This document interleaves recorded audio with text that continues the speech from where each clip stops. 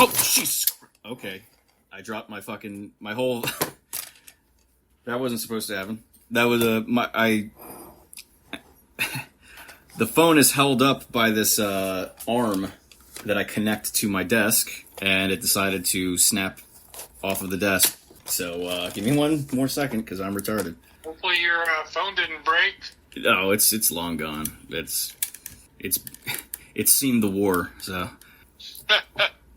Yeah, I've got like 2 bars, and occasionally it goes to 3, so... If there's any issues and we lose each other, we'll just call each other right back up, and we'll just resume. I can cut out any breaks and just splice pieces together if I have to. It shouldn't be an issue. Okay. All right. So you can make it sound like I'm not such a... whatever it is I am right now. Human refuse. Human wreck. Hey, man, I woke up this morning at 8 o'clock, and instead of just taking a pee and then laying back down and sleeping until I couldn't stand it any longer, I just got right up. It's the first time in a year, probably, other than when I had that job for a while. Well, that's good. Like I said, it's a sign of things to come, I think. Yeah, I hope so. Well, on that note, today we resume January 6 Unfiltered with Joseph Hackett, one of the Oathkeeper defendants of January 6, a man I spent some time with inside the D.C. jail. And this is a good occasion, I think, because, one, we get to hear Joe's story, I think, really for the first time. Two, it's continuing the process of giving people insight into what J6ers as a whole experienced. But 3, there's been some breaking news recently. So there's been a very good development for the Oath Keepers, including Joe. And I'm hoping we're going to get into some of this. So, Joe, thank you for being with me. And it's been a long time coming. I'm happy for you. And let's get right into it. Joe. Thank you, Tim. Absolutely. Mr. Hackett. I assume that's what Judge Maida probably called you. Joe. He wasn't calling me Dr. Hackett, if that's what you're asking. No, I can't imagine he would have. So, Joe, let's start. I always try to go as chronologically as I can, but we're gonna go back and forth. But let's start from the very beginning. I always want to make it clear, like, we're not just defendants, we're also people. We're citizens, we're Americans, we're any other person you pass on the street. So before we get into all the legal aspects of your case and the aftermath of what's happened to you, I want to give background information to who you are. You mentioned, your practice.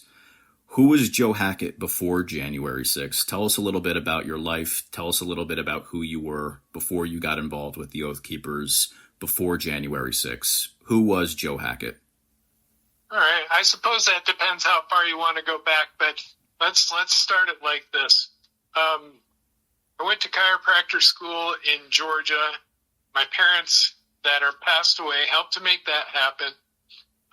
They moved down to Florida in 1991, I believe, and I actually decided to take my boards and practice in Florida after finishing chiropractor school because they were older and I wanted to be near them while they were still alive. And I did manage, even though we lived on opposite coasts of Florida, I did manage to see them almost 2 or 3 times a month. And I would go and spend time with them, play cards, help them with yard work and other maintenance, up until they were both gone. Continued practicing. I was practicing chiropractic in Florida from 1997 until I was arrested in 2021. So 24 straight years of chiropractic. 21 of that was in practice for myself. And I built a very comfortable practice, very much minimalist, didn't have high aspirations. What I wanted to do was pay my bills and not work too hard while having a good life. I liked hiking. The American Dream? Is that what that was? Was that the American Dream I just heard? Was for me. An easy work schedule so that I didn't kill myself. I could enjoy my life while I was working instead of waiting until I finished working so that I could try and enjoy it after retirement if I survived that long. I was not a money-focused chiropractor. I was very helpful in my community. I was very open-minded and had friends from all cultures and all variations, let's just say that. I thought of myself as liberal because I thought being liberal was somebody who lived and let live. I wasn't really political. I had never voted before 2020, so I didn't really read up or pay attention. I just listened to patients come in and, the left seemed to hate the right and the right seemed to hate the left, and I was right in the middle going, well, I love you guys both, so we're good. I just want to go hiking. Yeah, exactly. I just want to go hiking or fly fishing. And someday, and a little bit of whitewater kayaking, which I think my body's just reached the point where I've got too many injuries to aggravate every time I go and do that. So just carrying the boat down to the water is enough to put me in trouble. But I lived a simple life. When I met my wife, I was probably paying $700 a month for a studio apartment that was a couple blocks from Siesta Beach, just on the other side of the bridge. It was ideal for me. It's all I needed. Wasn't living my life to impress anybody, and I definitely wasn't trying to break any financial records. Just wanted to do what I like to do and not be pressured to do anything else.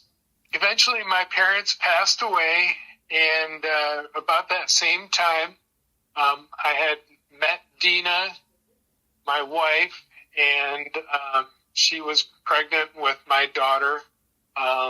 Literally had my daughter 2 months before my mom passed away, and my mom had severe dementia. And oddly, my mom, in her dementia, before ever meeting Dina, in fact, I think before even finding out she was pregnant, seemed to know that Dina was having a baby. And that was weird. But her dementia got so bad that she didn't know who I was in the last couple months. And then she passed away without ever really meeting her granddaughter, but I did show her pictures of her when I went to see her while she was in hospice care. My dad was in the Korean War. He was a Marine. Yeah. He had some pretty cool stories about his experience there. He didn't tell me anything about it growing up, and just in the last couple of years before he passed away, he told me about a few interesting altercations he was involved in, and how his brother-in-law, the guy who buried his sister, was part of a crew because he was on a hill way out in front of the front line spotting for artillery. And he talked about how they accidentally napalmed his hill while he was up there. And he had, they were one observer and on each side, and then everybody else was basically trying to stay warm in one of the bunkers. And they were down in the canal bunkers, and the bunker had a top on it, but it also had like a trench between it and another bunker. And apparently it was like a direct hit on the neighboring bunker, and all they had between them and the neighboring bunker was a wool blanket to just keep it a little bit less windy or warm in the bunker, and that stopped the bulk of the napalm from ever coming into their bunker, where all of them were in there literally playing cards or something. No shit. Yeah. I'll never underestimate a wool blanket again. Right? Big, thick marine wool blanket. And then similar, while they're on top of that hill, they had the whole hill booby-trapped. And then wherever there wasn't booby traps, they had whatever you call it, watch. And when the sun came up one morning, they had a North Korean walk directly into their camp with his hands and his rifle above his head, and gave himself up because he was starving. Fast forward 20 years of, living, learning. I was in recovery since 2002, basically 18, 19 years by the time this all came about. I've spent probably, this is something I'd like to point out about me. When I was in school, I knew that there was something, I wanted to improve myself. I wanted to become the best person I could become. And I knew it would take work, but school required so much reading, so much studying, that I made a plan while I was in school that once I finished school and I wasn't tired of looking at textbooks again, I would pick up books and I would learn how to, be the most the most confident and positive person I could be. And I literally started taking courses and reading books, and I ended up taking a course that literally was essentially quantum mechanics as it relates to personalities and how you basically appear in life. The class was called Beyond Knowing was the major class, but Reinvention Weekend was the starter class, and the guy who taught it was brilliant, and there was no textbook material. It was all one-on-one, but basically it was like the science of possibilities as it relates to the human being and how you see yourself, and then this small group of people taking the course with you, how they see you. And wow, to find the stark contrast between how you think you appear to the world and how the world actually sees you was mind-boggling. But that single class had a massive impact on my life, and it was probably 4 or 5 years after I was into recovery. And the reason I mentioned that was I came across this, he's a doctor, he's a PhD, and he teaches this course. And I sat down at this coffee bar that was also my bike shop next to this guy, Dale. And I said, I noticed something about, I named like 7 or 8 people from my bike group that had all taken his course. And I said, these are some of the most down-to-earth, comfortable, in their skin people I have ever met in my life. And I told them I was in AA now for 4 years, and I'm watching people that have 20, 25 years of continuous sobriety who are still doing the same behavior they did when they walked through the doors the first time. And I thought, gosh, if this is me 20 years down the road, still feeling the same way inside, why do I keep going? And this man said to me, he's like, what if I told you that those feelings you're talking about, you could change permanently in 2 weeks? I said, I would say, sign me up. And at that time, I didn't really believe him, because I learned about how strong our addictions to our feelings are while I was in that class. Within 6 months, I had symptoms of, I don't know how to call them other than chronic feeling states that literally lost their existence.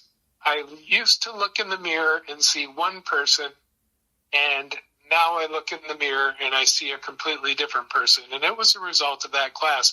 But that was the point. My point was, my desire in life was to be the best human being, not the most successful, not the most, powerful, not the strongest, but the best human being that I could be. And when 2020 came along, I probably did something that maybe before that course I would have just ignored and said, well, that's their problem. But I saw a lot of strife happening in the world, and there was a lot of attacks on conservative people, and I didn't consider myself one or the other at the time, but I knew that it was not cool for one side to be so harshly attacking the other, and I started doing research. And when I say I do research, I'm a fanatic about research. So I studied for weeks and weeks and weeks and dug up everything I could find to try and confirm or deny what the mainstream media was saying, what alternative news sources were saying. And then I even watched literally the feeds of the different hearings. I watched the very specific interviews that people were, propagandizing, for lack of better words. And I learned in a very short period of time that there's a whole lot of lying going on. And I just didn't care before that. More so, I thought it was completely out of my control. And to some degree, maybe even more so now, I believe that it is completely out of my control. I've had conspiracy theory friends throughout my life, and I used to think that, they might be 100% right. And my next thing would always be, what can you do about it? And they're like, well, educate people. And I'm like, well, what is that really doing? Do they walk around now as miserable as you are? Oh, I'm not miserable. But the reality is they're walking around pissed off at the world because people are ignoring what is obviously happening. And I think I've seen what's happening for a very long time. Just repeat that last sentence, because you started breaking up. You said it started with, it seemed like. It's gone, Tim. Oh, shoot. Oh, man. Let's see. I was saying that people walk around, they got all these theories and want to inform people, but they're miserable. I didn't know where the sentence was going to go. Last thing I heard was it seemed like. Oh, shoot. All right. So let me just get that thought process back. In 2020, for the first time, I saw, maybe this is it. I saw for the first time that maybe I should get involved. I had a conversation online that was all, my normal diplomatic self, Sorry, man. I guess I didn't realize how much I could ramble on something. I had a conversation with a friend on Facebook. He was very left, and we had never had political conversations before. All I know is that he worked in the corporate world for an oil company, and he became very disappointed in his company, left them, and literally started doing henna tattoos and traveling around with music festivals, living this kind of, I don't know, hippie free love sort of life, and doing these little mallet massages on people with these things that look like something you might hit a freaking drum with. Hey, Ray, I'm having this conversation with them online, and I'm trying to just, speak for the conservative side a little bit. And I said, I don't want to hate anybody. I don't have a problem with one side or the other. I just don't think that this is right. And he said, well, you better pick a side. And this coming from this guy who was always the gentlest and nicest person, I just said, well, yeah, I'll pick a side. I picked the side of humanity, of people caring for people. And that was kind of the end of that conversation, but it was also kind of the segue into another friend of mine, Bob, saying, well, there's this, I don't know if you remember the actor James Wood, or James Woods, I think it's Woods, yeah. So he said, well, he was part of an organization that seems reputable. They're mostly law enforcement and ex or former military. And so if he's involved with it, surely it must be an okay organization and reputable. And he told me about the Oath Keepers. Now, by this time, there had already been riots and vandalizing happening literally.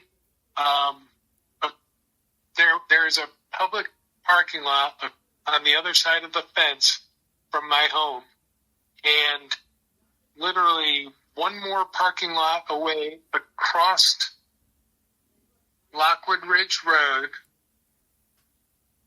was a Walmart complex, and there was what do you call it when there's not riots, but when they're out like vandalizing and breaking into shops? What is that called? Delinquency. When they do it during like hurricanes, they take advantage of Looters. Looting, yes. So there was looting going on because there was a BLM march going on just down the road.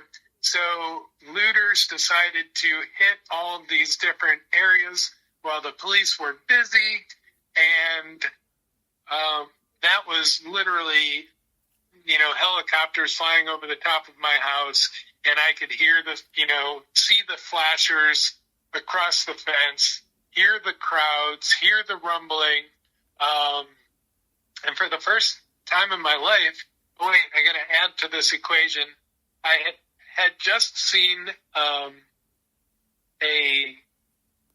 video of a BLM leader saying, we're coming to the suburbs, we're coming to your neighborhood next.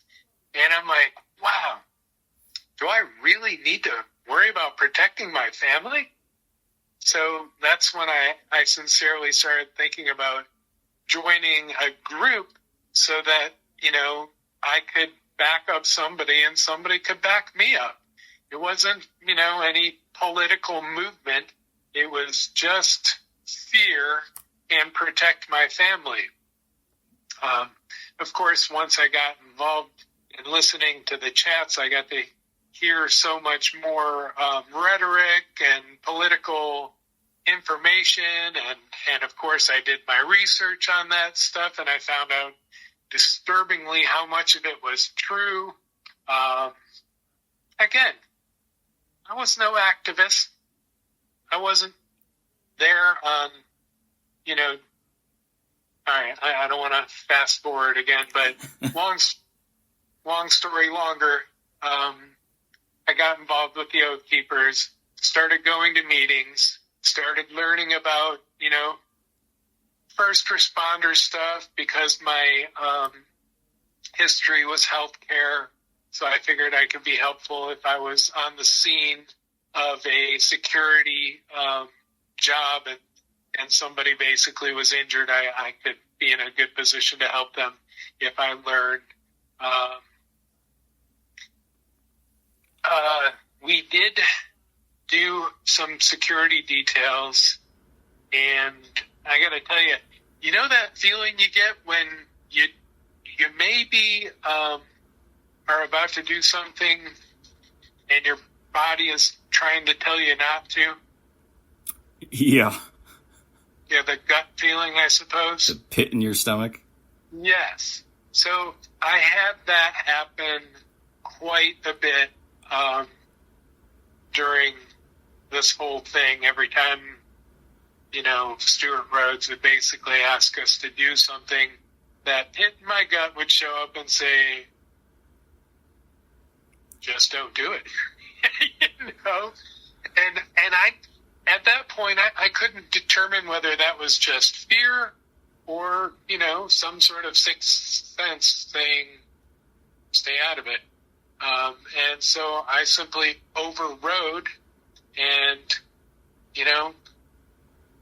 went along with it. Reminds me of that movie, The Green Mile. I'm getting real tired, boss. Oh, man. I love that movie.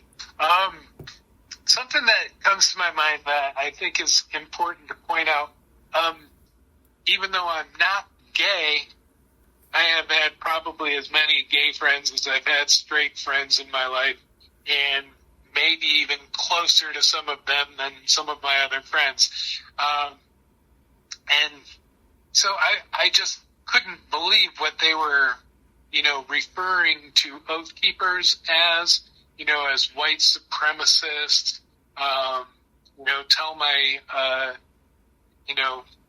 girlfriends of every race on the planet over the years that weren't true, and they would laugh at you, and so would my real gay friends that actually knew me. They're like, Joe Hackett. In fact, that's what most of the people I knew who were liberals who contacted me and tried to maintain their friendship with me afterwards did. They said they clearly don't know Joe Hackett.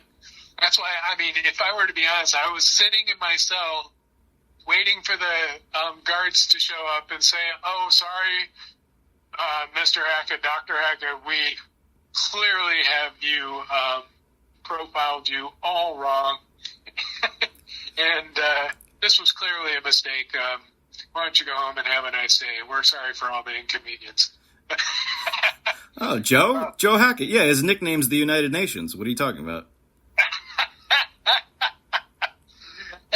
But seriously, I was as anti-political as you could possibly be up until 2020, and I remained that way with the exception of a few conversations online, mostly in private chats, or in signal chats, with the Oath Keepers. And of course the government capitalized on every single one of those. Over the course of the years, I would learn a lot more. And that learning curve has been happening from late 2020 until present. And, I'm definitely a conservative, and I couldn't have told you that, 5 years ago. I literally thought I was a liberal. I'm definitely a conservative. I'm definitely a Christian, more so than I I've ever been in my life. And at the time that all that happened, I was more like a believer, but, not a practicing Christian. Not, basically having not repented, which means that I was basically ignoring all of the rules that I believe have been set forth in front of me to follow. And, mostly how much bad can a married guy do? But when I say not repenting, that's as simple as, watching TV shows I shouldn't watch, not praying consistently, not thanking God. I guess maybe even partially not knowing whether I fully believed in God at that point in time. And, I believed in some sort of higher power, but I didn't subscribe to one. Would you say you were more like, maybe, I guess, a lot of people describe them, I think a lot of people describe that more not religious but spiritual, or not religious but spiritual, or even maybe agnostic on the whole? Yeah, probably more like agnostic, It's like I know that there's a higher power, I just didn't want to. I guess here's the thing, being the guy that wanted to be in the middle, on the fence all the time, I didn't want to be the guy that's saying, because I'm right, you're wrong, if that makes any sense. Yeah. If you're if I'm a Christian, you're a Muslim, I'm right and you're wrong. If I'm a Christian, if you're whatever, Buddhist, whatever. But now I'm just like, well, they can believe whatever they want to believe, and I'll tell them what I believe, and I can maintain my belief without having to tell them anything. I can tell them I think that my God is the one true God now, but I don't have to, tell them that they're going to hell because they don't believe like I do. Oh, that's a tough conversation for me, because it's one I've been wrestling with since I was probably, 19, 20 years old, when I first started thinking that maybe there's other possibilities. I had that philosophy teacher who made me question my belief for the first time in my whole life, and I was a Catholic walking around right up until that time with all the guilt of all my teens carried on my shoulders because I didn't have the courage to tell the truth to the priest during confession. Because when I was in Catholic school, the priests were very hard on people when they told the truth in confession. In fact, somebody vandalized a vehicle, and they pulled a emergency confession one day and had all the kids go to confession, and then the kids that actually confessed to the vandalizing were punished harshly and immediately. And I think that basically ruined confession for me forever. Yeah, I got you next. I got you next week, Father. Exactly. Oh, shoot. Can we go back even further? Whatever you want, man. Yeah. All right. So I was adopted. I was adopted at 10 days old.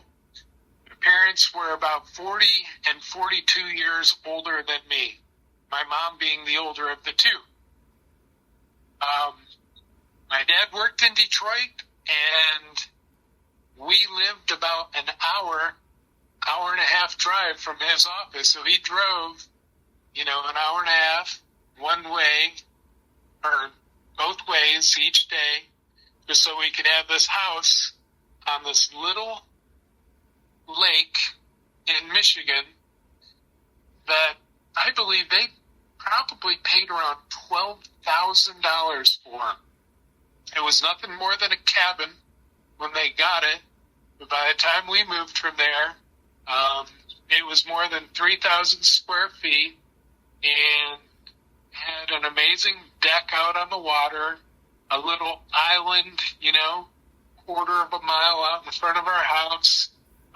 The lake was big enough that you could probably ski the entire lake in probably about 45 minutes, if you went all the way around the entire outside of the lake. Without going under the bridge, I should say, or into any coves. But it was a beautiful way to grow up. And my parents were middle class. My dad worked for the government, and my mom temporarily worked for General Motors. But what these parents did for us was they tried their darndest to give their two kids everything they could. Maybe even spoiled us a little bit, even though all the other kids in the neighborhood to me felt like rich kids, because they always had the newest of everything, whether it be bicycles or boats or whatever. But, it didn't take long to realize that I had an idyllic childhood. Growing up on the lake, parents working literally to the bone to make sure that we could have an amazing life back when an amazing life was much more affordable. So I grew up water skiing, eventually jet skiing, swimming with the neighbor kids, and my cousins across the street, playing tag, just an amazing, fun childhood. It had its down points, but I was given an amazing childhood. I'd choose having an island over the new G.I. Joe any day. On the other side of the lake, we were on a point, and on the other side of the point, you could see the Big Island, and the Big Island was probably, close to a half a mile out, and I could be completely whacked on my distances, but there was a house on the Big Island, and they would take an airboat back and forth. I mean, it was a very narrow channel between the island and the other side, mainland, which was right next to Grand River Avenue, with a good chunk of land in between. Those people on that island, the island home would be deserted during the wintertime. But occasionally, you'd see them take their little airboat across the ice during the winter. But that was another thing.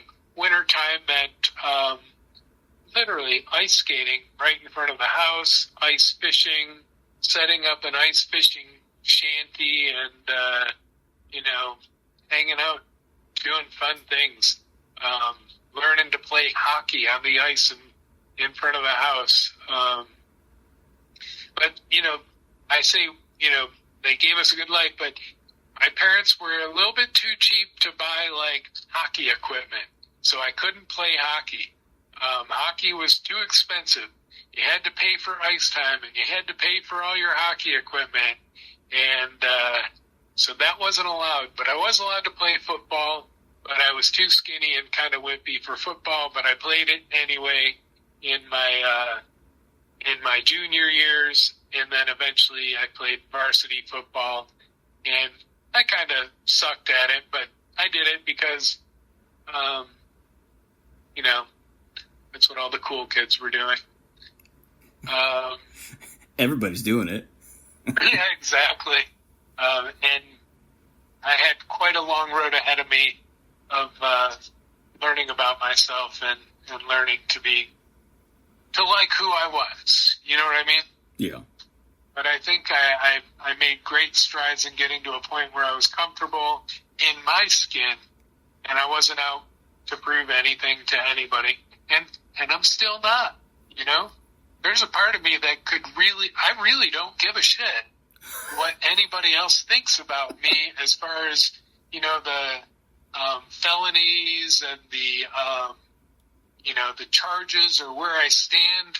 And I got to tell you, as a chiropractor, I was very nervous about what people knew about me. I didn't want to lose half of my patients to them knowing that, wow, I think you're batshit crazy if you're a liberal, and I think that you've just swallowed the Kool-Aid that you keep saying that we're drinking.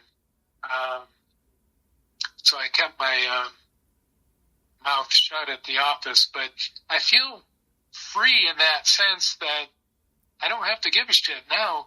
The thing that has been very difficult at this point in my life is having kind of a broken body. At 56 years old, I have nerve damage in my neck and my low back. It affects my arm strength, my leg strength, my back strength, and having to find a new career. So for the past year and change, I've been struggling to figure out, what am I going to do with my life at 56? And honestly, man, it seems like such an uphill battle that I just didn't even want to face it.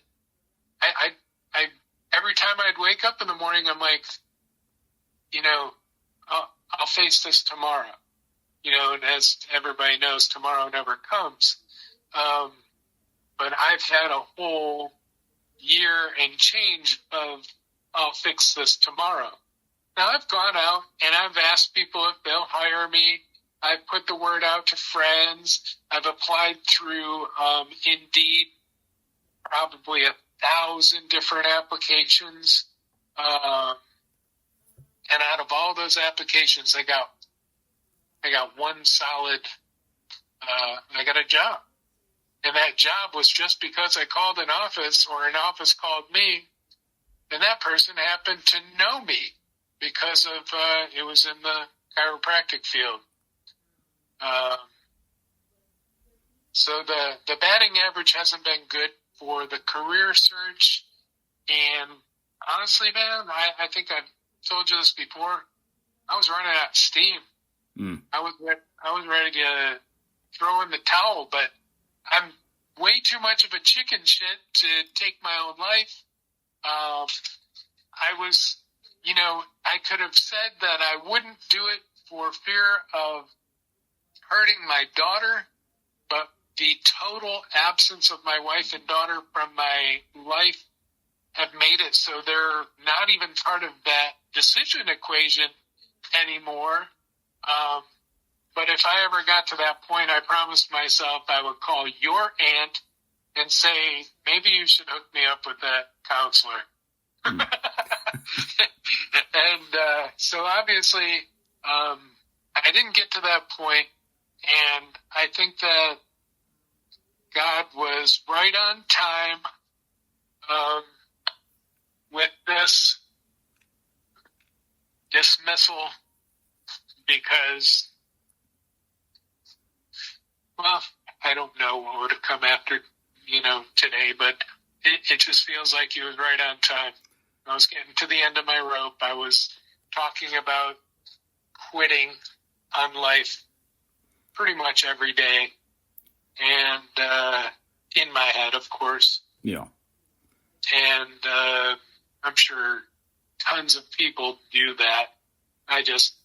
Because of my knowledge as a healthcare professional, I'm very careful with who I state that knowledge or that sort of information to, because you can get yourself, it's not Baker acted. Maybe it is Baker acted. There's two different acts, and one of them is concerned for hurting others. One of them is concerned for hurting yourself.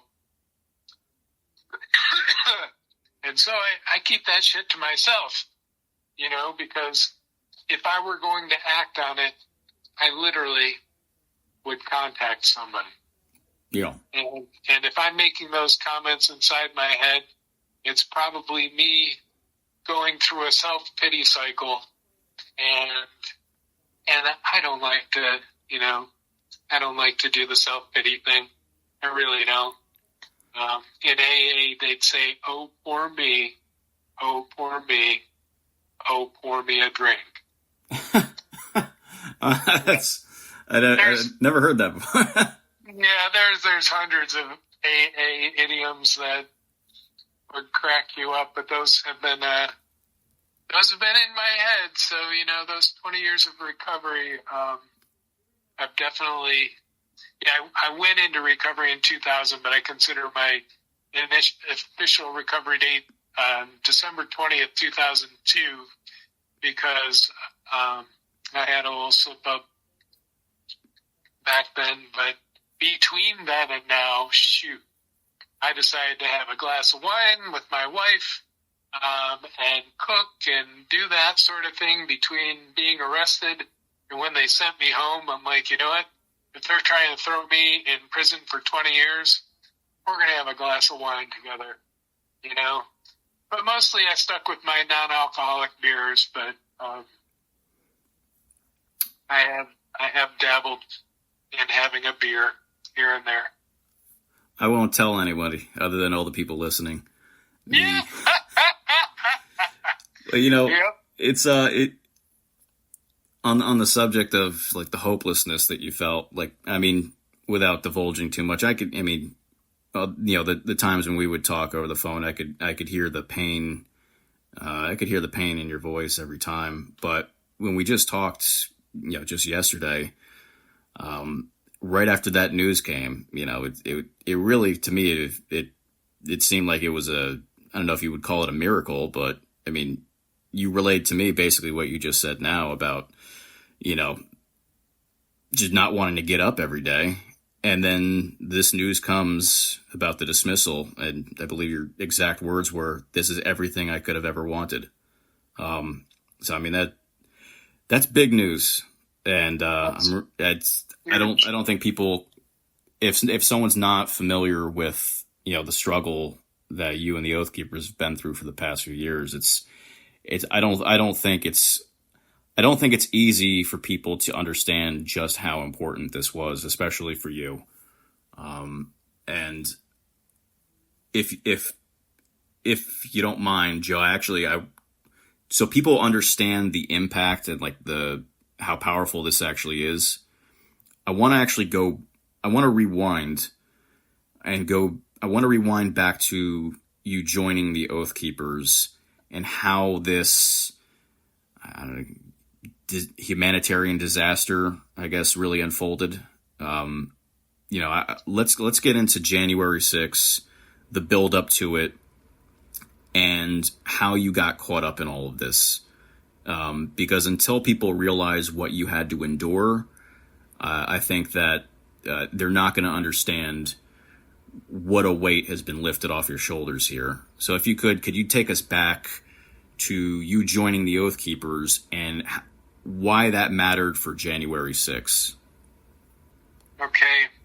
So I sign up. I become officially an Oath Keeper.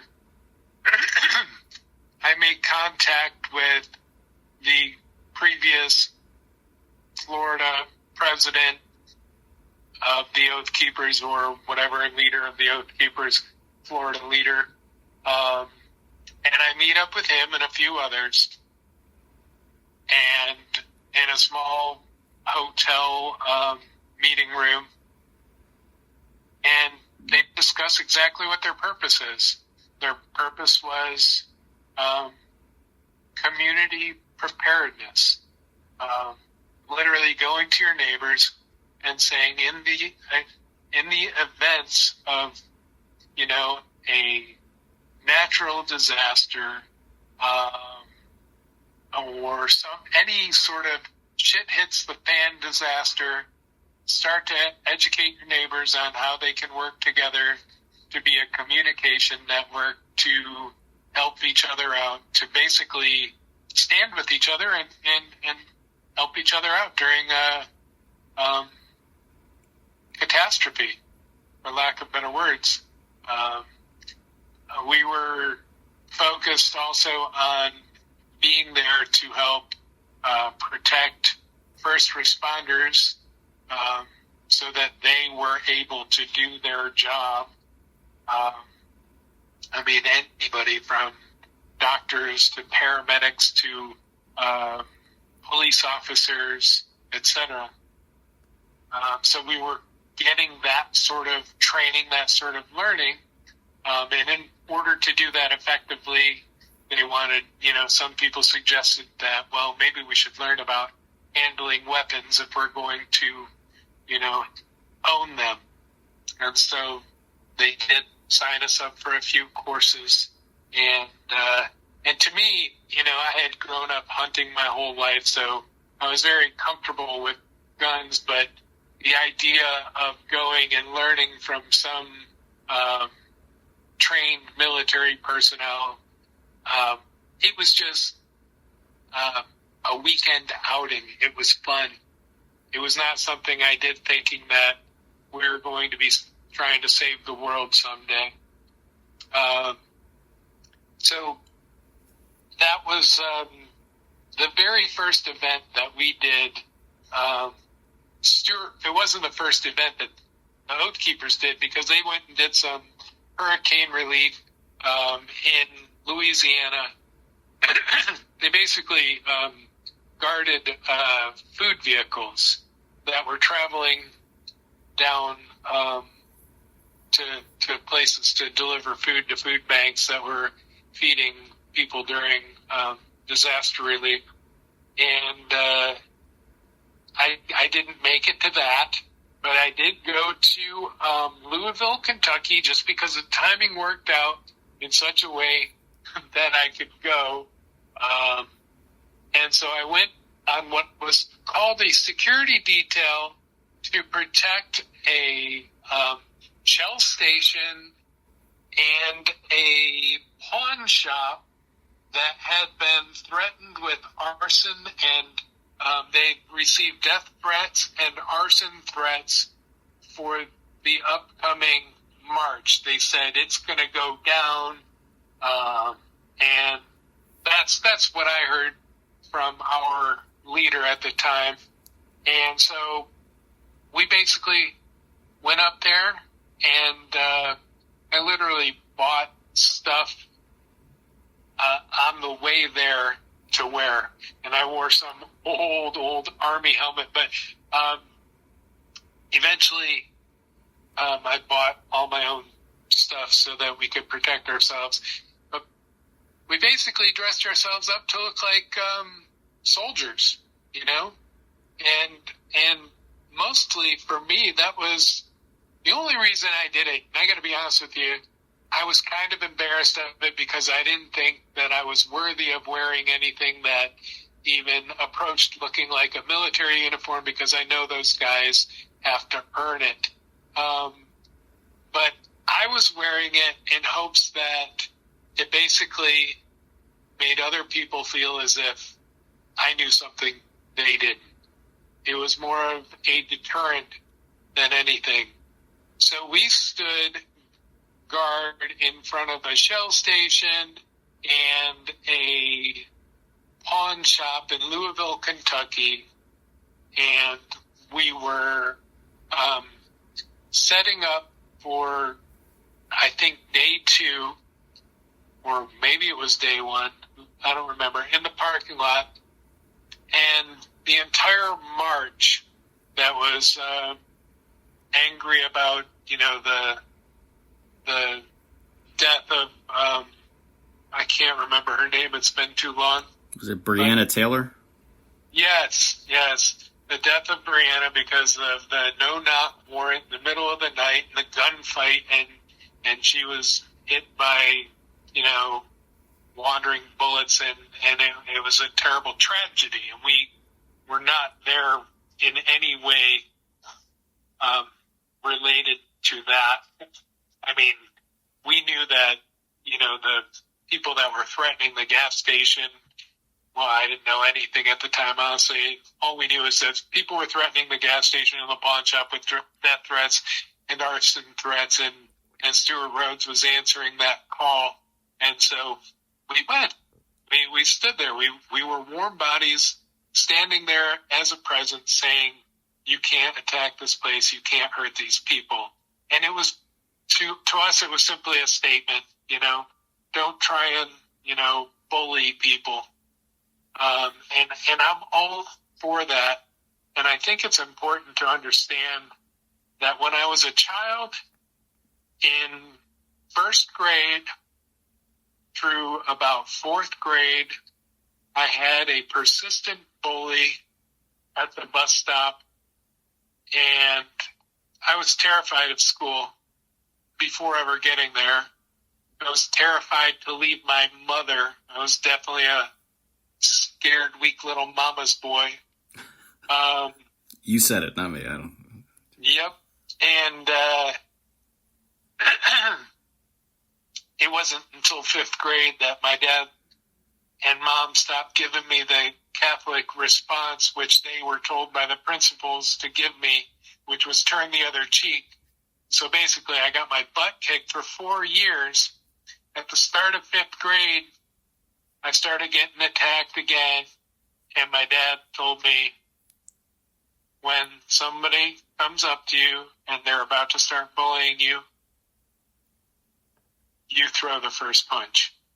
And then you climb on top of them and you keep punching until somebody pulls you off.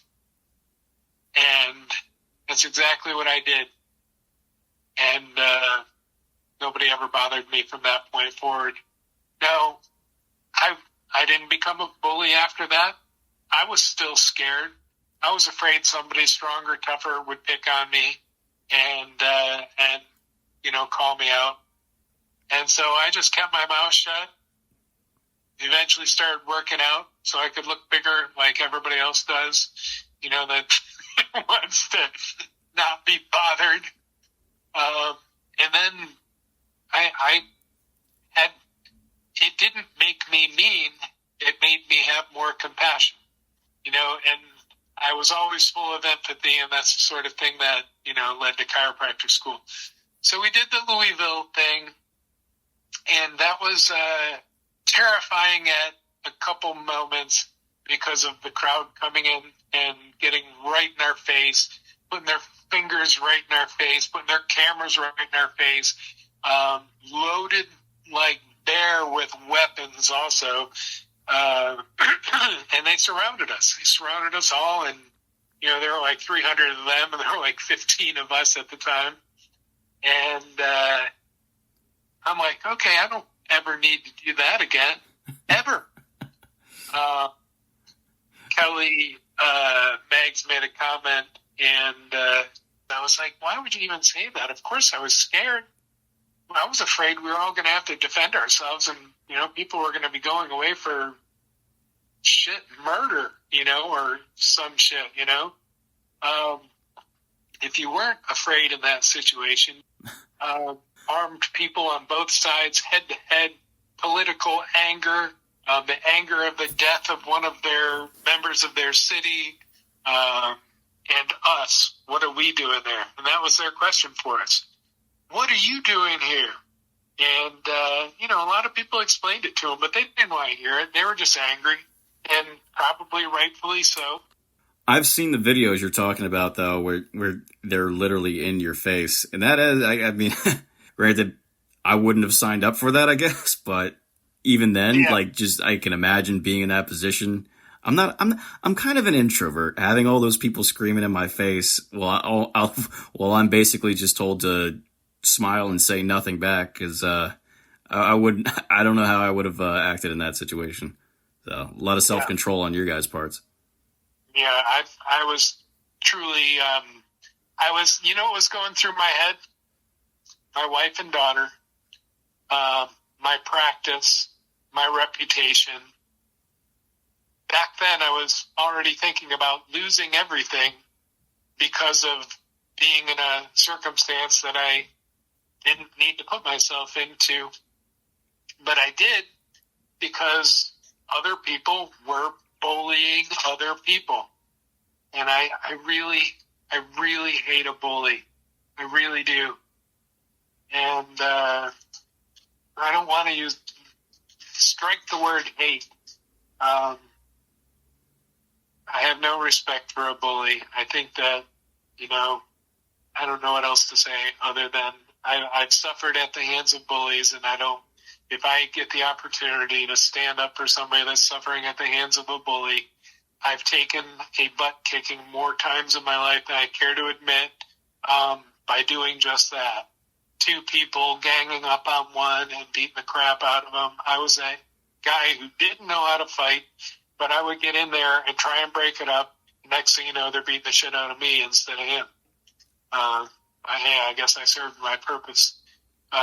So anyways, Louisville happens. We all come home, and I'm just like, thank God that's over, because I was maybe a little bit embarrassed, but also not, because I'm like, how could you not be, terrified?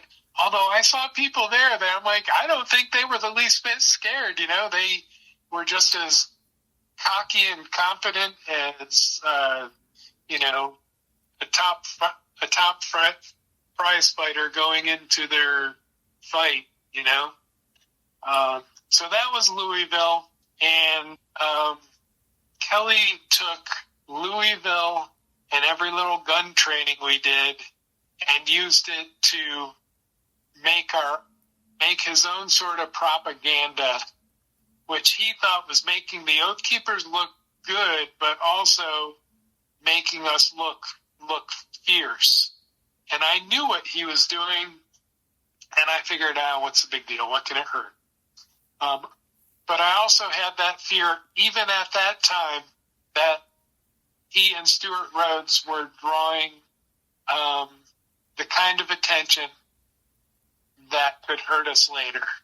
But at the same time, that was in the back of my head. That was that gut feeling that I was ignoring, because I thought, well, I bet you there's been people in our shoes that have had to ignore this gut feeling and do what they believe is right. And so I kept going. I kept doing what I believed was right. And when they asked to do security details for Roger Stone, I'm like, okay, this seems pretty innocuous. There was one down in Miami where Roger Stone was on a small platform set up for him, and he spoke literally on the streets somewhere down in Miami. And we had a few listeners, and then we had a few hecklers across the street, whether they were Antifa or BLM.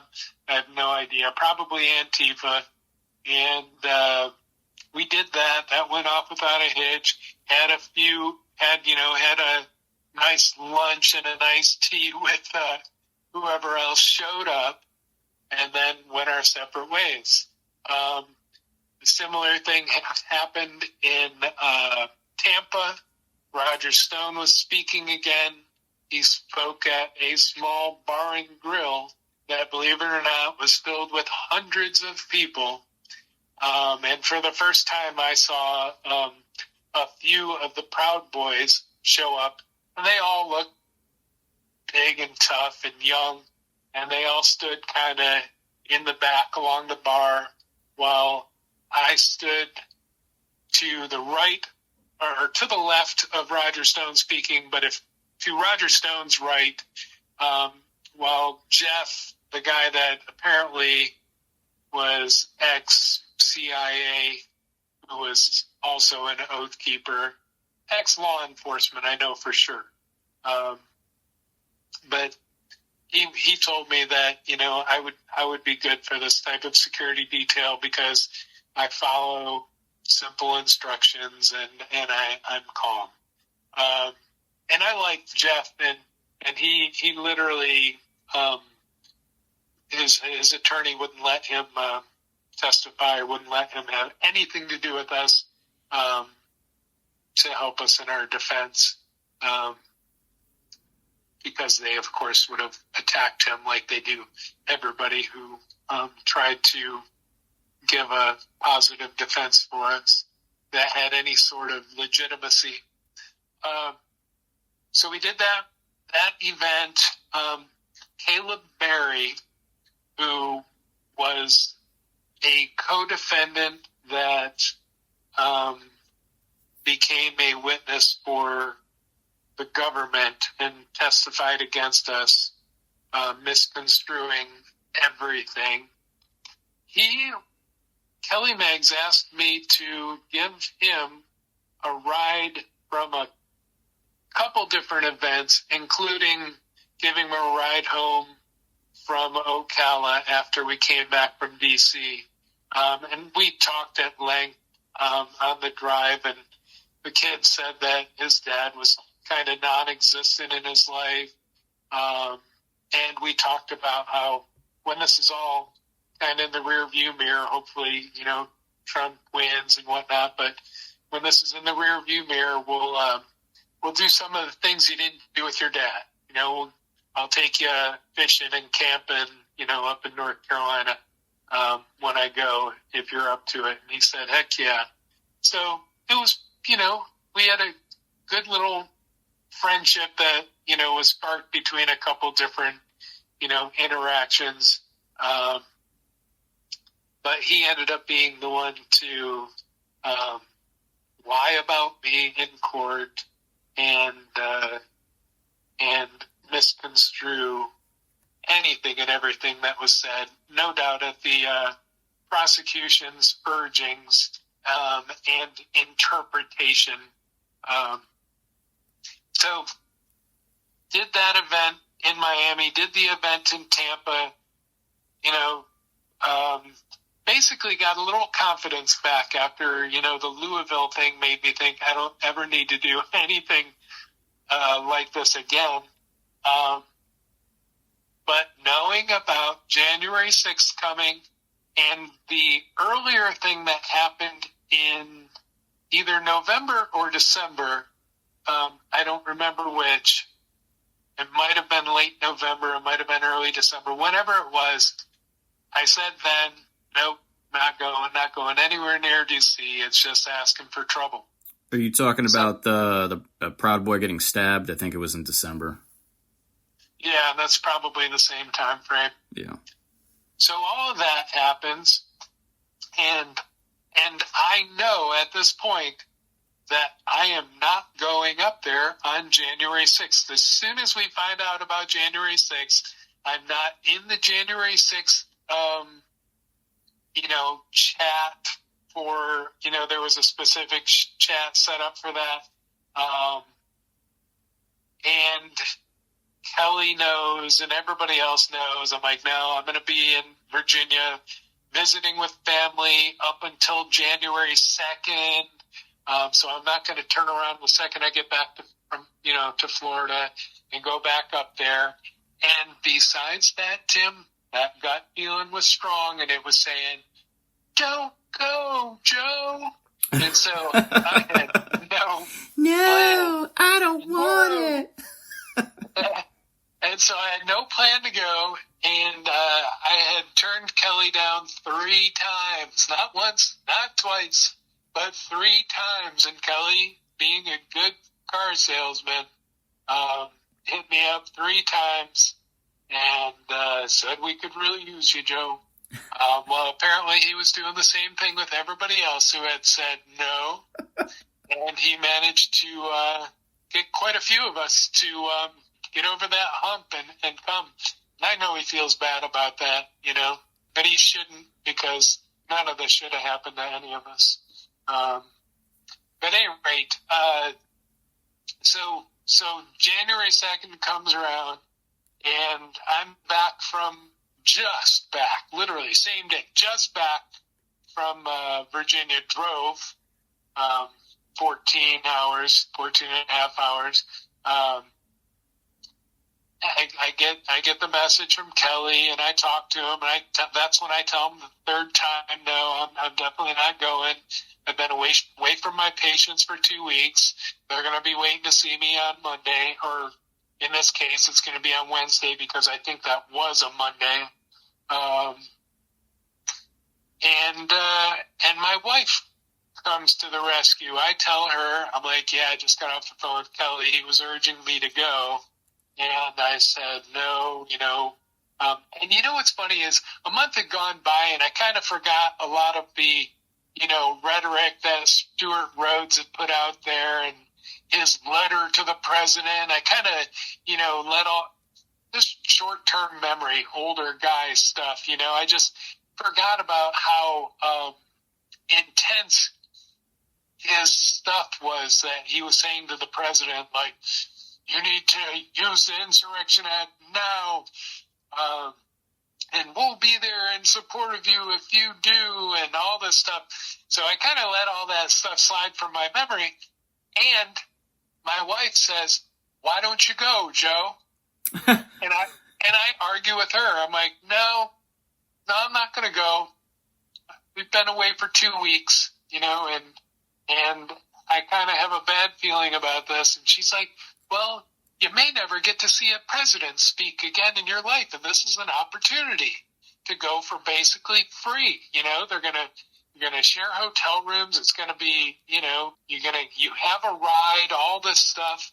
And now I'm starting to feel guilty for not coming through for Kelly and the other people that are going. And now I have the wife co-signing. But I'm still saying it's not a good idea. Well, she was just as persistent, and she literally pushed me over the edge. Because I said, I got to get back to work. I got to make money. She said, what's another 2 days? And that was it. That was my decision to go. And they told us to bring firearms, because if the worst case scenario happened and there was a attack from foreign forces on the Capitol, or if the Capitol was attacked or taken over, and President Trump called to enact militias, which would of course never happen. We have a military, we have law enforcement. But at any rate, that was, Stuart Rhodes' big excuse for getting us to bring weapons to the area. Well, just to be clear, you're saying there wasn't a cache of firearms so that a middle-aged chiropractor could overthrow the government? That's not the reason? Dude, unbelievable, man. Unbelievable what they could do. And I knew just bringing that stuff was ammunition. I knew it was not ammunition for the guns or for any sort of uprising. I knew it was ammunition for anybody that got a hold of that information that wanted to use it against us. And I told Kelly when I got to the Honda dealership where me and I drove up to his house, then we drove from his house to, me and Connie drove from his house to the Honda dealership where we left from, and then we met, I think, the rest of the crew somewhere near Jacksonville before heading north to North Carolina. But when we were at the Honda dealership, I said, Kelly, I think I'd rather just, leave my weapon in the car. And because we drove up there in one of the the dealership's vehicles, it wasn't my vehicle. My vehicle was back at Kelly's house. He's like, man, we can't do that. We can't leave that in that car, because if somebody gets in there, test drives it, uses it, blah, blah, blah, and that is in there, that would ruin me, Mm. And so I wanted to leave the weapons behind just because I didn't feel comfortable about even having them there. You know what I mean? But he assured me, well, we're taking them to a private residence, so it's no big deal. They're going to be like an hour away, safely in a place where they're legal to be held. And then we took off on our little road trip. We make our little road trip, and I'm thinking we're going to go stay in a hotel somewhere. And we pull up on Sergeant, whoever, I don't remember who he was, Colonel, whoever. He just, some old military guy, some salty guy. on his property, and he's got like a hunting cabin and a bunch of targets set up so that if we were there early enough, we could have done some target shooting for fun. But we got there, it was well after dark, and all we did was grab our sleeping bags and sleep on basically hardwood, not hardwood, just basically a fully, I don't know what to call it, just a hunter shack, basically. And fortunately for me, I'm a hiker, so I had a backpacking pad that I could sleep on and my sleeping bag, and crashed out for about 2 hours before getting on the road again, because we stayed up a little bit late around a bonfire that night, just shooting the shit. And then we headed the rest of the way to D.C. Now, on the way to D.C., we were supposed to go directly to somebody's house and leave, this stash of weapons far away from D.C., nowhere near D.C., at some private residence. And next thing you know, we're pulling into some hotel. I'm like, Kelly, what the hell are we doing? He's like, oh, the private residence thing fell through, so we can't take them there. We have to drop them here. Now, Kelly does the oddest thing at this moment. When he pulls into this hotel, he asked me to get out of the car before going down the driveway into the parking garage. And I get out of the car, and I'm like, why am I getting out of the car? And I'm walking out, I've got my hat on, and I've got my face covered because, I don't want anybody to know that I'm there. And it's not because I'm breaking the law, but it's because I'm staying anonymous for the sake of my practice still. I don't want that attention. I don't want that publicity. So I walk down, and I look up, and there's a camera right there. I'm like, okay, well, they just documented me right there. And then we walk down to the garage, and they get all these weapons onto a big luggage cart, and they start carting them into the elevator on candid camera. Then they cart them down the hall. Everything, basically documenting their whole thing, which theoretically we're doing nothing illegal because where we're at, we're legally allowed to have them all. But what they're doing is they're giving the FBI all the evidence they need to make up whatever story they want, add to that equation us going through those doors, and we're easy prey. Easy prey for a federal government that will stop at nothing, for a Department of Justice that will stop at nothing to convict whoever they choose to convict. So that's done. We get out of there. I know at that moment, I'm like, okay, that probably wasn't smart. Get to the hotel. We finally find a place to park, and I'm in line to, find out where I'll be staying because I'm supposed to just share a room with a bunch of guys. Kelly tells me, oh, Joe, sorry, man, the room is full, but don't worry, we're going to see if we can find something else. Now, this is where this mysterious woman, Alondra, comes into the equation. Alondra's standing right in front of me, I think with her husband, and she says, oh, well, we just happen to have rented 2 rooms, and the other couple isn't coming.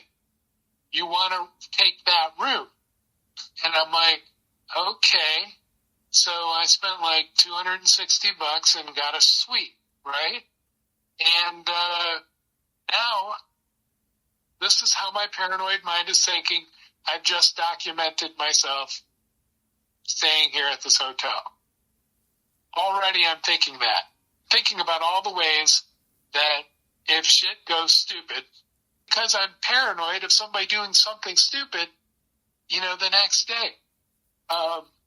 From my perspective, I'm not too familiar with that part of the story. Like I know about the cash, I know about the cachet, I know about the hotel thing. This woman and her husband, though, did you think that that's an awfully convenient coincidence? It was an awfully convenient coincidence. And there's a lot of people that still think that Alondra was working with the feds. I mean, I think she literally worked for the federal government at the time. And a lot of people think she was a plant, but I have no idea. I don't personally, but I'm a sucker. I like to trust everybody because I'm not a liar, Liar, people that are honest tend to believe everybody. People that are liars tend to think everybody's a liar. So my tendency is to believe that she was true and that was just a coincidence, but I could be wrong and I could be naive. So I got this nice suite, and we immediately, me and Caleb Barry, who would later testify against me, went to a little cafe right down the sidewalk from the entrance to the hotel and had a wrap or something and just shot the shit. And, he asked me what got me involved in this. And I said, well, people have talked about how if the Democrat socialist mentality happens in this country, that just living in the country will require a significant tax because, just odd things that I'd heard over my studies that made me think, well, I don't want that. I want freedom in our country to, do what we want as we want and to choose our where we want to live and not be taxed heavily because we choose to live in the country or something like that. And I said, I want to be able to take my daughter fishing at a national park and be able to drive her from Florida to North Carolina without having that be restricted by some sort of baloney that I probably believe that had nothing to do with the truth. Any rate, I told him some basic goofy shit like that is why I joined the Oath Keepers, and probably the rest of the stuff about, being afraid for my family. But what came out in court was that he and I were staying in the same, he said that I met him at his hotel room, never even seen his hotel room. Huh. He said I met him at his hotel room and we sat down and talked, and this is where he gave them my whole story from the whatever made up shit that he came up with the prosecution. So I was never where he said I was. He made up that story.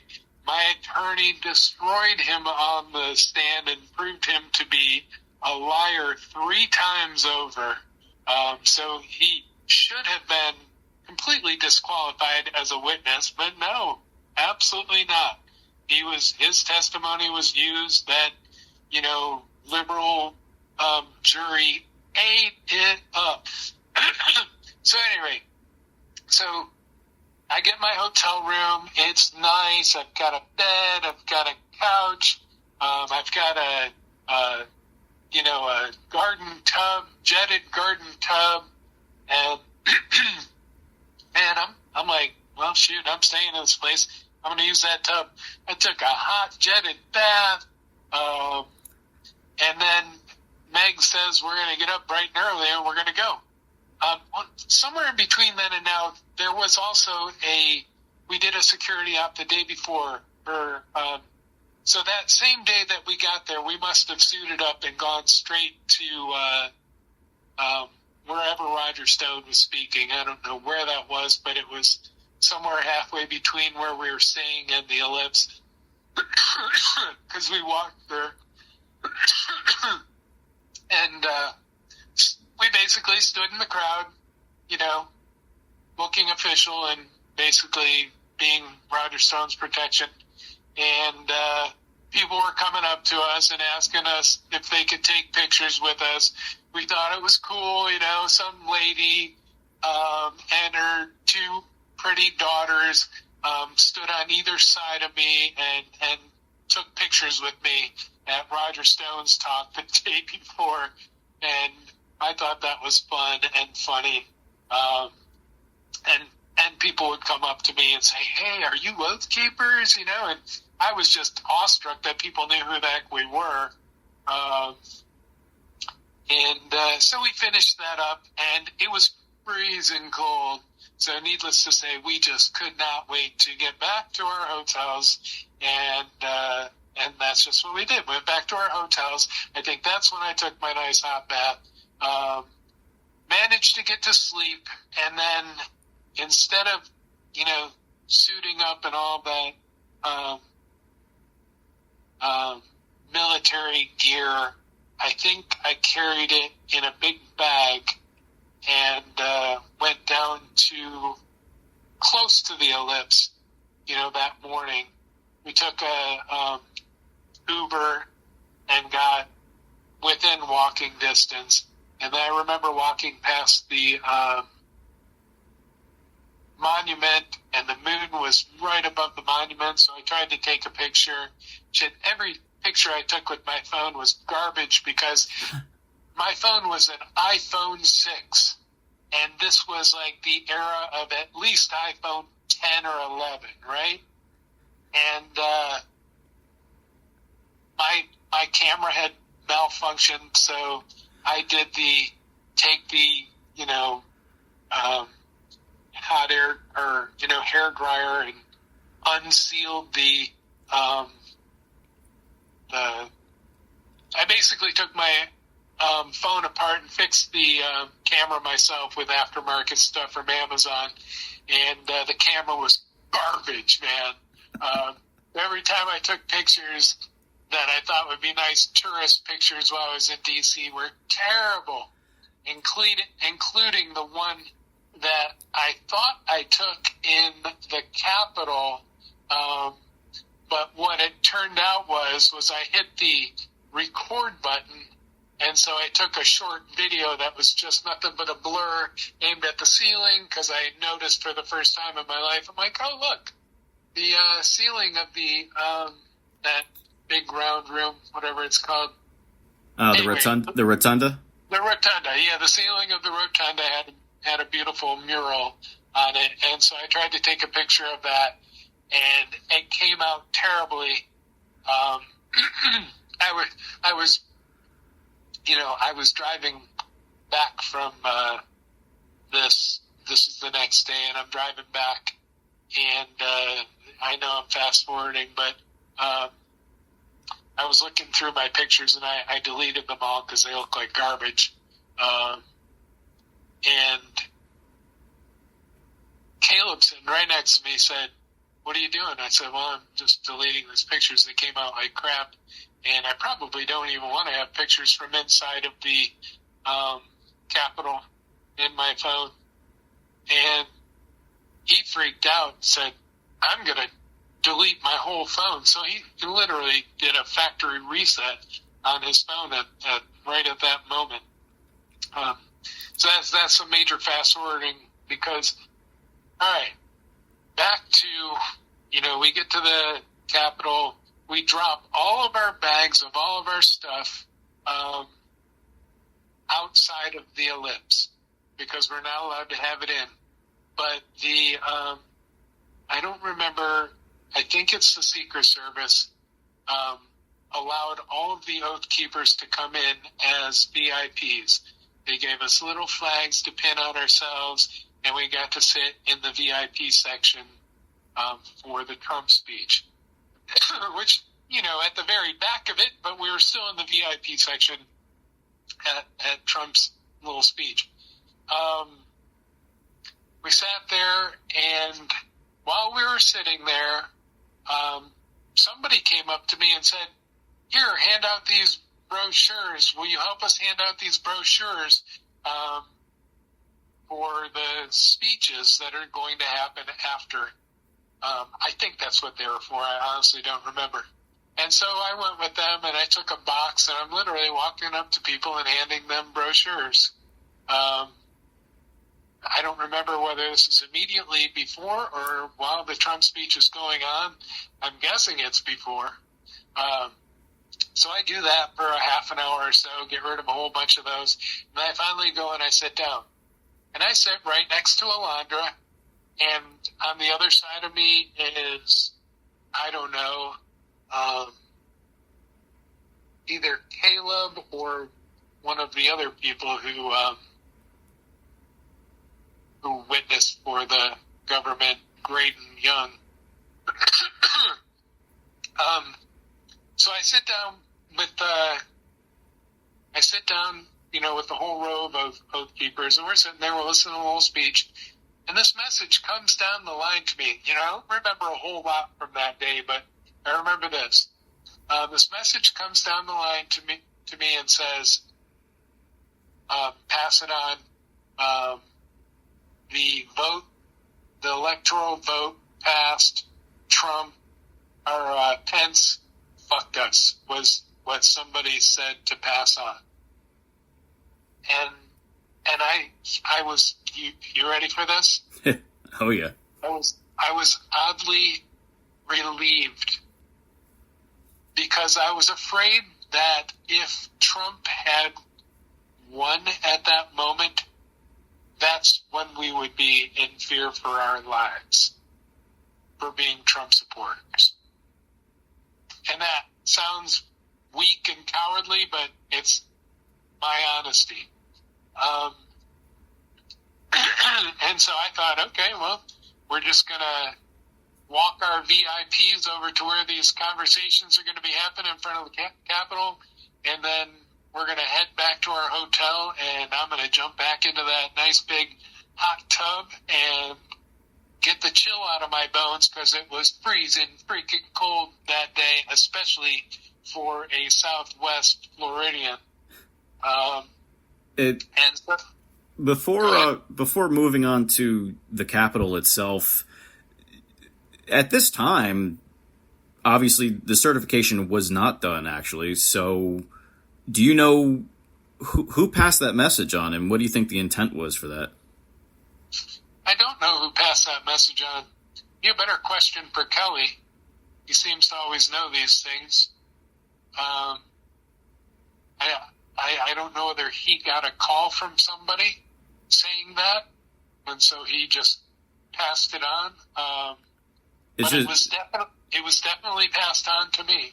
Okay, yeah, it's just worth noting. I've talked to a lot of J6ers, and there were just a lot of people kind of spreading that around, like random people who seemed to be like conveniently placed at places to kind of get people mad before anything had even happened. So I know people were like on bullhorns saying that things were certified long before any breaches even happened. Like people were saying it on the walk to the Capitol. So I was just curious as to whether that might have been part of deliberate disinformation to get people mad. So yeah, I have a feeling there were a lot of things that were injected into that day that helped to manipulate and encourage things to happen. Yep. So after that, as far as I knew, we were just going to collect our VIP and then walk our VIPs up to the Capitol where they were going to speak.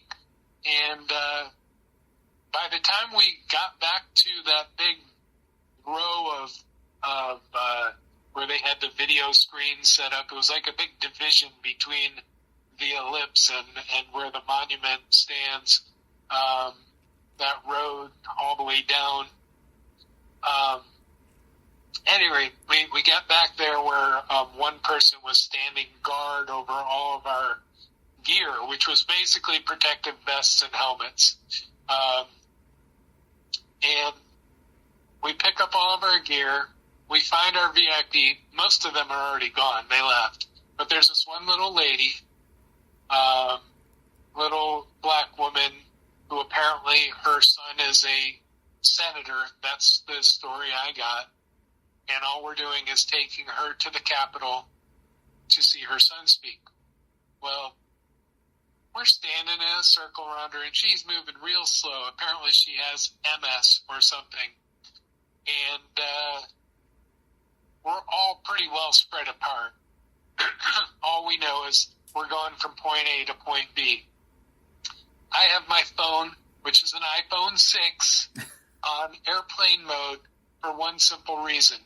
If I leave that thing on when I'm out of my normal zone, it's constantly searching for towers, and the battery dies in about a half an hour at that time.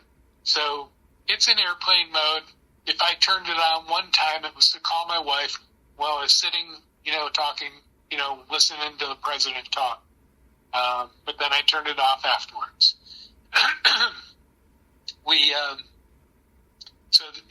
Because they tried to use having my phone in airplane mode off as me trying to hide the whole time. I didn't even think about that. Which would have been probably smart for everybody after you find out that the FBI set the whole thing up and had the whole thing canvassed for, collecting that sort of data. Well, if you didn't foresee them trying to incriminate you, then that's a conspiracy. So. Yeah. So, at any rate, we finally meet up with this lady, and before we're walking 100 feet towards the Capitol, you can see in the distance somebody scaling the wall of the Capitol. It's probably the same person that got pushed off, and we probably all know you probably know exactly who that is. I don't. But at any rate, I've heard that person speak in person, and I don't remember who they are. But you see the chaos happening at the Capitol, and I'm like, oh boy. We got about halfway there, and the woman that we were escorting said, I don't want to go, and she was crying, and she said, please take me back to my hotel. At that point, I say to Kelly, I'm like, oh, I left out something. When we were in the hotel garage, I said to Kelly, I'm like, I will go with Jeff and, keep guard over Ollie Alexander. And I just felt like that would have been the warmest option. At that point, I realized I was going to be freezing my ass off, and I did not dress for whatever we were going to be doing there. And I didn't care if I actually saw that speech or not. So I volunteered to go with Jeff and to help to, basically be security for Ollie Alexander and his Stop the Steal crew. And Kelly insisted that I come with him. Okay. So I do. And I go with him. At this point now, we're at the Capitol, halfway in between me, Connie, Kelly, Caleb, Jeff, and a couple other people escorting this woman. And I say, okay, Jeff, I will go with you. That's the right thing to do. She's our detail, and I'll stick with you until we get her back to her hotel. And Kelly steps in again and says, no, Joe, you come with us because we're on our way back to the hotel, and we'll go straight back to the hotel from there. And so that was the second time, stopped me from taking a path that would have kept me from basically being prosecuted. I'm just thanking God that this path ended up in one that wasn't as bleak. Even though I lost my practice, I lost my family, I lost my home, I lost my boat, I lost 5 years of my life. In Meg's defense, I think he just wanted you to be cold all day. Yeah! Absolutely. I don't think anybody at that Capitol that day ever intended on being inside the Capitol. Not anybody. 1,600 people, I don't think a single one of them, and I say 1,600, there were thousands, but 1,600 people that were arrested, I don't think a single one of them wanted to be in there that day or, literally said, I'm going to go into that Capitol, except for maybe Ray Epps, right? So I've struggled to try to understand a lot of, hindsight's 2020, a lot of the rhetoric that went on that day prior or after, obviously, you had mentioned a lot of, I guess maybe some of the more incendiary stuff that maybe Stuart Rhodes had said, but I've also heard at the same time from a lot of your co-defendants that when they told Stuart Rhodes that they were in the building, apparently he had responded, well, that was stupid. Why'd you do that? And I was standing right there. He said to me, did you go in? And I said, I didn't even want to answer. I'm like, nodded my head, and he just shook his head and looked down because I knew this would all fall back on. He knew this would all fall back on him, and boy, did it. Ultimately, you had that VIP. It was the older lady. I know that with Kenny, and I think it was Dolan. I think that they were supposed to be following Simone Gold and I think John Strand, but I know that they had their VIPs. Ultimately, there were scheduled protests, maybe not 1,600 people all over the climbing the Capitol building, but there were supposed to be permitted events on the grounds. Is that not correct? Yeah, no, they had scaffolding set up for people to be speaking on and everything. That all just didn't get used. How much do you suspect? Again, I don't want to plant the seeds there if they're not already there. After the fact, I didn't really know who Ali Alexander was. I didn't really know who a lot of the organizers were. I just went to, me personally, I went to the Ellipse just to hear Trump speak, and then I found out that there would be something at the Capitol. Were these people part of a setup? That's, I've heard, obviously, some of these people turned out to have more connections than I ever could have suspected. Ali Alexander turned out himself to be a child predator. But nothing ever happened with that. So I wonder if some of these people, you get raked, you get put through the ringer. You're just there to do a security job, the Oath Keepers. Most people there kind of just wandered into the situation, but a lot of the people who organized the actual rallies, besides maybe a few investigations, nothing ever really turns up for them. And so, I don't want to, I'm not trying to put words in your mouth. I don't want to corner you on this if you don't, share the suspicion. I'll tell you exactly what I think or believe. Just ask it. Do you think any of the organizers of these rallies were setting you guys up for failure? My honest opinion on that is simple. If I don't know something to be true, I don't even venture a guess. It's pointless, Yeah. I know that somebody wanted that to happen. I know that there were people in the crowd that encouraged it to happen. When we were standing at the base of the steps, after we had separated from Jeff and the person we were walking, we basically went to the Capitol, and all we did was Kelly started messaging and calling people so that we could gather in one spot and walk back to the hotel together.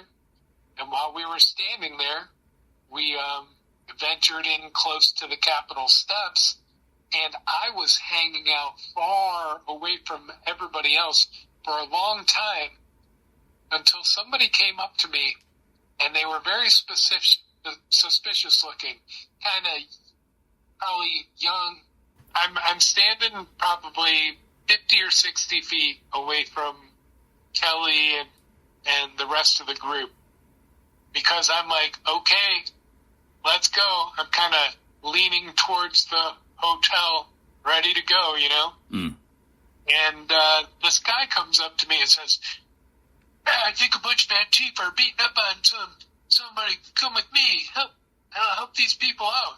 And I'm like, one, I am useless by myself. I'm just going to go get myself killed.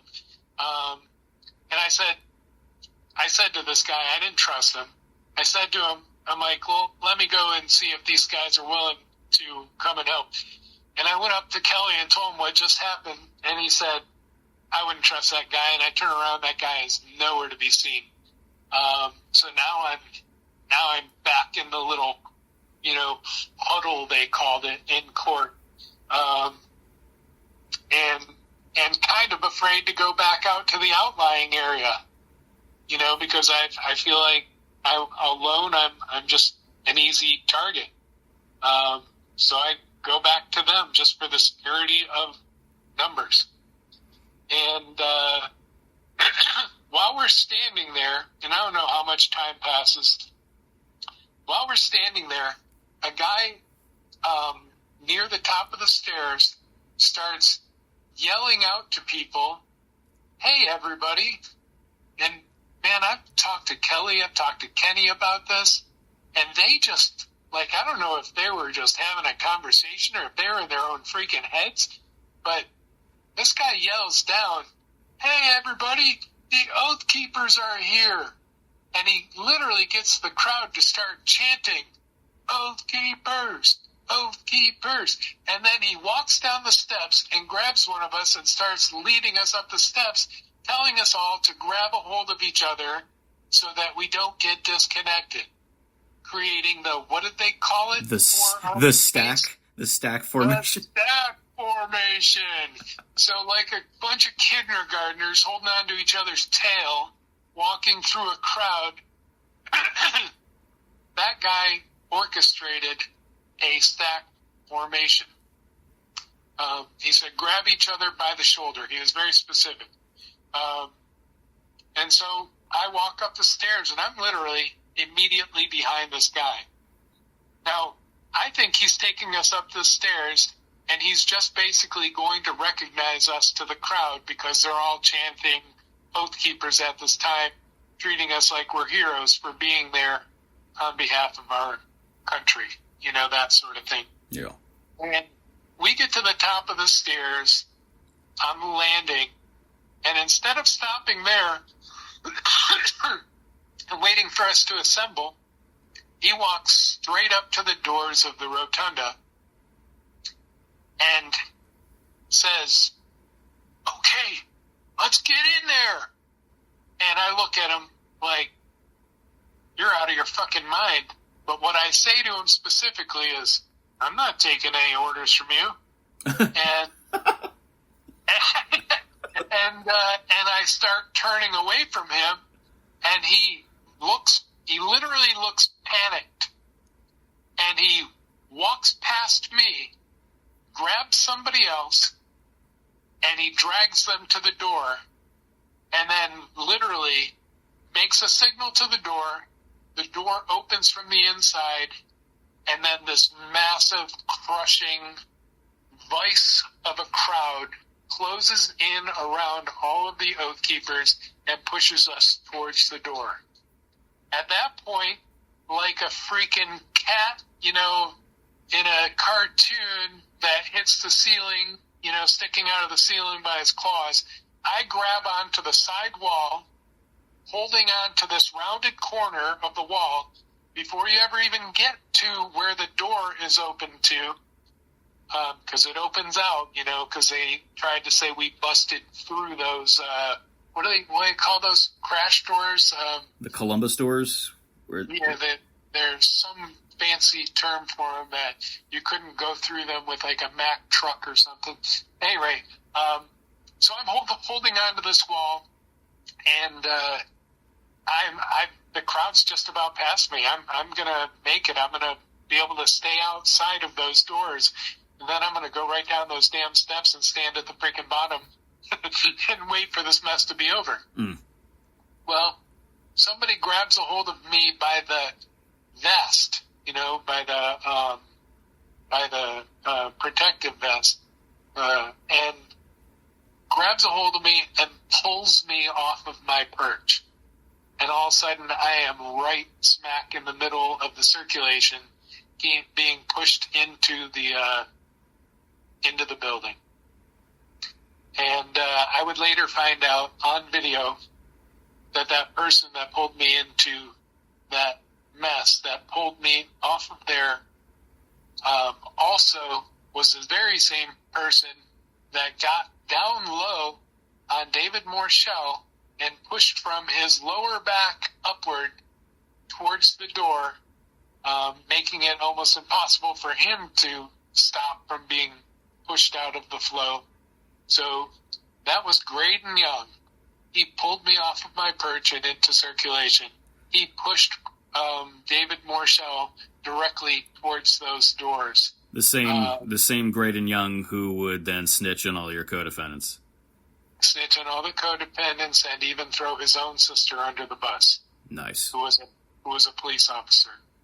To save his own ass. And I want to believe that he was just an overzealous asshole who, wanted everybody to be in on this grand excitement that he thought was happening. Meanwhile, he was the first one to be crying and, fearing for his life, and I don't know. I gotta say, Dr. Hackett, I think it might be what it is. I think disappointed. Yeah, I mean, look, nobody. I mean, look, I watched a lot of Oathkeeper video when I was in DC. We did a lot of work together with the CCTV and stuff. I mean, you could be right. A lot of people who, I mean, how many people got out of hand and then they turned around and they cried for mercy, or they threw everybody else under the bus. I know a few people like that, but I don't know. It's a lot of coincidences. It's that honest person in me that wants to believe that he was that person that just got overzealous and then later had tons of remorse and was willing to do anything in a cowardly fashion to save his own ass. Yeah. And that's something I have zero respect for. To hurt other people to help yourself.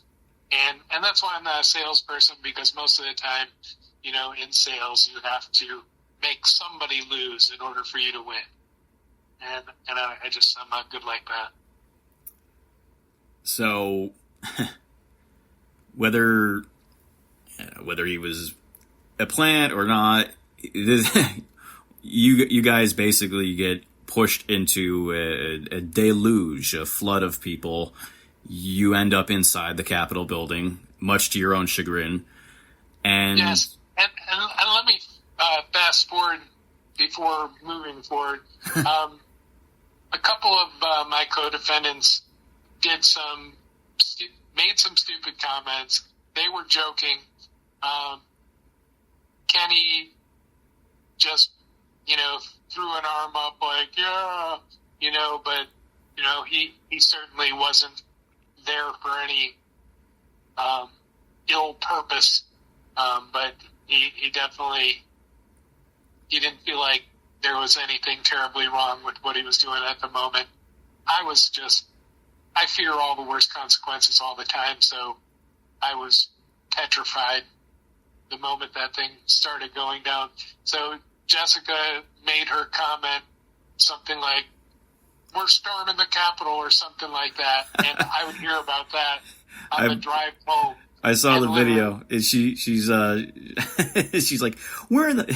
This was in the rotunda. She's like, "We're in the fucking Capitol, bro," and she flashes some deuces. Yep. They didn't like that. Yeah, and so those types of things made me have more fear, because I thought, geez, all these things are just making us look so bad, But anyway, I have a lot of lost memory, and only some of it has returned, and that is from watching videos with my attorney. For the longest time, I believed that I didn't go into the rotunda for a long time. I thought I stood outside, but what I had done was I had stood outside of the main entrance to the actual rotunda in the anteroom, and I stood there for a few minutes before trickling in to see if I could find Kelly and Kenny and those guys.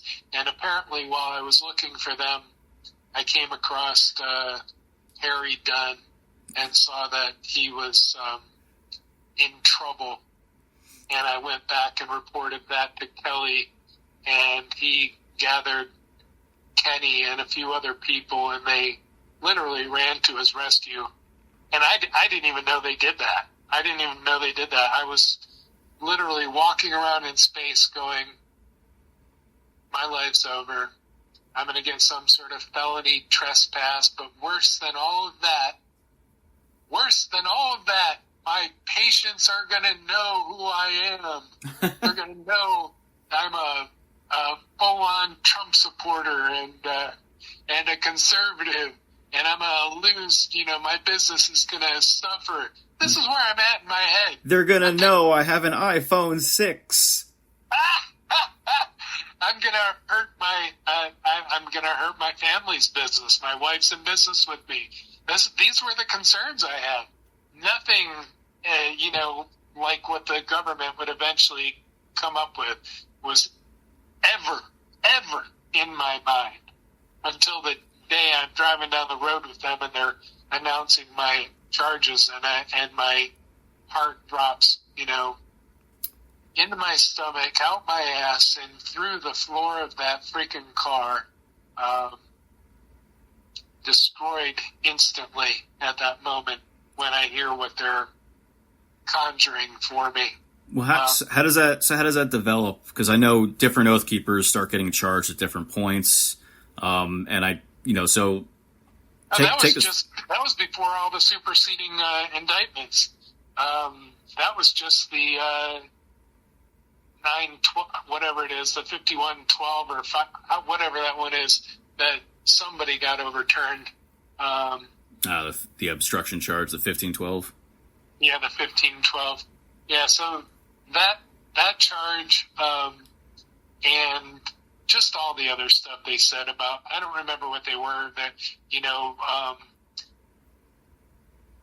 there were a lot of charges. There were a lot of charges, and they were serious charges, and they scared the crap out of me instantly. But let's go back to the rotunda. Now I don't know where Kelly and Kenny are, and I run into David Morshell, who we don't even know each other, but we run into each other, I think, in the anteroom. And I look at him and I'm like, man, I think we should get out of here. And at that point, I think people were still flooding in, or worse yet, I think they closed the doors and kind of shut us in. So we couldn't go back out. So more people couldn't go in, but more people couldn't go back out. Is that possible? Well, there were, at least from that side, those Columbus doors had these magnetic locks. So in order to open them, there's a little sign that says you have to hold it for like 15 seconds for it to unlock. So it could have been that it was unable to be opened from the outside unless someone opened it from the inside. No, what I'm saying, yeah, somebody definitely had to open it from the inside on command. That we ended up being pushed in right on demand. But what I'm saying is, this is where my memory is sketchy. I wanted to leave. I just wanted to walk out when I was in the anteroom, and I didn't. Part of it was because I didn't want to walk up to the police officer that was near the door. But there were people flooding in, and maybe it was because he was kind of ushering them in at that point in time. I don't remember. There's so much I don't remember. It's like I would need video just to kind of re-trigger my memory. But anyway, long story short, I end up back finding David Morshell.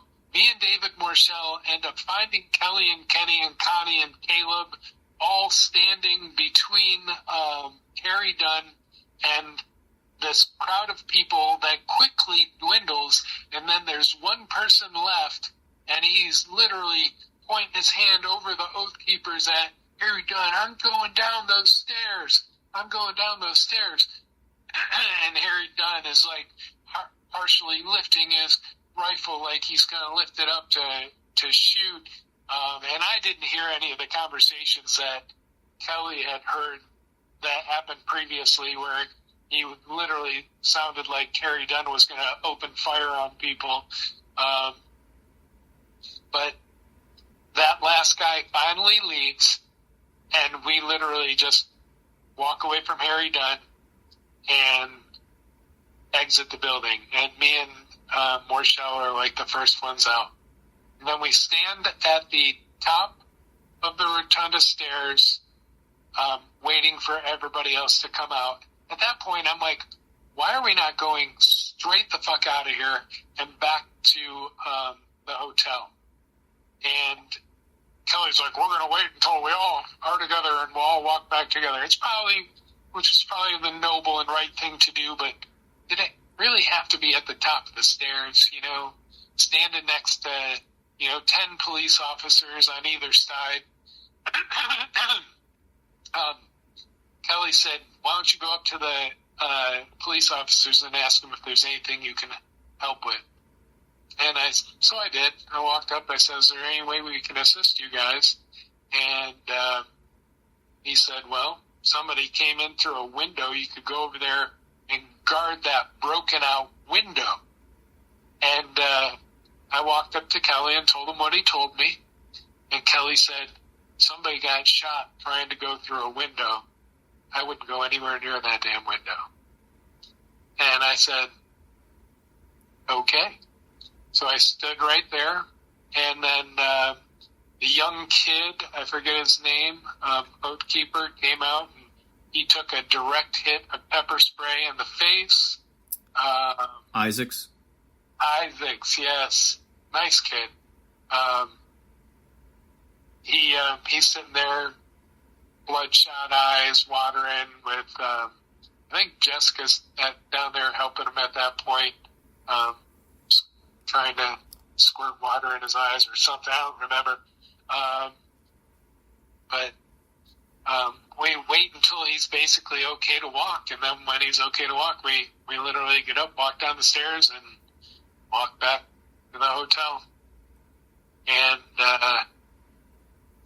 from that point forward, I'm in horror, not because of what actually is going to happen, but the minor impending doom that I feared happening, and that is that they come after us for trespassing and make us stink about it, I never pictured, them trying to make Trump out to be the instigator of some insurrection that never happened.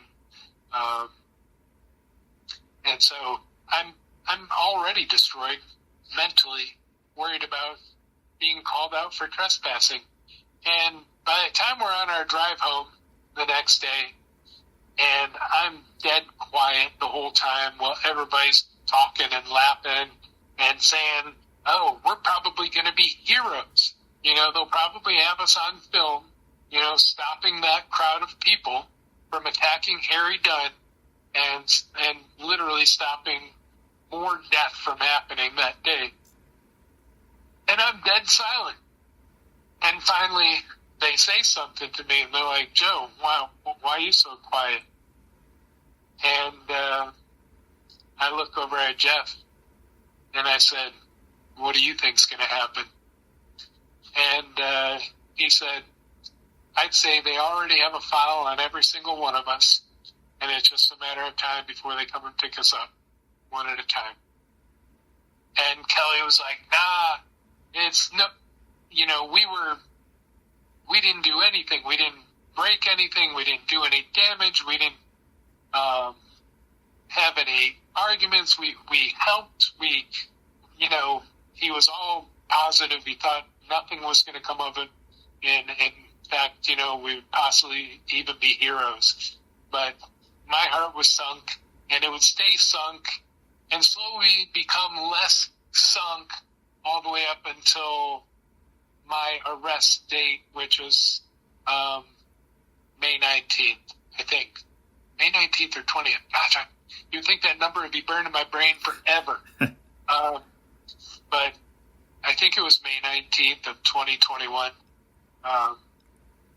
Just about that time, somewhere between then, the FBI had stopped by my house, and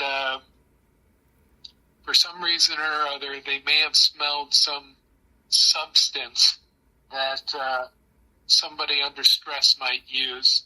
And because of that substance, that somebody under stress might not want to try and communicate with said people. So I didn't know that they were the FBI. They could have been Jehovah's Witnesses. So that's what I treated them like. They were Jehovah's Witnesses, and I'm not going to the door. And they left a card, and sure enough, it was the FBI. And from that point forward, and probably before then, they had been stalking me and following me to work on a regular basis, following me to drop my daughter off at her caregiver's house, and, basically making me live in a state of terror of impending doom until they finally came and got me. How did they identify you in the first place? Either Graydon Young or Caleb Berry, I don't remember which. Because they had no idea who I was. They needed their testimony to say that I was me.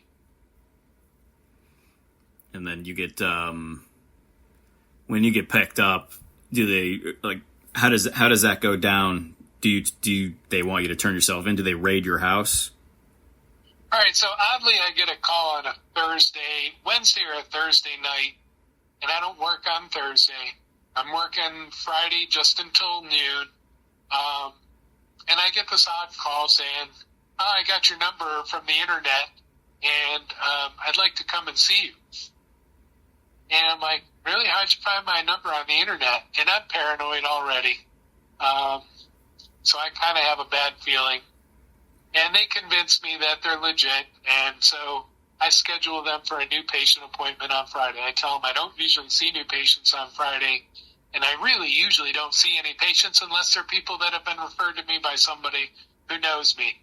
Now, they're not going with my gut, but it saved me having them raid me at home or some other shit, because that was a setup. They said basically, don't worry about your new patient. They said that to me when I was arrested and in the car. Said, he won't be coming, because that was a setup.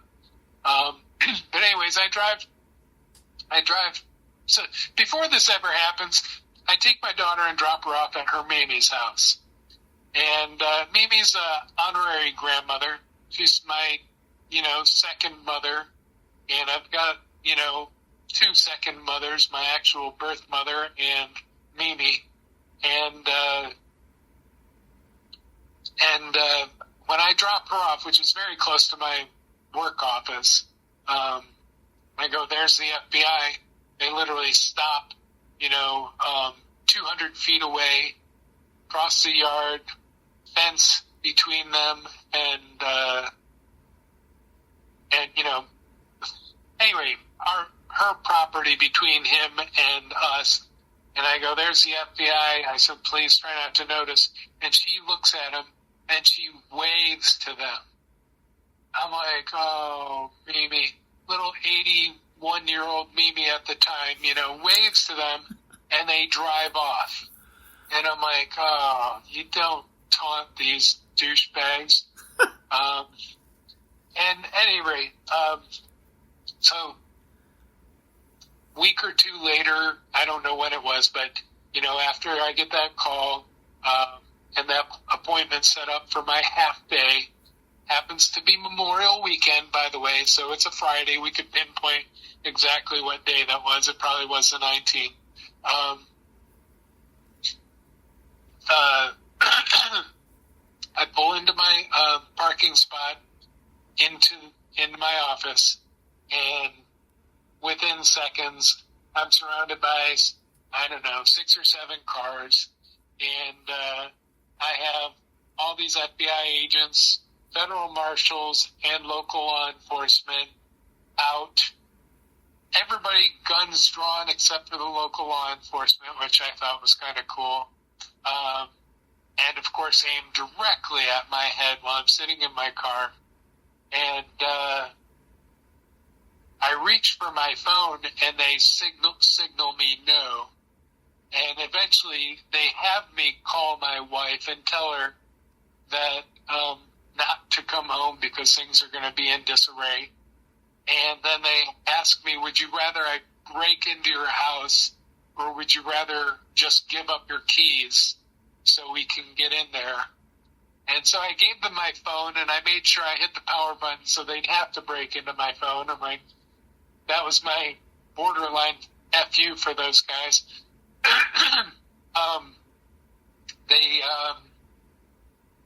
I give them the keys to the house and they let me keep the keys to the car in the car so my wife could actually get to it. There were a few odd things they did that I thought were oddly polite.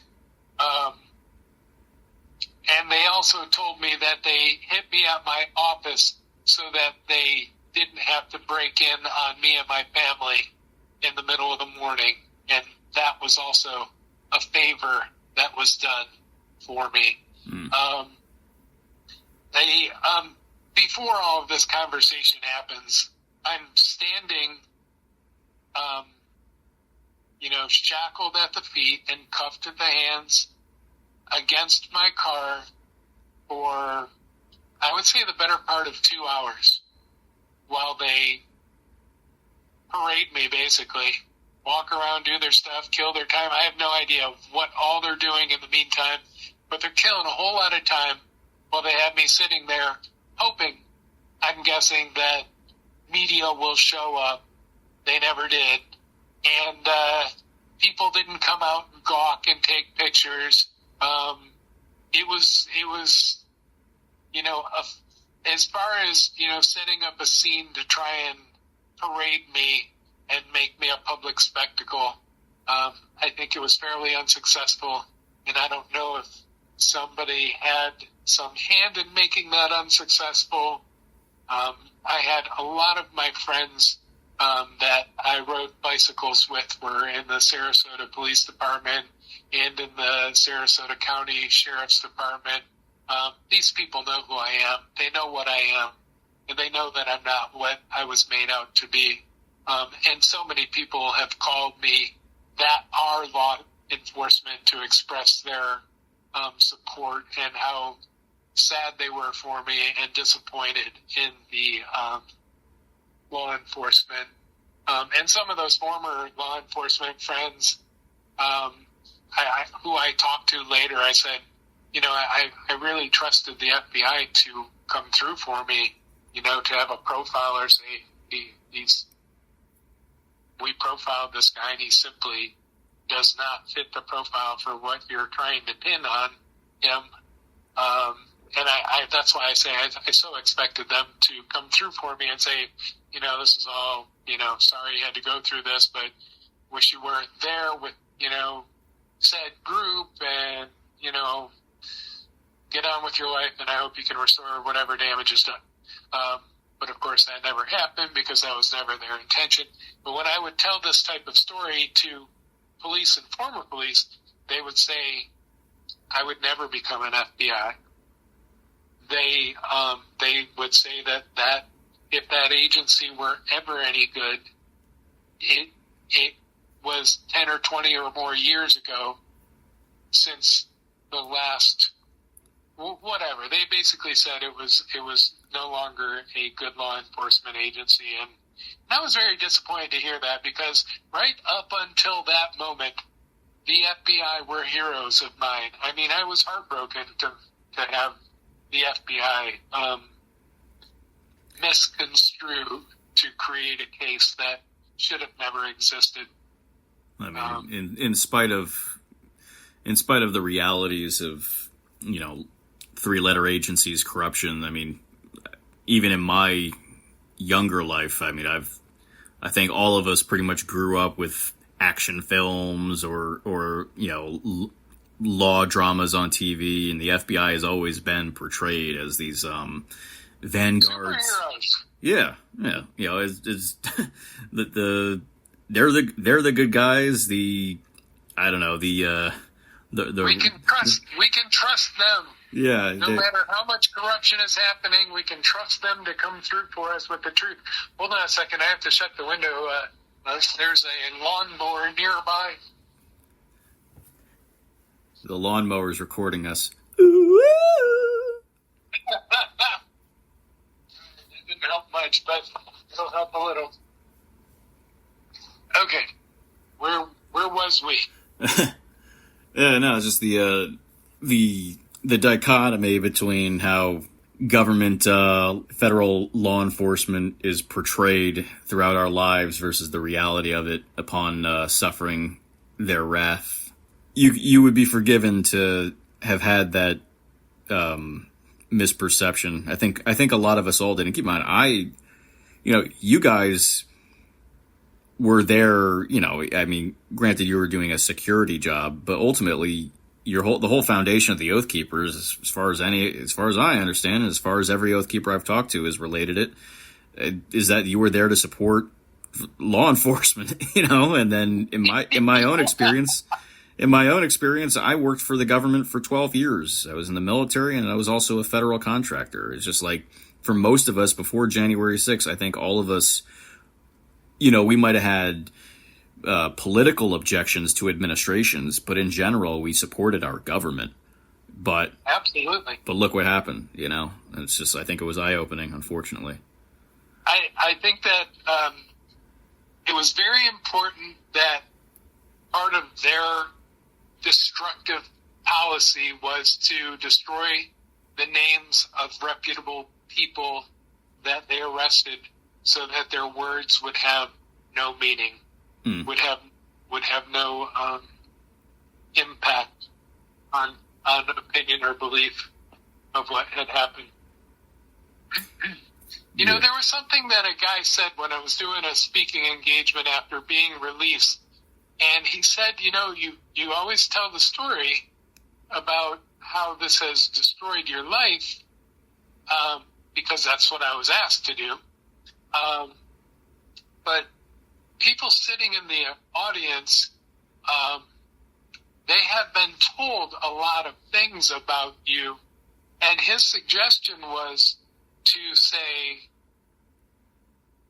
I'm the guy they called this. I'm the guy they called this. I'm the guy they said this about, and I'm the guy they say this about. And he said that you should help them to understand how none of those things are you or are true about you, so they get a perspective of who you are. And of course, I have never done a talk since then. And honestly, I never read the news. I couldn't handle it. I couldn't handle being in court listening to the prosecutors paint a picture of me that looks nothing like me, never looked anything like me. I couldn't even tell you other than what the prosecutor said in court, and I pretty much blanked those things out of my mind except for whatever I took notes on while I was in court. I think I may have mentioned this to you. When I was in court, I sat and wrote in my notebook almost the entire 6 weeks of court, and just writing down anything and everything I could think of, whether it had to do with the case or not, just so that my mind was not thinking about what they were doing. I was dying. I was dying mentally and emotionally, a hard death. And I needed to mentally distract myself, so I just sat there and wrote. I wrote hundreds of pages of just scribble. I don't even know it's in there. I have some of those notebooks, and I don't think Dina gave me all of them back, but I have some of those notebooks, and I haven't had the heart to really read through them and see what the hell they say. Well, I'd love to peruse them. I think that it would be a great service to history. I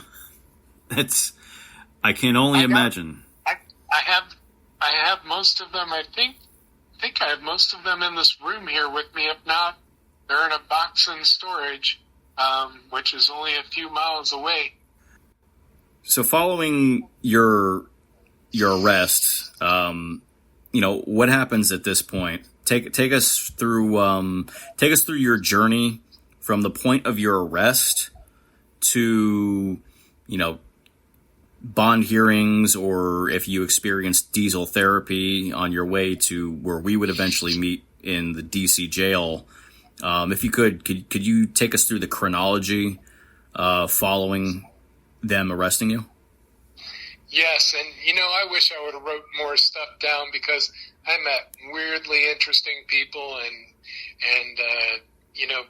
I don't know if they did this to you in DC, but they put you in quarantine. But in quarantine, they put you in quarantine with the general population, and not in our little pod that we had to ourselves. So they finally put me into a small SUV, like a small Ford SUV or something like that. Maybe it was Jeep, I don't remember. And in the front seat, you've got the FBI agent, who is the main agent responsible for following me, basically. And next to him, you have a federal marshal. And they try to start small talk with me. Oh, your daughter's into horseback riding. So is mine, that sort of thing. And I politely say, I spoke to an attorney, and I don't want to be rude, but they said I shouldn't speak to you. And from that point forward, they clammed up. They were not so nice. And then they made a phone call to somebody who was going to announce to me my charges, and then I had to accept that they had told me my charges. And then we drove to the federal building in Tampa from my office in Sarasota.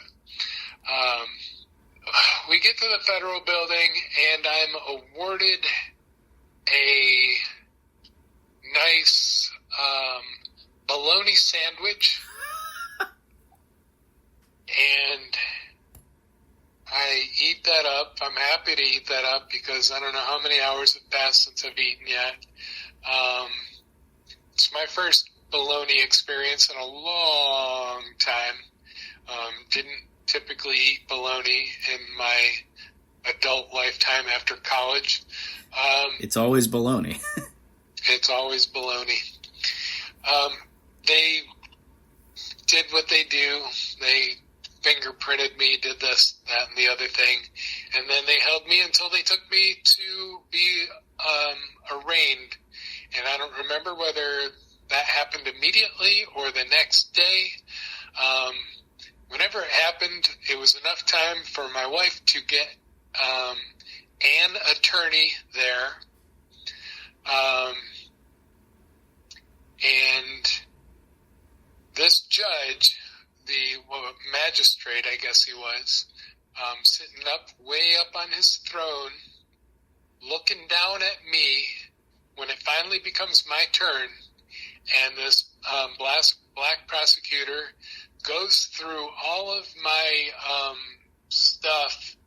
Like, I mean, she just destroys me right then and there, makes me look like I am freaking Osama bin Laden, and the freaking judge is saying, this sounds like sedition, and I'm like, holy crap, and he's got this hateful look on his face. My spur of the moment attorney So I was, well, Judge, I'm a Biden man, so I want you to know that, this man is not, what he's being portrayed to be, blah, blah, blah. And I feel like telling you that is important. I'm like, holy crap, where did you get this asshole?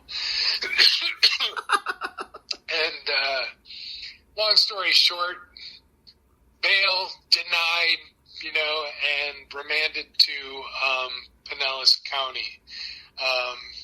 They put me in a van that was probably big enough to hold probably 2 people comfortably, but they squeezed 8 of us into there, knee to knee and face to face, and so closed off from the inside and so closed up tight, and of course shackled hands and feet. That was just an uncomfortable space to be in. And what you would think would be like 10, 15 minutes to get from the bond, the federal building to the Pinellas County, it's like a 45-minute hour drive. And finally they take you in and you go through and you can't see anything from inside this van, but you hear the gates opening. You go through one gate, it closes behind you. You go through another gate, it closes behind you. Something that sounds like a garage door opens, and you drive in and that closes behind you, and then you go through another, and it feels like you go so deep into the inner sanctum of this hellhole. And then they get you out of there, and gosh, that's a little blurry. I don't remember getting the bedroll and all that stuff before being sent, but I know they had to do their little tests. So, God, it was so long ago, man. I honestly can't remember that. I remember the stuff from D.C. a little bit clearer. Long story short, I carry my bedroll and whatever little means they give me. And my wife is in the audience during that magistrate thing, and she has this horrified look on her face the entire time, and so do I, of course, and as they're plotting and destroying my life. But anyway, I say goodbye to her and head to Pinellas County, and then I'm carrying this bedroll and my stuff, and I'm walking on this, I swear it was like walking on steel grate. If you can picture what it might look like in a space cargo ship, with nothing but total utilitarian everything, no ceilings, just pipes and this and that, and bars on either side, and we get to my little place, and all on the left side as I'm walking down are individual cells for people that can't be with other people, apparently. And they stick us into a place where you have to walk into the interim room, those doors close behind you, and then the next room opens up, and obviously the first door is closed, the next one's open up, and you walk into the main area, which is about 40 or 50 feet long, with cells on one side with bars, and on the other side are the vaulted doors like we had in D.C. And I go to about the 5th one down, maybe 7th one down, but there's 1 or 2 left at the end. And I go in, and somebody's already in there, so I, of course, get the top bunk.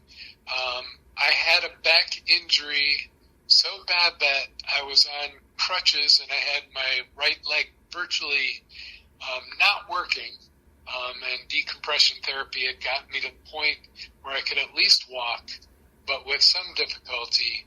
And so I'm climbing onto this top bunk like a very old man. I was probably a little bit screwed up still when I got to DC, I imagine.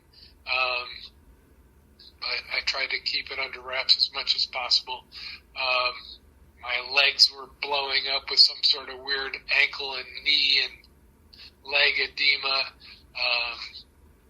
But the thing was, it was like a very dungeon dark scene. You know, it was very dungeony and cold and damp feeling. Morbid. And one shower at the very end of the place. I don't know if there's 2 stalls down there or one. I don't remember whether I even took a shower in the 12 days that I had to spend in that. It was maybe only 10 days. I don't remember exactly how many days I spent in that quarantine, but every single day and every single evening, there was some sort of fight in there. It was turbulent. It was yelling. It was absolute madness. I'll never forget the calmest guy in the place was a gang member from Miami who was there on some very serious charges. He and one older black guy were the 2 guys that I talked to and found some peace, and they helped me big time. And they gave me words of advice and told me things, to try and spare myself from further misery. And they also told me about the 98% prosecution rate. So whatever they got me for, they're going to get me on, regardless of whether it's true or not. And I'm like, what? And so much of my hope was dissolved right out of me right then and there. This nutty, totally either on the spectrum guy or manic depressant, I couldn't figure out whether he's bipolar or what, was my, no, he wasn't my cellie. I had a homeless guy, crackhead, homie, I shouldn't say homie, for a roommate, but this guy was actually pretty cool. He helped me a lot, but, he taught me a lot about how the commissary system works and how just what to do and how to, basically not get killed in there. The guy that I was talking about, the bipolar guy. So I know that I'm learning these little rules, like you don't just let nobody's supposed to just walk into your cell. It's disrespectful, that sort of thing. You don't let people get away with that, or making yourself a target, that sort of thing. And so I've got all this paranoia. I'm like, how fast am I going to pay for making mistakes in here, and this guy walks into my cell. He's all of 5 foot nothing, he's a tiny little guy, maybe 5'6", and that's how tall my dad was, by the way. It's funny. And my dad was fierce. But this guy walks in and sits down right on the lower bunk and starts talking to us. I'm like, oh, okay. And I'm like, is he trying to power move or is he just weird as fuck? Turned out just weird as fuck, right? Well, the long story of this is, picture this is happening in May of 2021, and I'm in, quarantine. I get moved to Central, and they actually nicknamed it Central Park because it's about like what we were in. Maybe only a little bit better because you could walk out onto rec anytime you wanted to because it was an inside-outside rec, if you understand what I mean. Yeah. It's under a roof, but you can see the sky through the lower grates, I guess. And there's, you can just go out there and sit in the warmth or sit and catch a little bit of sun on you.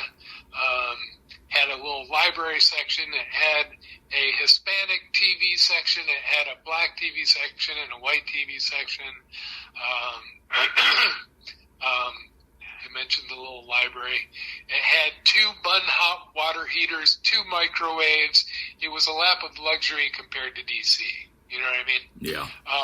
The only thing I didn't like there compared to, say, DC was the public. It was like they had 2 rows of cells on top of each other, and they weren't cells, they were open bays, and there was 5 to each bay, 2 bunks, a bunk on either side, and 1 cot in the back of each cell, and there were about 10 of those on the bottom, about 10 of those on the top. It could have been more like 20 and 20, and I'm just not remembering. There was a restroom upstairs and a restroom downstairs, and the restroom stalls are all like basically just about shoulder level. So basically, if you're sitting in a stall, you can see everybody's head sticking out. And they're all like in wide open view of the whole dining room, which is the massive area between the cells and the so that's obviously Central Park. That's where they put me into that portion of general population before moving me to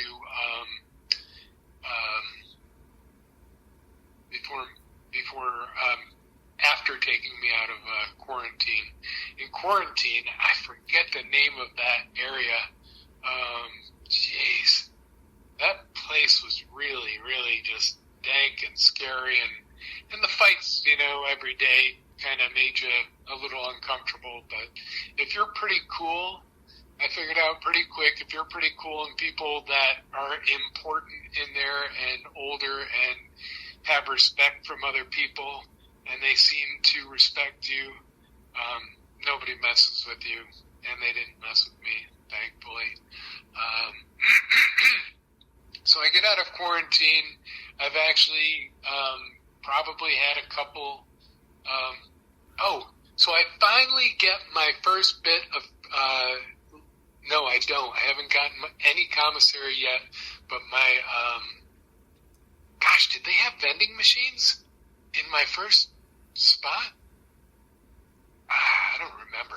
Anyway, I finally get into Central Park, and I missed the first commissary day by like a couple hours, you know, so I don't get to submit commissary. I'm in there for a week. Commissary comes around the next week, and I finally get my commissary. It comes in that day, and I bought like whatever Dina put in there for me, like $30-$40 worth of commissary, and all the ramen noodles you could possibly hope for, right? And at 1 o'clock, this is great. Every other day in this place, what do they call it when they throw all of your shit out of your cell area? There's a word for it. Shakedown? Yes. There was a shakedown, if not every day, every other day in that place. And I mean, when they did a shakedown, everything from the top floor was thrown into the middle, you know, of the downstairs. Everything from ours was thrown out in front of our cells. And every other day they did that shit. And there was a shakedown, and the reason I remember it, the last day I was there was a shakedown at 10 o'clock at night. They put us all out into the little outdoor area, which is the size of like a quarter basketball court about. Yeah. Kind of like if you've ever been into the inside rec in any of the DC jail inside rec. Have you ever been in one of those? Yeah, that little broke-ass gymnasium thing. Yeah, so about the same size is the same as the rec for this whole thing, holding like 150 people or 200 people, however many people are in there. At any rate, they stuff us all in there, lock us in, and we're in there for 2 hours while they shake us down. And meanwhile, everybody has to piss and this and that and the other thing. We finally get out of there. It's after midnight, and everybody's all riled up. Finally get all their, shit put away, and laying down in bed after my first day of freaking commissary. At 1 o'clock in the morning, they come in and they call my name, and I'm put in a holding cell for about 5 or 6 hours before starting my first experience of diesel therapy. And then they eventually, after 5-6 hours of waiting, I hit the road and I go to some other place where I'm transferred, probably near the federal building, into a different van. And now we're on the road and we're heading up I-4, which heads towards Orlando. We get off in Orlando, and the federal marshals won't tell you anything. So we're like, oh, well, maybe we're flying out of Orlando. Well, we go to another federal facility in Orlando, and we pick up more inmates, and we drop off some. And then we head out of there, and we get as far as Daytona. Well, maybe we're flying out of Daytona. We turn, and we keep going north. Oh, shit, we must be flying out of Jacksonville. Well, lo and behold, yes, we're flying out of Jacksonville. But by then, none of us have had a chance to pee. And I mean, the drive from Pinellas to Tampa to Orlando to Daytona all the way up to Jacksonville, by now, it's been like 10, 11 hours without having to piss. They take our shackled asses up to a public restroom outside of a airstrip connected to Jacksonville, and they let us piss, and we have to walk in there with, private citizens walking by us and stuff. It's really, it was a degrading experience. I was glad that nobody freaking knew who I was, obviously. But then they make us stand on the airstrip in Jacksonville in late May. And let me tell you, it might have been June by then, because I know that I get to D.C. a little before June. I'm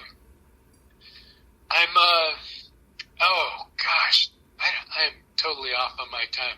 All right, so we're standing on this airstrip for, I don't remember, 2 hours, 3 hours, in blazing hot sun, wearing whatever we got arrested in, because they have us put that on with our shoes with no laces, and standing there waiting for them to unplane one group while they security check each person one by one and put them on the plane. And of course, you lose everything. I lost my wedding ring. I lost my watch. Everything was lost at Pinellas. Everything I had, books, anything, papers that I was told I'd be able to keep, I lost all of that. They conveniently lost everything for me. It was like a $600 sport watch that my wife had gotten me. It was a Sun 2. It was really cool. It had an altimeter and all.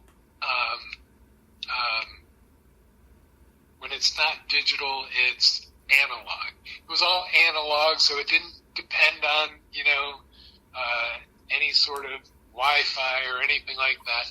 At any rate, lost and gone forever. My wedding band, lost and gone forever. Not that I knew that. I didn't know that. But they flew me from there to Atlanta. I'll never forget.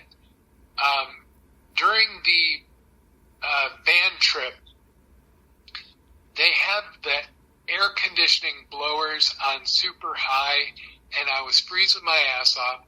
My knees were so screwed up and so inflamed that I couldn't even lean forward and lift my head up to try and bump the vents. And one of the guys in the back of the bus, I was sitting there trying to duck it, saying, Jesus, I'm freezing. This guy comes from the back of the little shuttle van and actually comes up and adjusts the vent away from me for me. I was like, oh, thank you so much.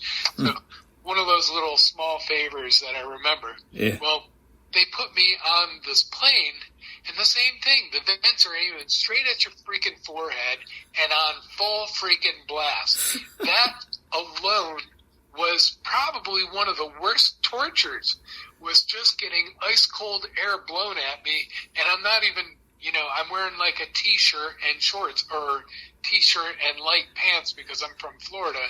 I don't know. I would wear shorts to work on a Friday. I was definitely a informal chiropractor. So I might have been wearing shorts. I just don't remember. You just can't catch a break. I was probably wearing light sweats, like some light Nike sweats or something. The cold is your kryptonite. It just keeps happening. Yes, and guess what? I got sick in my first week in the second I came out of the dungeon at Pinellas, and they put me into Central at Pinellas. I got a cold, and I was just getting over that cold when they sent me on the diesel therapy. And by the time I went to Atlanta, with the cold blasting on me, and then eventually to Oklahoma, to Grady, yep, with the cold blasting on me, I walked into Grady, and I was sick the second I got in there. And guess who I would meet in Grady? In Grady. Oh, God. James McGrew. Oh, that's right. I know. When the first day, skipping ahead a little, I recall you, Robert Morse, and James McGrew all showed up in C2B the same time. I believe it's the three of you. Robert came from the north, and we came from Oklahoma City. But we all flew into either Harrisburg or Pittsburgh. We flew into two different Pennsylvania airports. And the last one, whichever one was closer to DC, we shuttled from there. And you met McGrew. So you met McGrew before you met Rob Morse. So in Grady County. I did, and he picked my brain a little bit. He was a sly fucker, man. I'll tell you that. He knew his way around the prison scene pretty well. And are you there? Yeah. Okay, my screen timed out. I wish it wouldn't do that. He had, God, man, he would play cards every day. He had a massive, I don't know how many days he was there before me, but he had a massive hoard of commissary already. I don't remember I don't think I asked him for anything. But I was able to they did commissary like every other day in Grady. That was like the greatest thing about Grady. They did commissary every other day, and if you ordered it, you could get a pizza, a small little personal pizza or wings from an outside restaurant, and they would give it, your people could order it on the outside, and you could get it on the inside every Saturday. I missed the first Saturday, and on the second Saturday when Dina ordered it for me, they shipped our asses out of there. Those freaking bastards. But I was sick for the first week there, and then they freaking, the guys that kept me safe in that place were a guy named Psycho and another guy, and he basically walked around with no shirt on the entire time. The guy named Psycho was missing one tooth in the front, and these guys have killed people, just that sort of people. But I was white, they were white, and in prison, or in those jails, when you sit down for breakfast, lunch, or dinner, you sit with your race. It is strictly enforced. And if somebody sits in your chair and you don't make them get out, it is you who will be getting your ass kicked by your own people. And so I had to learn that real quick.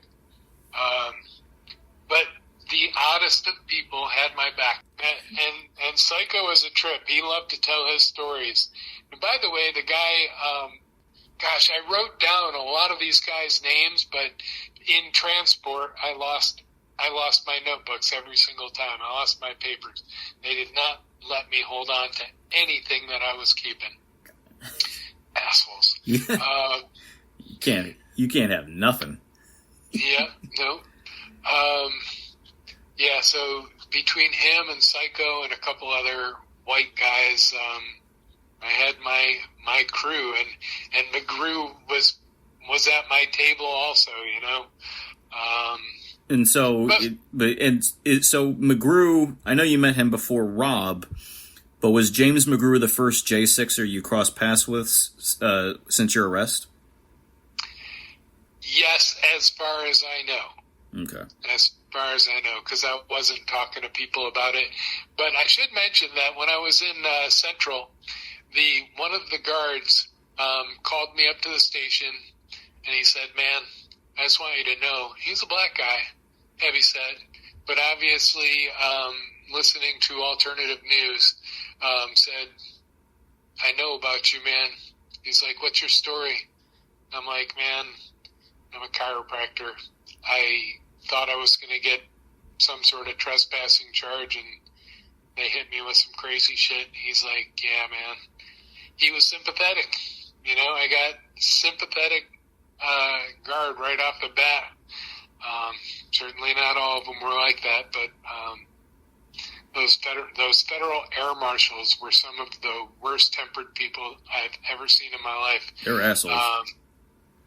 What's that? So they're assholes. Like I whenever I've been on Con Air, I don't know if it's always necessarily the air marshals themselves or it's the contractor. Like they have like other people there on there that are not marshals, but they're the people who like really run the plane, and they're dicks.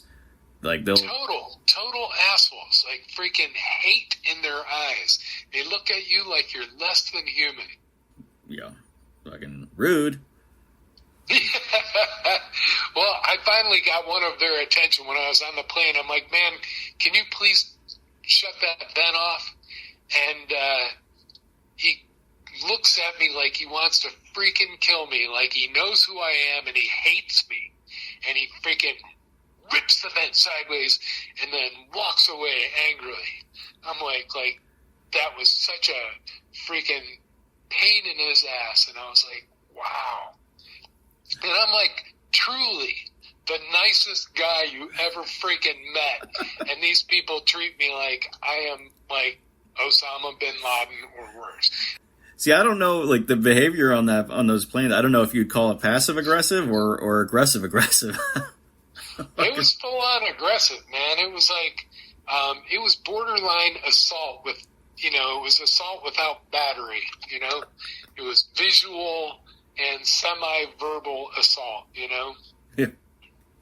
It wasn't nice. But the point being, I got sick. Every time I traveled, because they were transporting me somewhere, by the time I got wherever I was going, I was sick. Which is nothing compared to being at Coleman, because at Coleman I was sick about every 3 weeks on the freaking nose. Every 3 weeks. I'd just be about over the last one. I'm like, oh, thank God. And I get about 3-4 days of feeling okay, and then I was sick again. And it could have been mold. It could have been, some toxin in the air. Could have been toxicity in the water, because I know they ended up having to close some things down there. But, I have a thing on my thyroid that, one of the nurses leaked to me that, one of my blood tests was an indicator for thyroid cancer.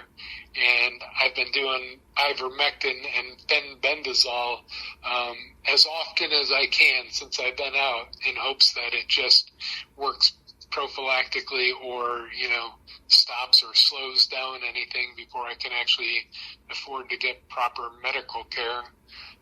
Not that I trust medicine anymore.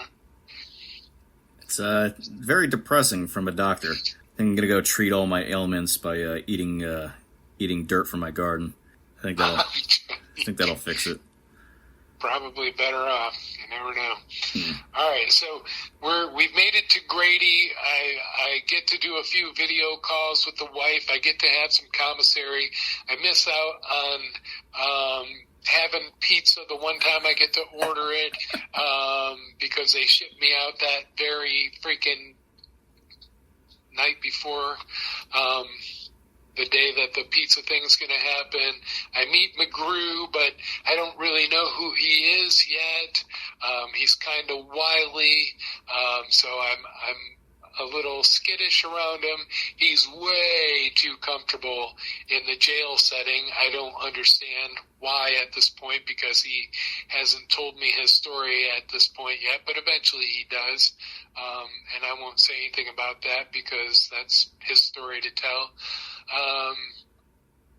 But I eventually learned who he is and learned to like him, and actually, he ends up being like one of the people I like and trust the most, along with Robert, obviously, because they're in that initial journey once we finally make it to D.C. Well, we're in the van ride from wherever in Pennsylvania, whether it be Harrisburg or Pittsburgh. It's one of those burgs. When we're on the ride from there to D.C., you're standing in the parking in this wide open airfield in Pittsburgh, and it just almost feels like you could run for the freaking hills from there, or if you had somebody that knew where you were at, just like, come and get me and let's freaking hit the road. And, all those thoughts like, geez, I wish I would have been one of those people that would have cut the ankle monitor and ran into the freaking woods. And, in hindsight, after hearing about what Liv and her brother and those guys went through, I would have done that for freaking... I'd have done that for 5 fucking years, man. I'd probably be off the hook and wouldn't even know about it. It's like, hey, it's over, man. You can come out. It's like, I'm good, man. I'm staying. Freaking, I got the Grizzly Adams things down. But anyway, we get to DC and okay, I'm in DC. And they put you in that room, that room where there's all these different little cubbies that you got to go to, including the medical and this and that and the other thing, before you get admitted into the jail. Yeah. You remember that? Yep. All right, so it's fucking freezing in there. It's like a refrigerator, man. Maybe even closer to a freezer. I'm in there in my, shorts and my sweats and my little T-shirt, and my feet are even freezing because these shoes, with no laces, they're not holding in any heat. So I'm sitting in there like a kid with my T-shirt pulled over my knees and my arms inside of my shirt for hours, waiting for them to get me through that induction process. And I go into quarantine and immediately get sick again. So sick in Pinellas, going from quarantine to the main population, sick in Grady, just making the trip from Pinellas to Grady, and then sick in D.C., just sitting in that fucking waiting room. I had a feeling that was going to happen. Yeah, and then, no, I mean, it was a combination between that waiting room and having to pee, and being a little bit older, and the airplane with the angry federal marshals putting you on a hot runway and then putting you in a freezing cold plane back onto a hot runway in Atlanta, back onto a freezing cold plane, back onto,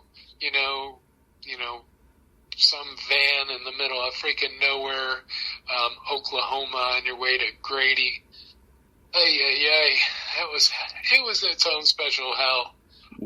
Do you remember the date for when you actually got to the DC jail? I want to say it was damn near July. I want to say I was only in DC for just about. I want to say I was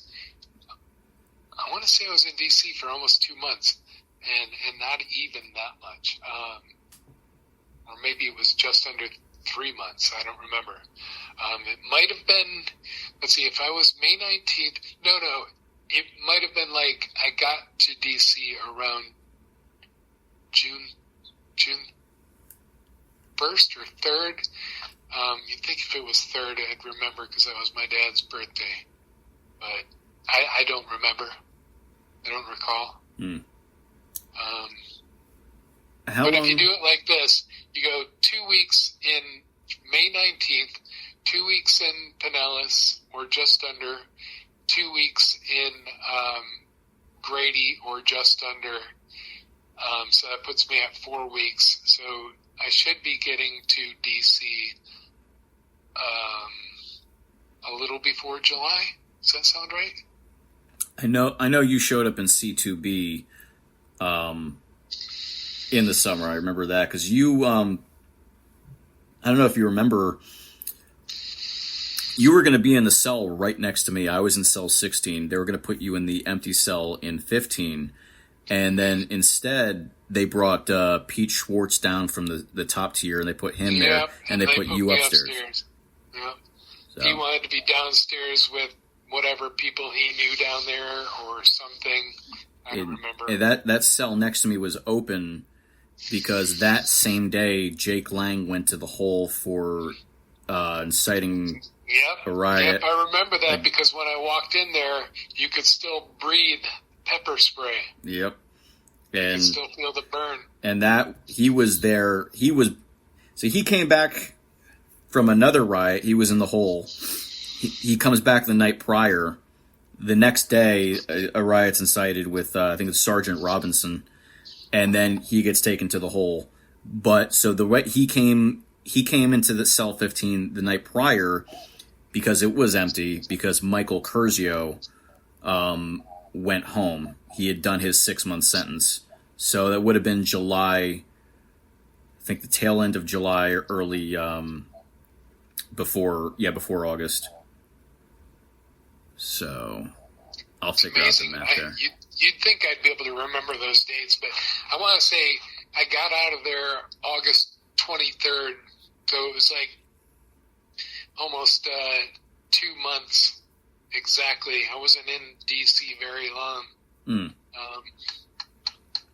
What was it like for you, besides getting sick, of course, when you first arrived? Because you I imagine like you arrived with McGrew, and you arrived with Morse as well. Yeah, so we were all put into quarantine together. McGrew's cell was across from me and Robert. McGrew was already managed to trade for some commissary. Literally, we hadn't even been out of our cells. I don't even know how he got it, but probably his roommate. But what he did was he wrapped up some commissary, tore the edges off of his sheets so that he could make a rope, and he could fling us some commissary, and it took a few throws from that little window before we finally got it to where we could grab it out of the air, and he was basically giving us a little bit of his commissary stash that way. And that was pretty fun and funny, but the old slingshot technique. Yep, he was taking care of us that way. A guy 2 cells down from him was a massive K2 addict, and he would go batshit crazy. stuff toilet paper into his toilet, flush his toilet. He managed to squeeze his mattress through that tiny little freaking hole in the door out into the freaking hallway, yelling and screaming and going crazy the whole freaking time. And I remember going, geez, I pray we don't see him in general population. He's absolute freaking nutcase. And those guys all had their eyes on us white boys, man. We weren't Muslim, and they were mostly Muslim. And honestly, they looked at us like they wanted to kill us right off the bat. I'll never forget, while in quarantine, being let out, which doesn't make any sense. You're in quarantine, they let you out on rec, and you're sitting around with a bunch of guys. There's a room upstairs that you can play cards in, and we're in that room, and McGrew has me come in there and be partner to this other guy. This other guy's nickname is Shank. I'm like, Shank, Shiv, this is a great nickname I'm like, and I've got to play the perfect game of spades with this guy, where I'm going to be freaking, shanked. I'll never forget just going, oh my gosh, I better play this good. I told him, I'm like, I don't play this game very often, but I get the gist. I know how to play it. Dude, on the second or third hand, when we're trying to win, this guy, Shank, is dealing. McGrew and somebody else is playing us, and I don't remember whether it was, I don't think it was Morse. Bay rate. Shank hands me like freaking, I want to say, what do you get, like 11 cards in spades? 13 cards? Split up 4 ways, 52, whatever. Yeah, I got like, I want to say 9 out of my 13 cards were trump, and there were like 2 aces on top of it all. So we basically won every single freaking hand of his deal. And I thought, man, if he is a cheater, he is a very freaking good cheater. Either that or that was God looking after me and saying, this guy is going to have the best hand he's ever had in his lifetime. No shanks today. Yeah, so that was one of the memories from that place. And Robert would, me and Robert would read the Bible every day. I managed to get a hold of a Bible when we were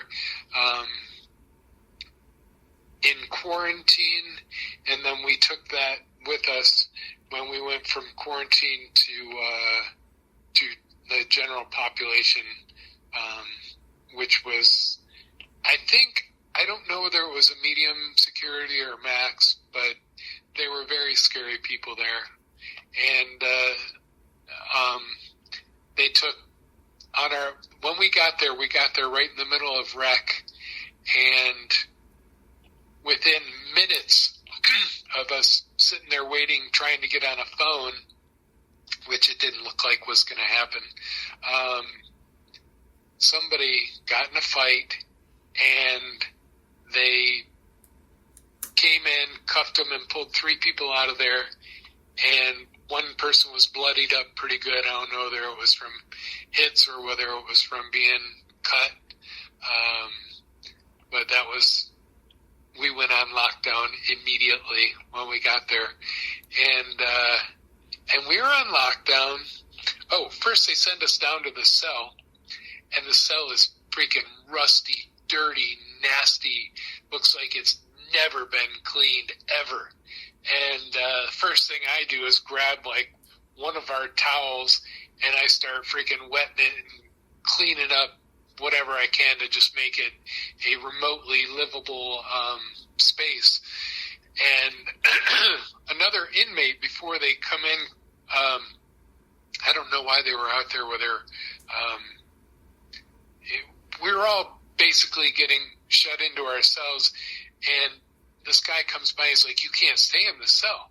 And we're like, why? He's like, the toilet doesn't flush, man.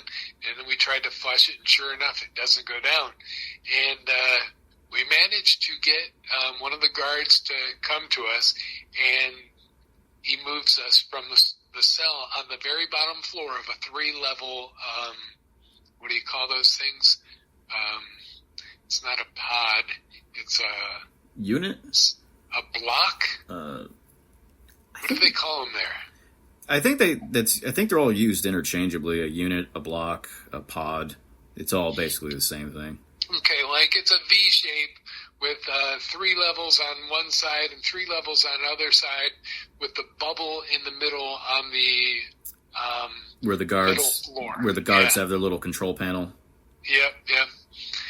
And they took us from the bottom dungeon that was a total shithole up to the 3rd floor and across from the angriest inmate I've ever seen, and put us in the cell. On the way there, they said, "That's my cell, white boy.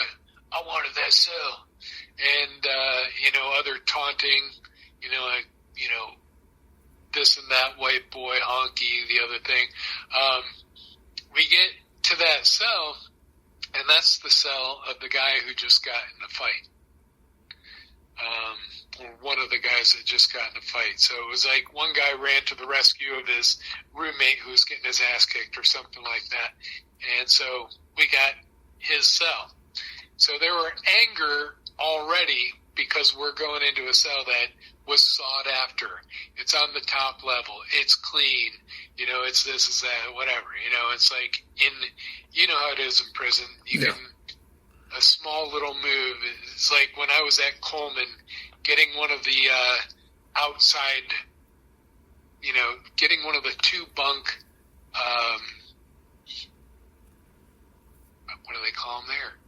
They were like stalls.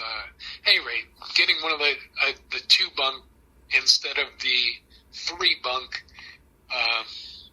was sought after, and I got myself into one of those fairly quickly too, using my chiropractic skills and influence, which I was afraid to use, by the way, in D.C., because at that point I figured they were looking for anything they could use against me, and I didn't want to give them anything.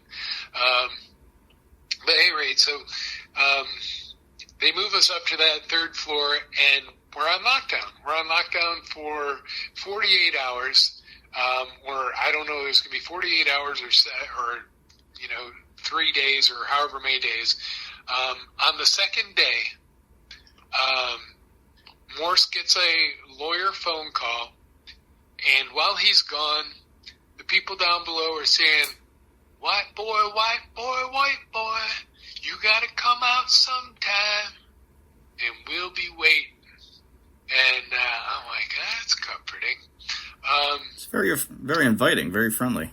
Yep. And before that, when Robert was in the cell with me, I would say, "Man, can you give me some quick pointers just how to save my life if I have to in immediate circumstances?"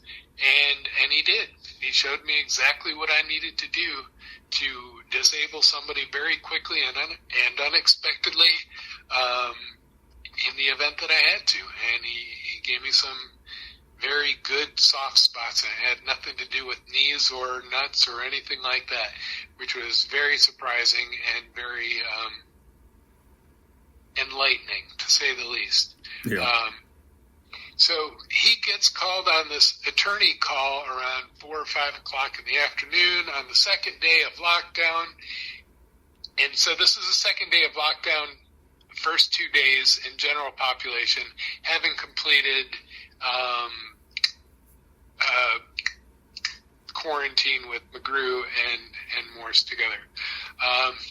The sergeant moseys up to my cell, opens the little window, which, normally are open, but in this place, closed all the time.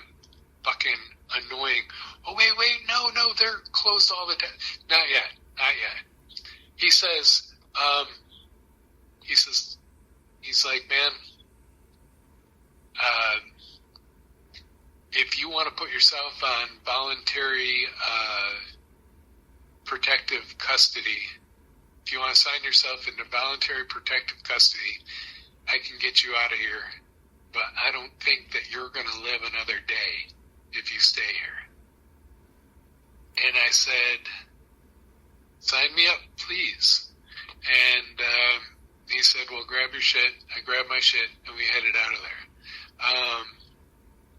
there. Did that include everybody, or? No, I said once he was walking me, when we were walking down there, I'm like, you're going to go back and get Robert also, right? My cellie. He's like, do you think he'll want to go? I'm like, hell yes, he will. So he drops me off in the place that's in between going from there to the next place I'm going to go to. And he goes back and he gets Morse. And Morse comes back. And while Morse is there, we tell him there's one other guy that's with us that should be with us, and we should all be going to this other place together. And I might be mixing up this timeline because he takes me and Morse from there, instead of into voluntary protective custody, he takes us to disciplinary restriction. Do you know the difference? I don't think I've ever been there. All right, so disciplinary restriction, they cuff you behind your back. They put you in your vault. They open the vault tray. You stick your hands out, and then they uncuff you, and then you're locked in there. And it's a total shithole dungeon, bottom floor, and it sounds like 100 times worse than the maddest part of an insane asylum. Loud, screaming, yelling, freaking batshit crazying all over the freaking place happening.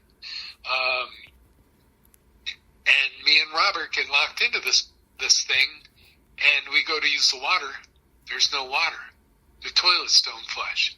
And we find out that they're only turned on for like an hour or like once a day or twice a day. And you have to do all your business at that moment. Robert immediately starts writing letters to the guards and sticking them under the door because our little, thing is closed, so you can't see that. And every time one walks by, he's like, Sir, please read that letter, please. So after 3 letters Robert writes, and the noise is in there is so much stimulation that I curl up on my bunk and I literally fall asleep from overstimulation. Can you imagine that? And when I would wake up and I would be so shell-shocked immediately that I would almost fall asleep again immediately from the pure dread and horror of the circumstance that we were in. We felt like we were forgotten and hidden away purposely from where we were supposed to be, because Robert seemed to know that we were supposed to be in there with you guys, and I didn't know anything about that. And apparently Meg's had people calling, had my wife calling, my wife calling the warden and calling the prison over and over again because we couldn't get on the phone for, I want to say 3 or 4 or 5 days. So people didn't know where we were at for a long time. I know, I remember, and I have the, on the tablet, the Getting Out app messages. Cindy was always asking me hey, there's a new guy there named James McGrew. Help him out setting up his commissary or whatever. I'm like, I don't know what you're talking about. There's no guy here named James. That guy's not here. And so and then again it would be hey, James's mother wants you to help him with it. And I'm like, I don't know what you're talking about. This guy's not here. So it was that's probably this. So yeah, there's very often there was this what would you call it? Communication gap. Yeah, communication gap and a delay from people getting into quarantine. And you guys were different too, because before you guys showed up, very often people were kept in the unit next to C2B, C2A. That's where they did their quarantine. Then I guess they stopped doing that, and so they just put you guys straight into Gen Pop. So yeah, that sucked. Yeah, so that was I definitely know what you're talking about. There were definitely people like, where are these guys? We're waiting for you and looking for you. You're just not there. All right, so I'm going to kind of shorten those two. Gen Pop, real Gen Pop, for 2 days was very short-lived. It was like a day and a half, like 2 nights and out shortly after. And then the disciplinary restriction, I finally got up and managed to get a guard's attention. And between me and Morse, we managed to convince him that we were supposed to be somewhere else, and somebody is doing the wrong thing, and when it gets out, somebody's going to get in trouble. And we managed to get him to get us out of disciplinary restriction. He acted like he was all upset, and, you know, somebody's head's going to roll for this. No doubt just an act, and he was probably part of the whole freaking scheme. And then we got moved to a holding area while we're waiting to move to C2B, and that's when we said to them, there's one other guy that should be coming with us. And we told them about McGrew, and McGrew actually came in there at the same time. So all 3 of us, I don't know if you remember this, but all 3 of us showed up, I believe, at the exact same time, didn't we? Yeah, the three of you pulled in at the exact same time through the door. Yep, so I don't even know where McGrew was at while they had us going through our own personal hell. But like I said, he seemed to, he could talk like them. He could talk like the most street-talking person on the planet when he wanted to. And I couldn't understand a damn word he said. But he could understand everything they said, and they could understand what he was saying. And I was like, damn, boy, I have no idea what you're even saying. You'd be like,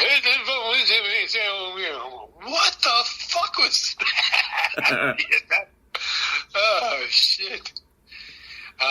Anyway, so there's 2 days of that, and then boom, we get to you guys. And by the time we get to you guys, you got to understand, between Pinellas quarantine, Grady, and the short stint in, well, I should say, DC quarantine, and then Gen Pop, and then disciplinary restriction.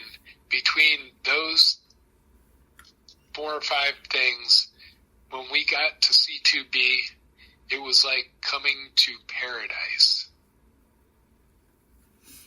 It's quite a description of C2B, but everything's relative. Everything's relative. There were open areas where you could sit down. There was a microwave. Did we have hot water? Usually, yeah. Yeah, we did. No. I mean, did we have a tap? We didn't have a tap. We didn't have a bun tap. We had to heat everything in the microwave. Yeah, you had to heat everything in the microwave. There was only you had to use. Yeah, you had to either use the faucet in your cell, or there was like a slop sink in the closet.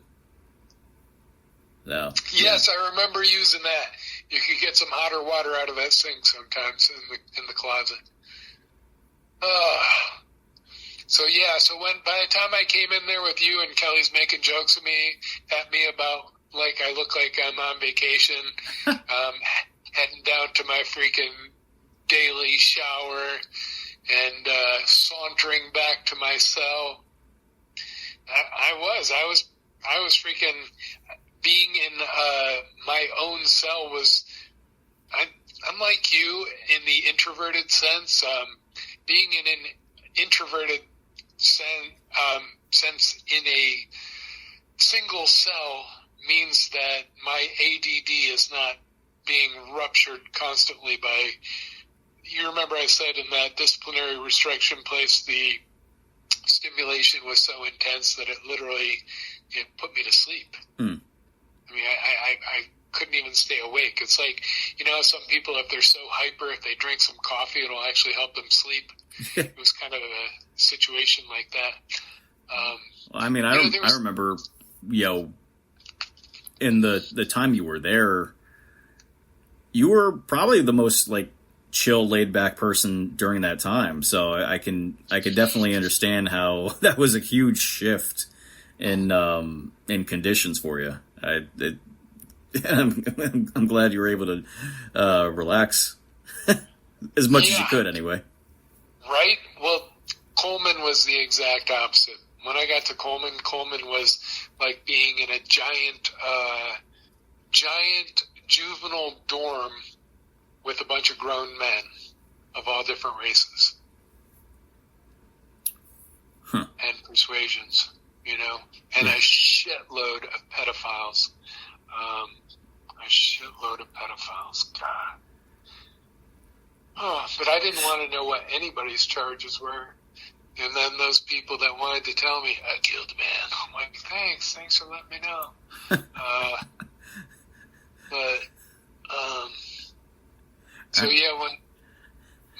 I killed 50 men. Appreciate it. Yeah. Oh, shit. I lost my train of thought. My bad. No, it's no big deal. When I got to C2B, I was able to get on the phone with Dina. Her and Isabel were so relieved. They'd heard so many horror stories by then. They were worried that I hadn't gotten killed just trying to get from point A to point B. And, there were definitely people that had that happen to them in the process that were J6ers. Whether they were badly wounded or killed, I'm not certain, but I know there was plenty of those circumstances. And C2B was just when I was out, either minding my own business or, searching for comfort where I could get it or giving comfort where I could give it. And, getting to know a bunch of new guys, man. And the sad thing is, there's only like a half a dozen people that I really remember. And one of them was you. One of them was, the kid. So at least one of them was me. That's good. Yeah, well, how could you forget the guy that did the Nazi skit? Of course. I mean, I'd be offended if you didn't. And then, Bobby. Geesewine. Yeah. There was a guy that wore glasses. He was short. He got kicked out for getting in a fight. I liked him. Was it Guy? Guy Reffitt? Yeah, I bet you it was Guy Reffitt. Yep. He got into a fight. He got into a fight with John Mellis. They had like a slap fight with coffee splashing everywhere. They got taken out for a few months. Yes, and I remember, of course, John. I remember the Mexican guy. I remember the fighter. Scott Fairland. Yes. Let's see. I remember the Special Forces guy. I've actually talked to him on Cowboy Logic with Don and Donna. Jeff McKellop. Jeff McKellop. That's funny, man. My memory sucks, man. You could have told me his name yesterday. I'd forget it today. And obviously, Kenny and Kelly. Who's the guy that? Who's the Hispanic guy that works for? Don now does some driving for him. Peter Steger. Peter Steger. I knew that what's his name had a terrible reputation, and we talked about that. The one that everybody seems to hate because he's a Buddhist one day, he's a Catholic the next day, he's a freaking Jew the next day. Jake Lang, yeah. Yeah.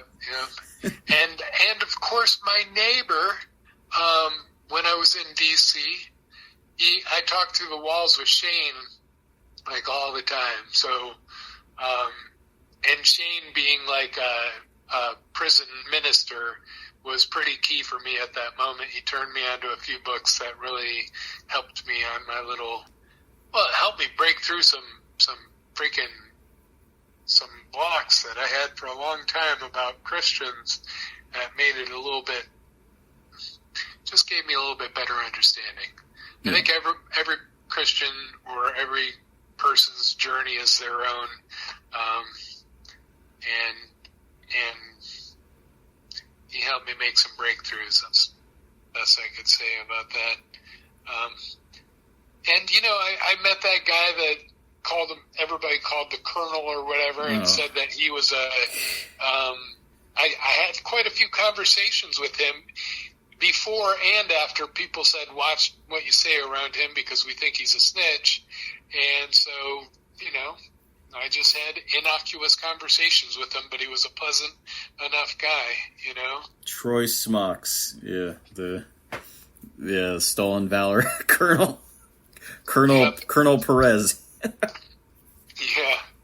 And then, the guy that had the tantrums a lot, the one that, moved upstairs, that's the one who I thought moved upstairs. He was a proud boy. His similar situation to me, troubles with the family at home, although I hadn't, had the troubles with the family at home yet. Like he was concerned about financial concerns for his wife and family, but people helped him get a Give Send Go account set up and helped him get squared away. A proud boy who threw tantrums. Long hair. Was it Dominic Pizzola? Yeah. Okay, he definitely had long hair. I thought for a second, you might, because there were a few Proud Boys in there. I shouldn't say threw tantrums. I should say had a temper. That's fair. That's fair. I don't think Dominic would dispute that anyway. That was his key feature. But yeah, I remember him move. Yeah, he did have to move because he. Oh, did I leave out Jessica? Yeah, Jess Watkins. Oh, yeah, you're right. Yeah, her, you, Kelly, and Kenny were the Oath Keepers. And then I of course remember Cash very well, and of course I remember the guy that was all clean cut because they said he was a snitch also. Tom Civic. Yep.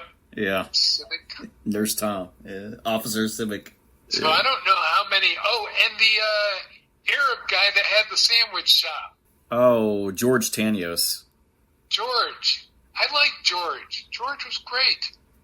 Yeah, him and his. So yeah, he and his co-defendant Julian Cater. They were the guys they falsely accused of murdering Officer Sicknick with a fire extinguisher, which never happened. So I think I remember a lot more people than I thought I remembered from there. It's just when you hear about them on the outside, you're like, is that who that was? Because you see them with their clean shave or dressed normally, and I think I'd recognize Guy Reffitt. I know I'd recognize Shane, and obviously Jess, and I've seen a lot of these people, believe it or not, since we've been out. Many of them down there, and many who I never met before down there in Naples when we all went down. Yeah, that's why, a lot of that time, I don't know about you, even at the most peaceful, even at the most peaceful moments, it's a lot of the experiences. Like I have a good memory, so I remember a lot of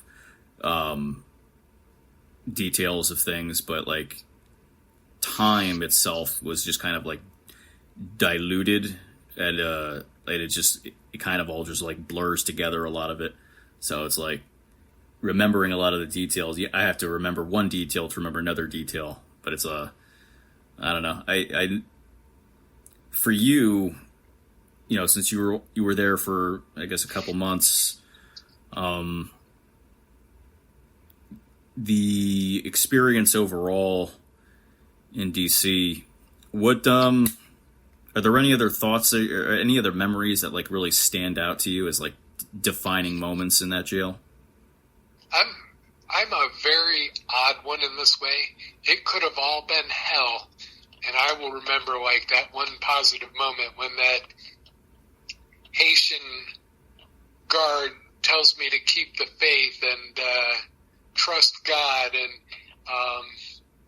remember a bad moment like on the basketball court where my leg is not working yet, and I'm trying to play basketball with these guys, and I can't juke. I can't stop on the dime on my right foot because it's going to give out. Or that time when James McGrew fakes like he's going to throw the ball at me, and he actually lets go of it.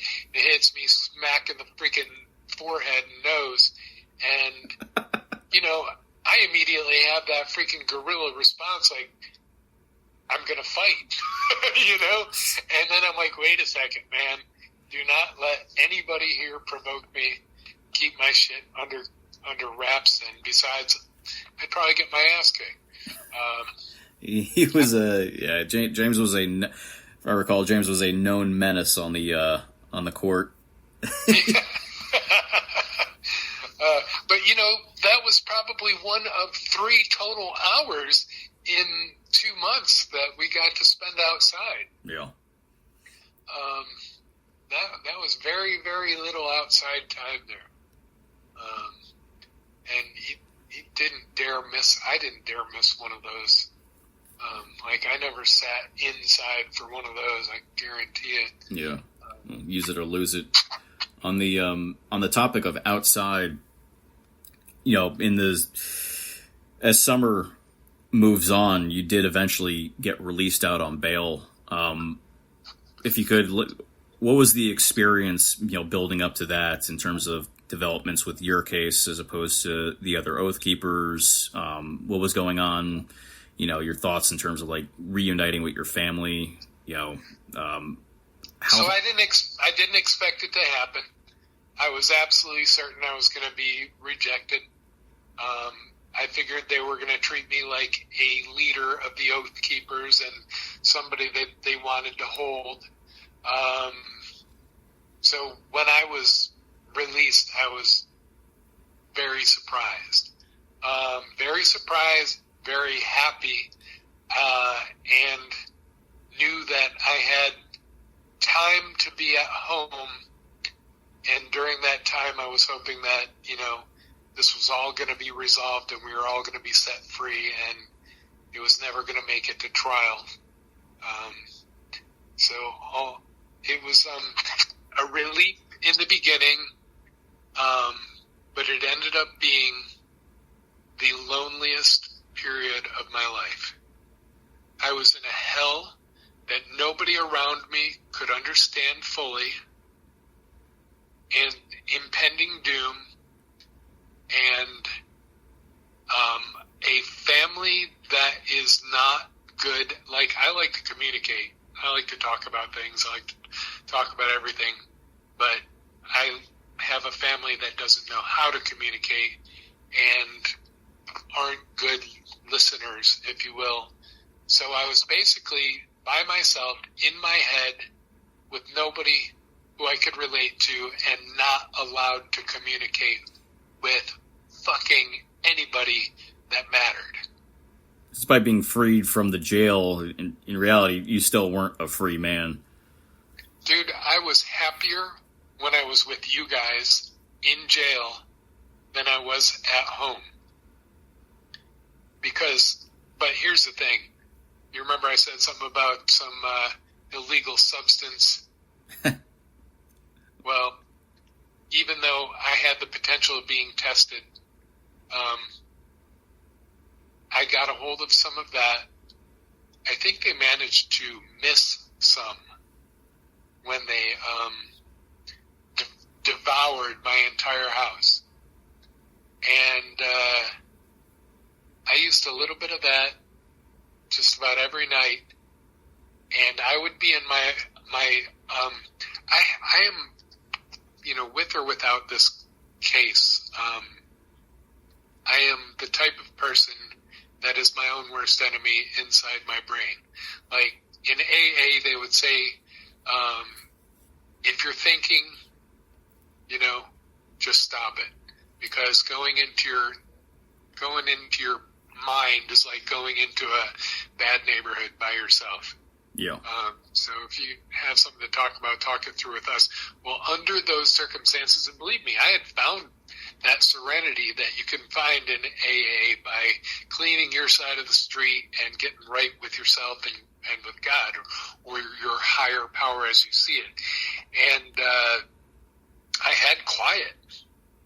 But in those circumstances, that quiet was still there, but I was mentally and emotionally making my physical body sick from the fear of the impending doom. And every single night, I would have a little puff or two, and I would get my only respite from that misery. And I'd have these moments where I would say to myself, geez, aren't I lucky? How many people that are like me get to have the prison experience? All this stupid shit that I would say to myself during those moments of not feeling like the weight of the world was on my shoulders and the impending doom was gone for just a few moments. I would have some really stupid conversations that would make me feel like none of this were true. I am, even whatever it is that's true, I'm breathing, I'm living, and that's good enough, And at that moment, being that I was sitting probably in my lanai, at my home with my family, it probably was pretty freaking decent compared to what I've been doing for the past year,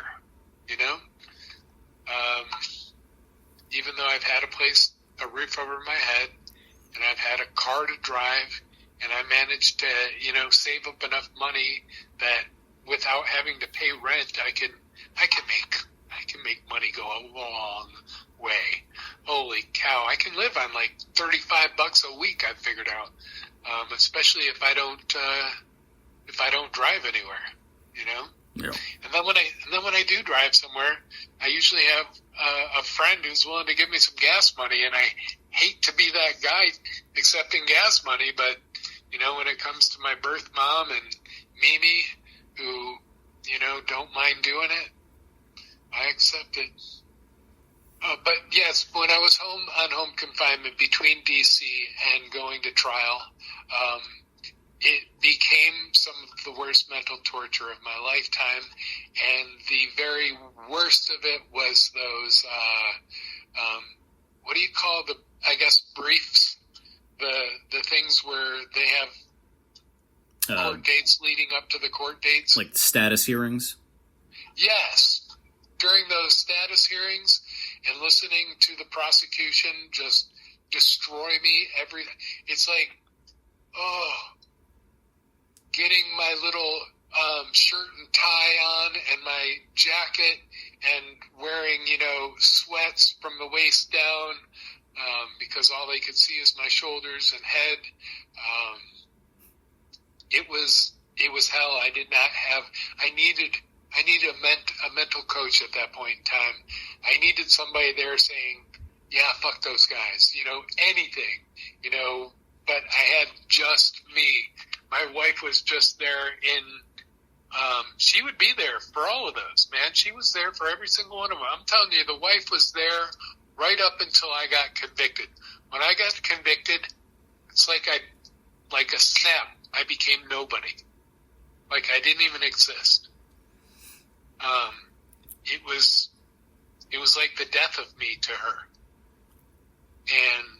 And that was a good long period of time. I think my conviction came in February, and they didn't put me in prison until then sentencing was in early June, and I don't think I went to prison until either July or August. That was in 2023, right? Yeah, it was in 2023. And during that period of time, my wife was either at work or she was at her sister's, and so was my daughter. And that was easily the worst, hellish time of my life. I was heartbroken that they didn't want to be there with me and for me. And I was completely alone. And I wasn't allowed to use the internet. I wasn't allowed to use a smart device. I theoretically wasn't even allowed to use Amazon Prime or Netflix to watch TV. And I broke those rules, Tim. Shh. I won't tell anyone. Yeah. I watched Netflix incessantly. And incessantly. I couldn't be alone with my own thoughts, and those TV shows were the only thing between me and thinking that and a little bit of substance at night. I believe that's called extreme streaming. You're an extreme streamer. I definitely extreme streamed. Radical streamer. Yeah. I should mention that when I was with Robert, we prayed every day. We read from the Bible every day. He's very biblical. He was very, he knew his Bible very well. And we also played this annoying game that he just loved to play, called 11 by 11 or something like that. Where you basically make 11 dots down and 11 dots across, and then you go all the way down the entire page, and then you circle 2, and basically, I don't remember how the game is even played, but we must have played that dozens of times, and I don't know whether he was just bad at it or let me win a lot, but that was one of my memories with Robert. And he's a good prayer. He would pray for us. He would read things from the Bible, like out of Daniel. I think Daniel might have been one of his favorites.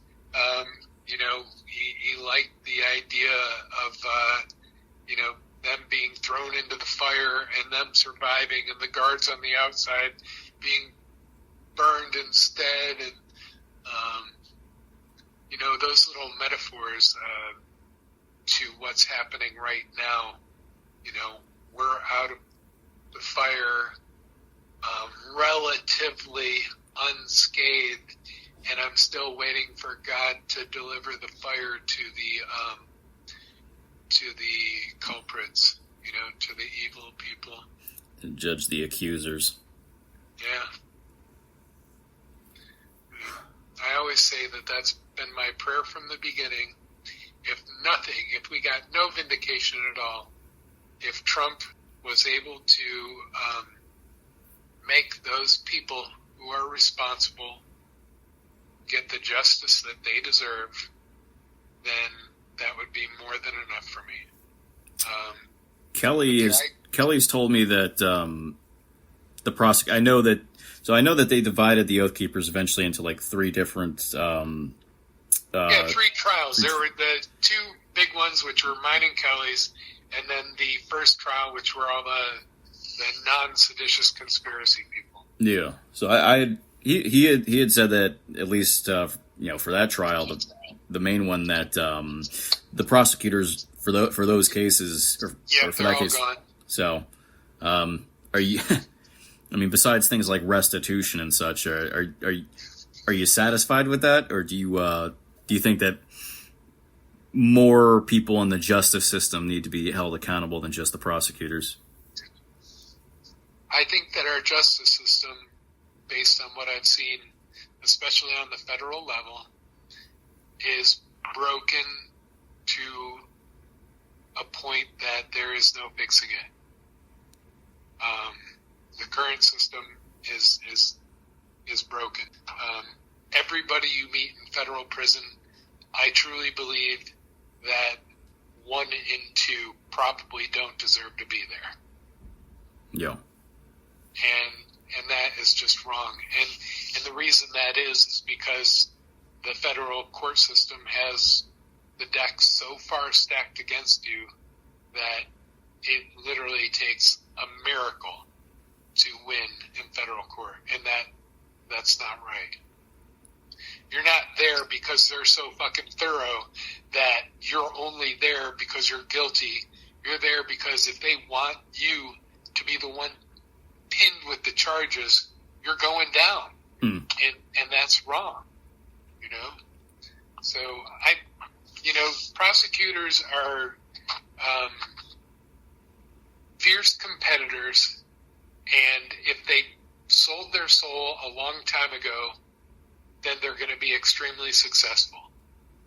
And this is kind of like the God thing. I know that those people will eat, if they have a conscience at all, cancer will eat them from the inside out. If they don't have any conscience at all, they'll probably live long and successful lives and be those miserable bastards that you wonder why and how they've survived so long. You know? Yeah. Do you, well, you had mentioned miracles. How about talking about, I know the basics of the Oath Keepers cases. I've talked, again, what we're doing now, I've done this with Jess, with Kenny, with Meggs, even with Caldwell. If you could, though, still, what stands out to you about the trials, maybe about Meta and your sentencing, and maybe let's talk about the end result of your case, and then of course the good news that just happened, which I would say it's a sort of a miracle. So I honestly have a differing opinion of Meta than most people. I genuinely believe that he has a good heart, and I genuinely believe that his conscience was with him when he was judging me and sentencing me. He even said that he believes the people that wrote how they have you write letters. You have letters of character reference. Yeah. He read the letters that were written for me, and he said that he honestly believes what he read, and he believes that I am the man that these people describe. And he said, with that, I regretfully, he literally said, I regretfully have to sentence you. And he went way below the guidelines that they had set for me. Yeah. That was and when you've dealt with 6 weeks of the prosecutional torture of them bringing up their lying witnesses, giving their horrific take on whoever's testimony or whatever circumstantial evidence that they happen to be fabricating from at the moment. Once you're beaten down to the level I was beaten down to, which was basically the mush at the bottom of a trash can that you accidentally stepped in after it seeped out through a hole. That's how low I was at the moment of sentencing, and his warmness in the sentencing left me thanking him for my sentence. Yeah, I've heard again differing accounts. So I mean, yeah, obviously you had the more excessive sentences for Kelly and for Stewart, but Kenny, I believe Maida said something to Kenny along the lines of, "I don't believe you're the person that I was told you were," or something along those lines. No, again, I don't know. Maybe, of course, I wasn't there, so and I don't know all the reasoning. I think ultimately, I don't think he should have sentenced you at all. But no, that's the 100% truth is none of us should have been in that predicament. If they wanted to bring us in for questioning and say, okay, you didn't do anything, go home, that sort of thing would have been fine. But what they did to us was they destroyed us. They purposefully destroyed us. Not to mention the sheer amount of you should have. I mean, granted, thankfully now the issue of a retrial isn't relevant, but I feel like that should have been affirmed immediately, considering how many witnesses committed perjury, not just like Harry Dunn or whatever, but oh my gosh, and coerced into perjury by the prosecution. Yeah, and I had my lawyer ended up representing Jessica Watkins, Jonathan Crisp, and I remember hearing stories about how one of the witnesses turned out to have been a pedophile who they gave like a pseudonym, like a fake name to testify under, something along those lines, just to provide false testimony. It's unbelievable, actually. It makes the most sense why we were our trial or our case was dismissed from that standpoint. Yeah. They don't need any more of this information being echoed. Yeah. Because, I mean, biased DC juries aside, the amount of evidence that you guys had, and again, even after you left, like I was there watching, Jess, Kenny, Megs every day, going through CCTV, going through Discovery, taking notes. This is a lie. We can prove this is wrong here. They hid this camera here.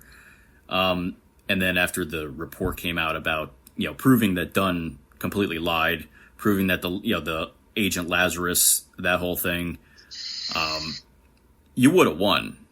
You would have won in any fair trial with the amount of lies that would have been exposed. That would not have been good press for them at all. So with that, and it would lead to potential punishment for all involved. Rightfully so. What follows your conviction? I mean, obviously, of course, as you said, unfortunately, you're basically ghosted by your own family. And then, of course, wrongfully or not, I mean, you do get sentenced, even if it was under the guidelines. Like, even though you thanked him, and I'm kind of like jumping all over here, but even though you were grateful for the sentence being under the guidelines, I mean, still, what's going through your mind? You're being sentenced to prison. Like, what happens? All I cared about was that he let me come to sentencing on my own recognizance, and then he let me drive back home from sentencing on my own recognizance, and he let me self-report to prison on my own, I don't know if the right word is recognizance. So all that's in my mind, the second I'm sentenced, is I get to go home for a period of time. Yeah. And I'm going to enjoy it. Here's the thing I did not see happening. On the drive home from DC, I am now driving my wife and Colleen, her best friend, to meet at the intersection of basically where you would get off to go to Norfolk off of I-95. I'm meeting her parents to drop Colleen and Dina off, and her parents are going to take them to their house so they can spend time with them, and then they're going to come home from there. So I dropped, oh, by the way, the whole time I was in D.C. going to court before Christmas and after Christmas, 3 weeks before and 3 weeks after, my wife did not come to where I was staying one time. She came into town for the decision, by the jury, and she did not come to stay with me. She stayed in the hotel with her friend, and when when we came back up for sentencing, the same thing was true. I came up by myself, and then she flew into town, stayed with her friend, and then I dropped her and her friend off at her mom and dad's. And instead of coming home soon after, like a day or two, they stayed there for a whole week, and then her parents drove them back to Florida, and they only dropped into the house for about 5 minutes to grab some odds and ends, and then they went straight over to her sisters, the whole family. Her mom, dad, her, and my daughter. Actually, my daughter was already at her sister's, so when I came home from sentencing, and I'm in the hell that I know I'm going to prison, see, that's the thing. When my family was with me, it didn't matter.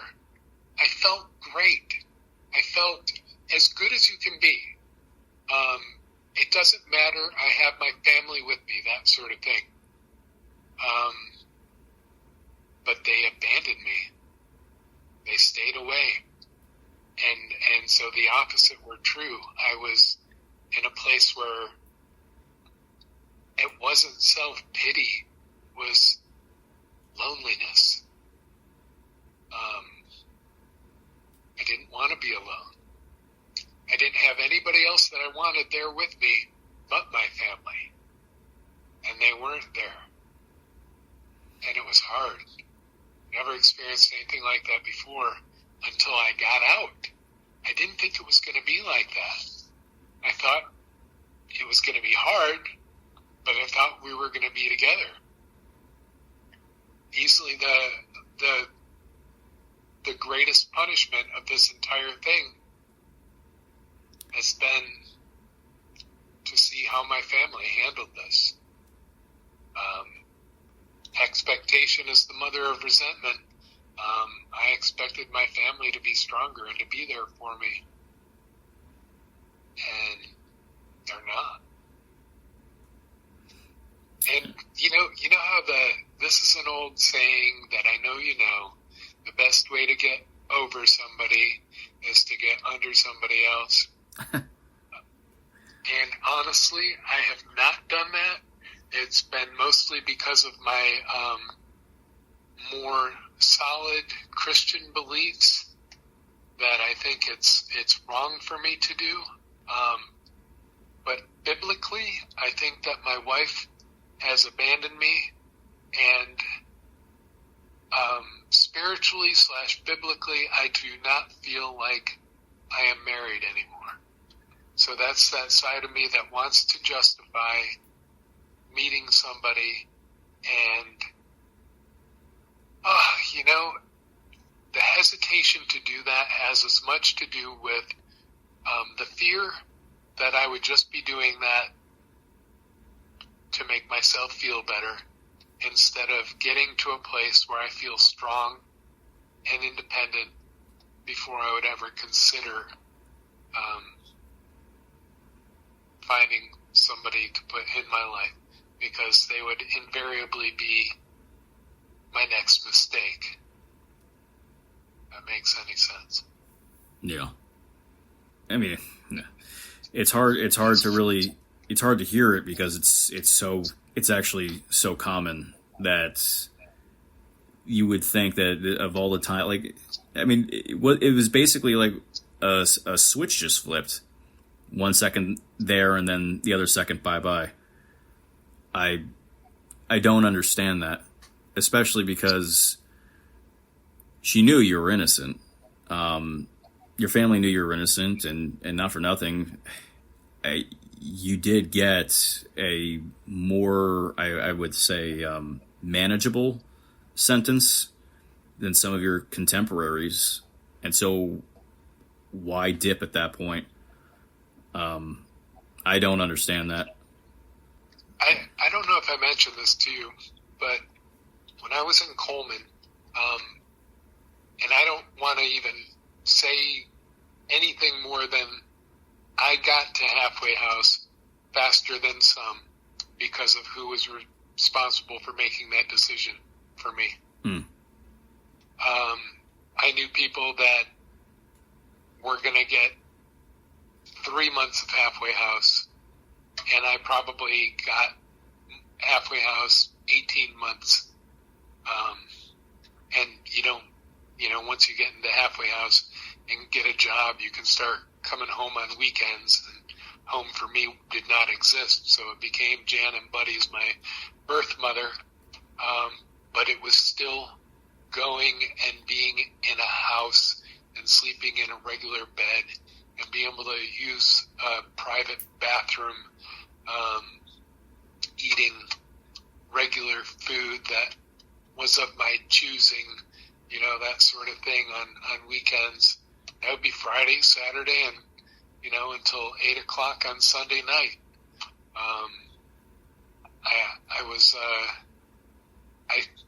I was only in prison, I want to say, I'm not counting the jail time leading up to and after DC. I was only in prison, I want to say, 18 months, and then add 3 months, so like 21 months total. I could be wrong on this. I honestly don't know. Let's see, if you go from August of 2023 until January of 2025, right? When the commutations went through, when Trump was inaugurated in January 20th, 2025. Because the election was 24, and then it carries over to the next year. So it was only all of 24 that I was in prison, plus August, September, October, November, December. That's 17 months plus 3. So like 20 months. I only spent 20 months behind bars if you don't count. Oh, wait. If you take out halfway house, that's why I think it comes down to like 16 months. Because I get out August, that's September, October, November, December. 4 months off of that. Yes, no, that's 16 months. 16 months behind bars, 4 or 5 months of halfway house, and then Trump releases us. Yeah, believe me, I know. I mean, David Morshell was in halfway house just maybe 3 weeks before I got there. And we got out at the same time, when Trump let us all out. Yeah. And, believe me, I count my blessings for, isn't that funny? That's the thing. When things are so shitty, it's amazing what you'll count as a blessing. Yeah. I'm sitting here in an empty house by myself with no kitchen, no air conditioning, and, I'm pretty happy about it. I'm happy I got a roof over my head, Yeah. Time and my mind get away with me, and they can be destructive. And I started to mention, when I was an alcoholic, I had and this is before recovery, I had a hamster wheel that would be going 24/7. And because of that, I had an incredible memory. Because when you work your brain 24/7 like that, it's amazing how sharp you get. But when you learn to find peace and you quiet your mind, shit that's unimportant just fades away like it was never there.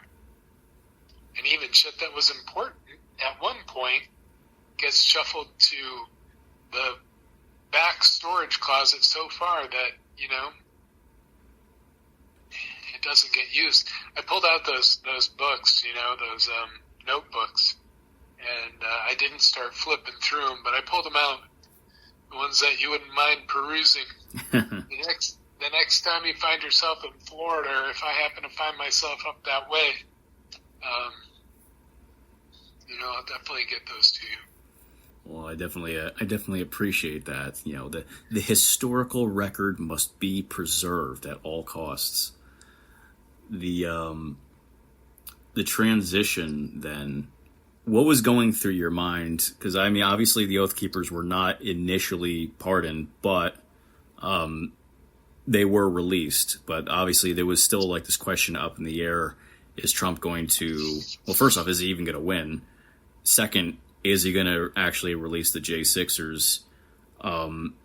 In spite of, I guess the distance from your family, what level of hope did you have when you were in prison that it was going to work out?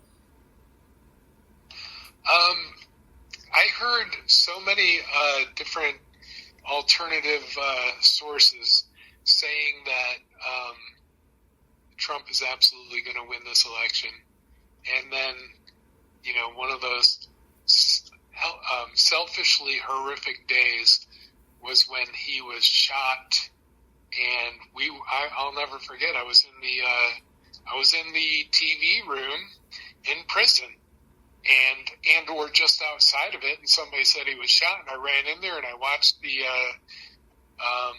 videos over and over and over again, and you would not believe how many people in Coleman prison, black, white, or whatever, Hispanic, were Trump fans, because they were a hell of a lot louder than the people that were not. And they freaking cheered when he put his arm up after getting shot and then standing up. Fight. Oh my gosh. But yeah, that was a horrific and selfish moment, because all I cared about was that he survived, not just for our country, but for me and my co-defendants and everybody else that had been wrongly convicted and accused. Yeah. I know I went off topic there. No, I mean I think it's actually super relevant. I was out by that point. I watched it live. But I mean, the amount of J6ers who were incarcerated at the time, I can't imagine the amount of adrenaline / panic that different people had. It's just like, that's the one guy. I mean, keep in mind, people getting out when they did was I'm not calling it a fluke, because it's not a fluke, but imagine everything was riding on that one guy getting elected. And if he didn't, nothing would have happened. It would have gotten worse. Killed. Yeah. Yes, and yes, absolutely. So, I mean, he does get elected, and January 20, he signs those pardons. On January 19, before his inauguration, what's going through your mind then? Nothing. No expectation. Hoping, but not. I definitely am not the one to count my chickens before they hatch. Yeah. And then when I finally do get the news at like 8 p.m. on the 20th, I'm excited for about 5 minutes. And then, because I already have a phone in the halfway house, I receive a text from David Morshell with a list that he and I are on. Uh-oh. Of the commutation. So I had about 5 minutes of high, followed by an immediate punch in the gut, and not really really knowing what that means for me, except for the fact that I know that I get to get out. Now, I get out, and apparently within 48 hours, I'm supposed to report to a probation officer because I'm commuted, not pardoned. And I don't do this. And he's chasing me down, and I'm talking to my attorney going, wait, I'm done, right? She said, yeah, but he doesn't get it yet, and this information hasn't. She's like, just go meet with him. And, he was harsh on me. He told me he's going to send this up to D.C. and let them decide what to do with me. And when I finally met with him, which was like 72 hours later, and he put me in another, state of horrid shock. I went from being happy to be out to being, oh my God, I'm going back.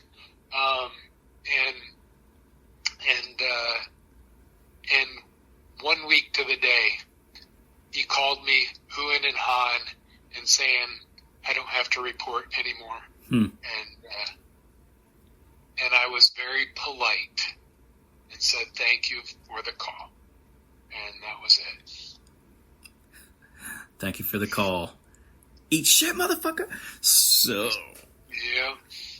So, the point comes, okay, you're out, commuted, not pardoned. What is life like in the aftermath of all this until the news that just came out yesterday? Do you talk to your family at all? What is your living situation? Obviously, you lost your practice. What is the stream of consciousness running through you for the past year? All right, so I'm in the halfway house, and I find that job like a needle in the haystack. Chiropractor that happens to know me from a conversation almost 20 years ago, and I'm working for the corporation that bought him out. So I still have a job. I'm going to every day of the week, and I'm living at Jan and Buddy's, my birth mother and her husband, who I now think of like a stepdad. And so I'm still just kind of working my tail off at a job that puts good use to my knowledge and my abilities. I feel a sense of purpose, but there is a tremendous amount of walking, and I have, rough knees and back, which are acting up. So I'm kind of suffering just doing that work. And they were relatively high volume, upwards of 300 people a week through that office. And I had contact with just about every single person that walked through those doors. I get let out, but I continue to work. There's no break. There's no immediate vacation. And I go on and start doing like Shane did, and traveling all over the country and talking and raising money. I'm basically still in the mindset of the halfway house, It was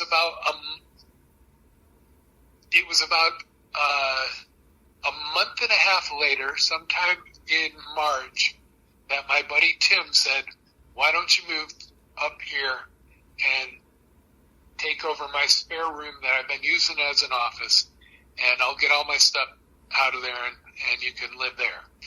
And I started out paying him like $600 a month, and then he lowered it to $500 a month, and I lost my job at like middle of April, like a month later. And I continued to pay rent, and eventually by like October, November, he said, why don't you skip rent this month? So I gratefully let me skip rent, and then I transferred money to him the month after. And he's like, well, why are you doing that? I told you to skip rent. I'm like, oh, I thought that was just for a month. So the point being, he didn't charge me rent from December through when I moved in here just a couple weeks ago. And I was supposed to move into somebody that wanted, I thought $500 a month for rent, but it was going to be $1,000. And then they backed out last minute because she was a widowed older woman, and her son did not want a man that he did not know moving into her house with her. So that evaporated 2 days before I was supposed to move. And then I called around to friends and ended up in this circumstance. You asked me what it was like. So immediately after I was let out, or after I was let go at the chiropractic office, I started doing research to get my hernias fixed. I had 2 hernias that I knew of, and a third one that I did not know about. I had done a little bit of research while I was in the halfway house, and I found the place that I thought was going to be the best option to pay cash for. I had a friend who loaned me the money to do it, and obviously I don't have the money to pay them back, not at the moment. But they paid out nearly $11,000 for me to get 3 hernias corrected, and I got those done exactly 1 week to the day after I quit my job. And then I spent the next 3 months, because I got a type of surgery that didn't involve mesh. It only involved sewing your tissue back together and taking tissue from other parts, your insides, while they have it opened up, to create a strong place to bond that new tissue to. It's an amazing surgery, and for anybody that had to have hernia surgery, I'd say it's worth making a trip to Fort Myers, Florida, just to get that done. And I was fortunate enough to be living in Sarasota, so I only had an hour and a half drive, and my friend Jim drove me down to do that. So I got that surgery. It's great when, certain things are great distractions. You know what I mean? Yeah. You have to deal with a health issue. It's a great distraction. It keeps you focused. It keeps you, so you got to get something done, and you have an excuse to not be working. So that was only meant to go on from all of June, and a chunk of August before I would consider doing anything that was laborious as far as work. Well, that August turned into September, October, November, December, January, February, and March, and even all the way to now. And probably conservatively put in about 300 applications, and I didn't get a single call back, Tim. I even had 2 people that were friends that were going to try and get me into where they work, and those fizzled out last second without explanation. So the work thing, you remember I said I'm not good at handling, I wouldn't want to be a salesman for one reason. I don't want to win in order for somebody else to lose. Chiropractic was a different story.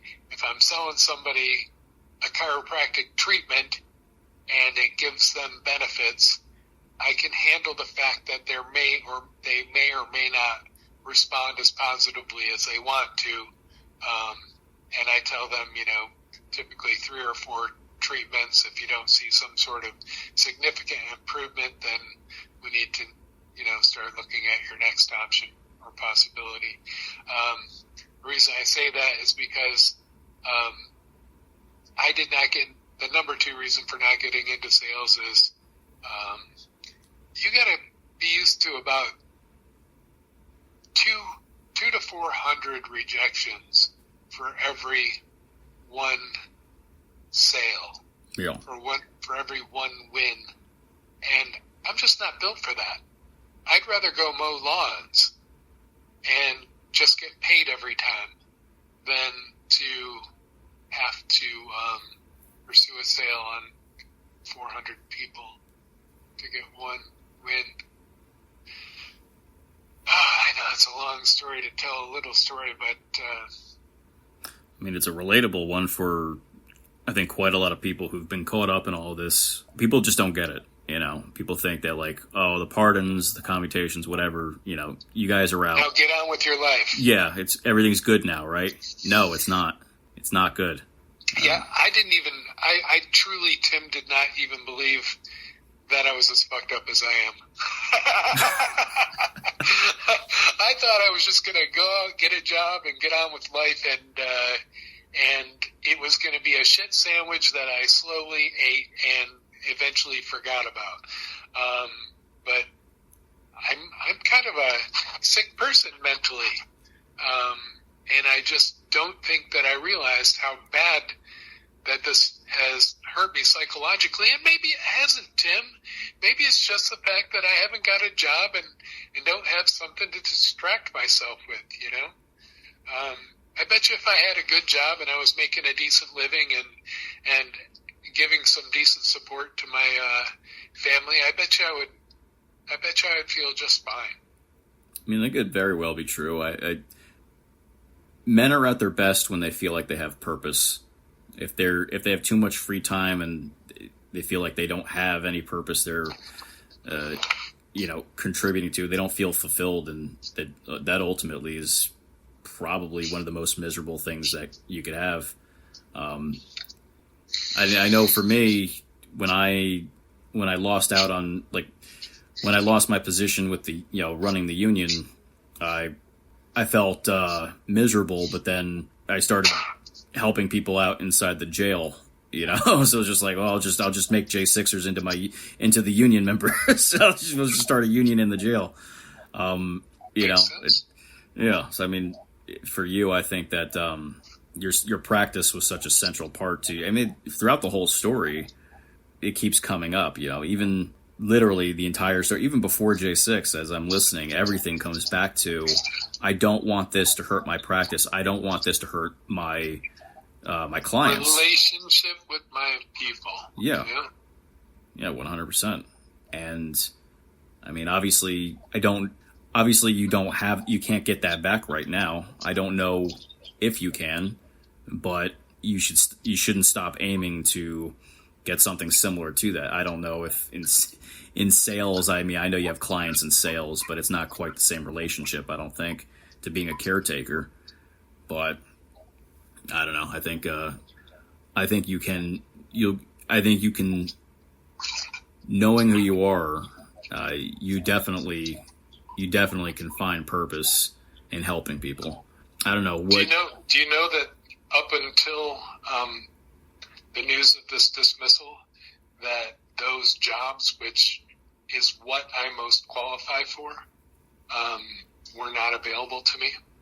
Because most of those things are corporately run, and level 2 background check happens, and any sort of felony when dealing with elderly or children is an instant disqualifier. And now with everything not pardoned but vacated. So vacated. Tell me about this. Kelly was saying that even with the pardon, there's still going to be some remnants that you're going to have to do some work to make disappear completely. I mean, it shows up.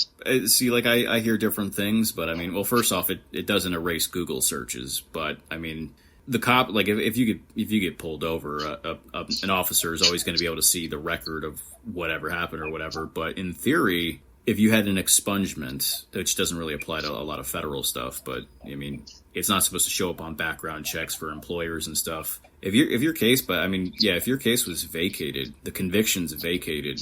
It's not like well, you did this, you got convicted, but we forgive you. You're not being forgiven. You're vindicated.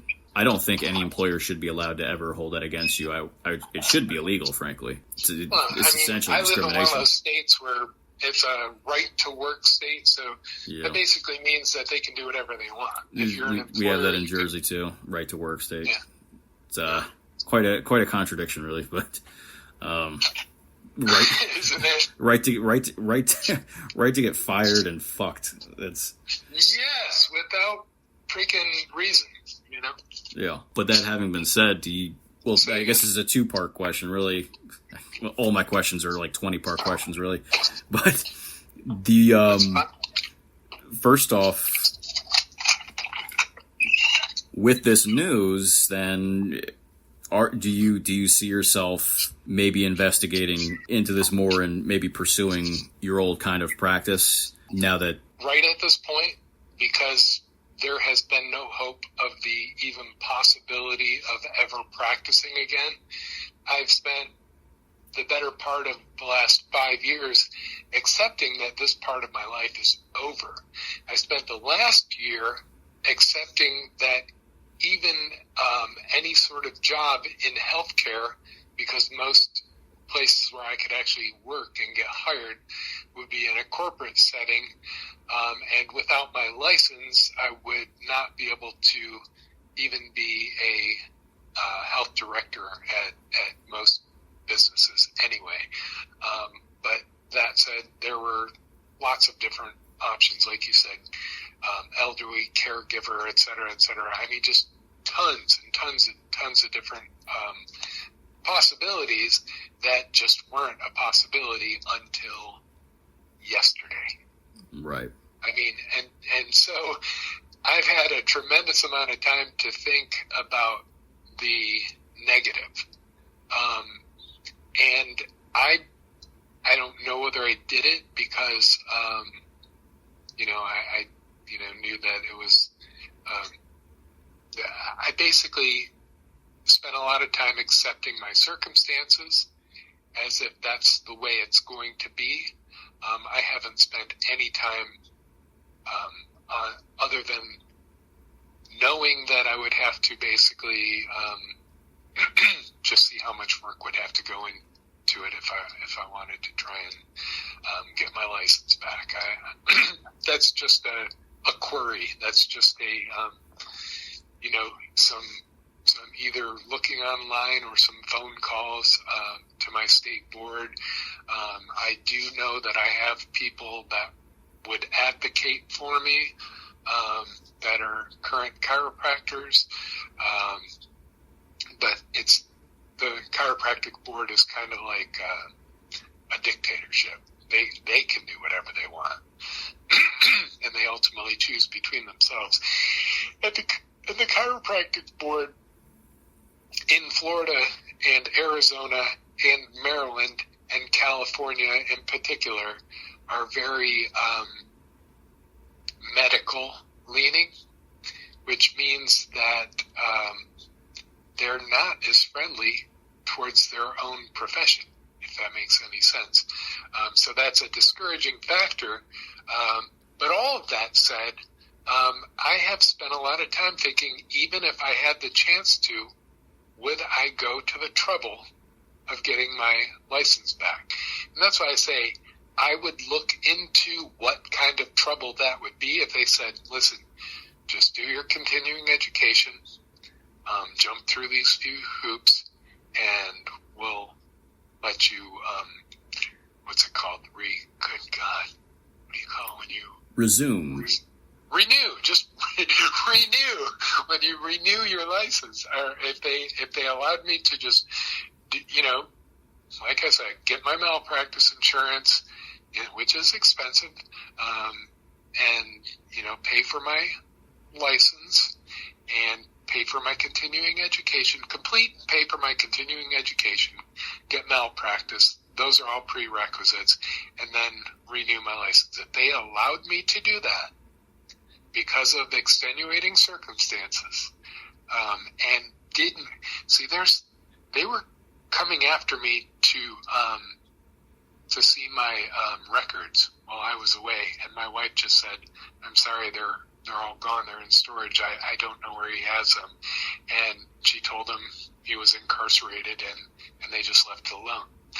But they are notorious for coming around for that stuff and being like a tax collector later and saying, okay, well, now that you're in the clear, let's see, where are your records from the last so many years? I'm like, I've been out of practice for 5 years. I'm only required to keep them for 4, and so they've all been destroyed.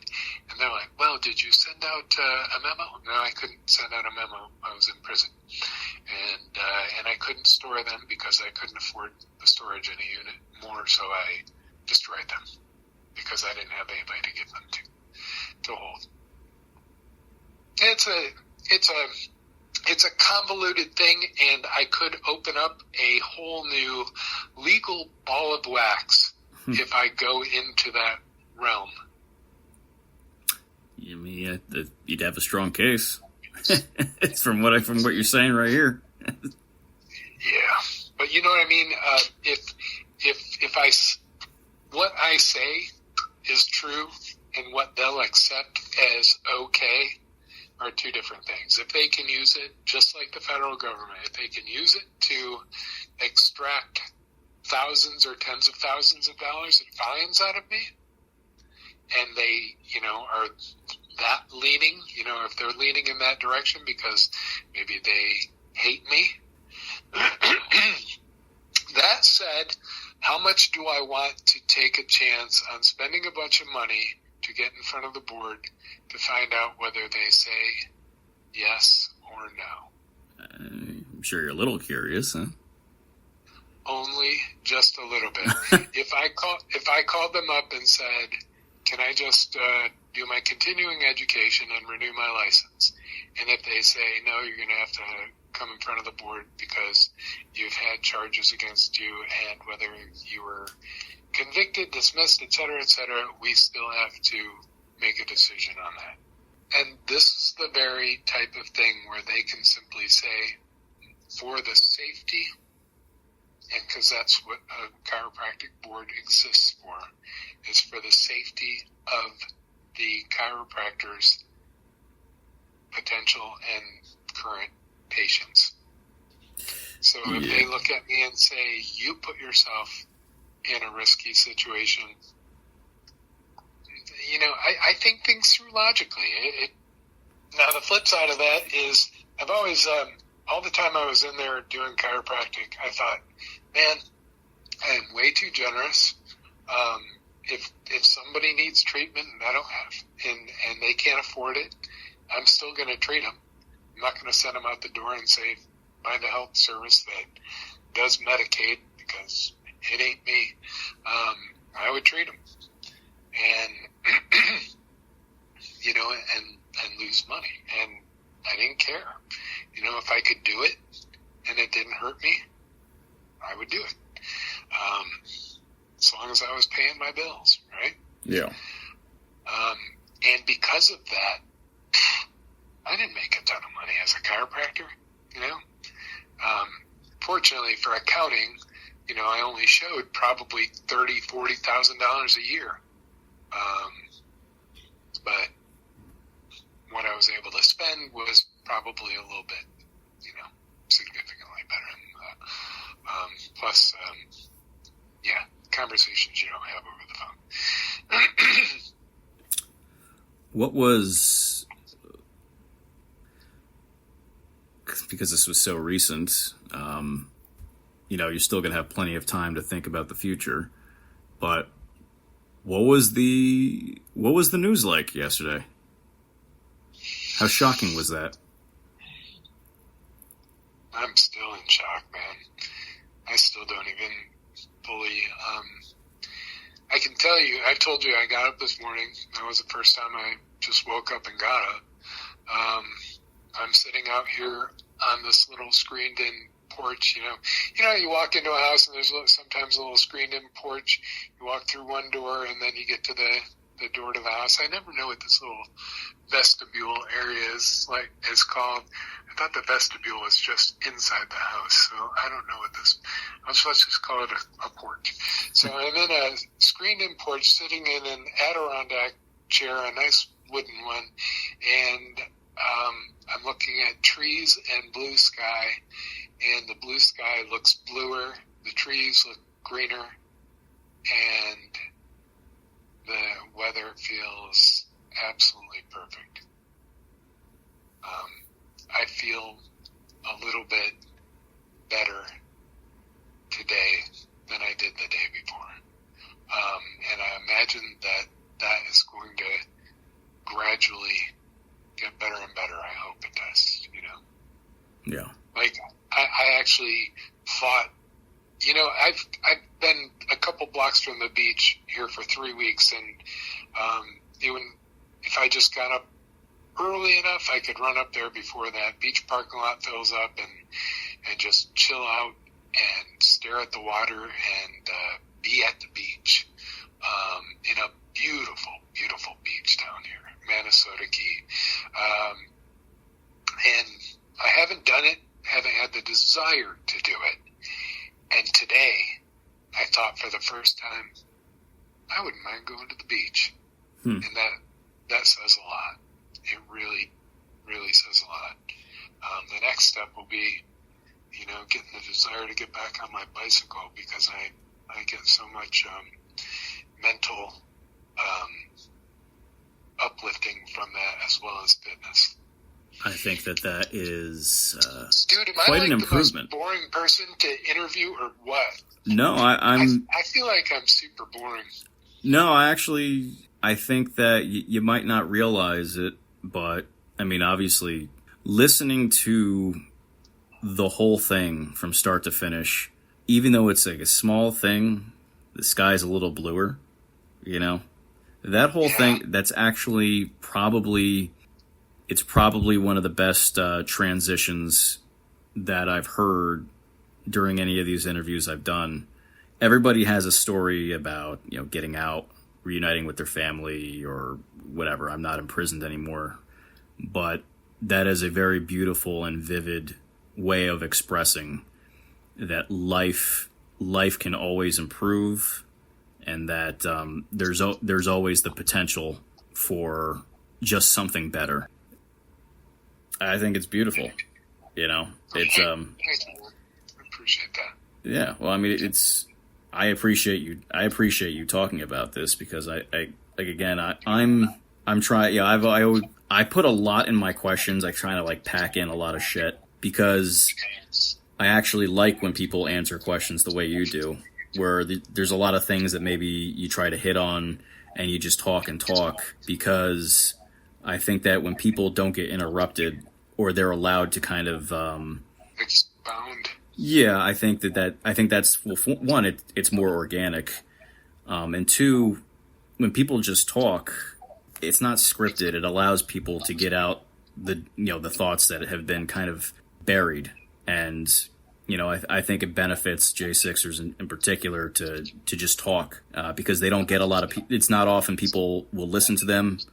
It's not often that they get to express what they've experienced, what they've endured, what they've thought. For a lot of us, we've been forced to kind of be like these islands. No man, of course, is supposed to be an island. It benefits J6ers. It benefits Americans in general to hear these things, so that they know that they're not alone in what they feel or what they've lived through or experienced. I think it's an important thing. And I also think, but again, just that last part, the sky can get bluer. The trees can get greener. I'm happy for the news that you got. I think it's a sign of good things to come, knock on wood. But For all of us, yeah. I genuinely hope, Joe, that you do give yourself that beach day, because you deserve it. You earned it. And I think that the time has always been there, but I think if there is a time, now is the time more than any for you to have yourself that beach day. Give it to yourself. You reminded me of something that's pretty crucial.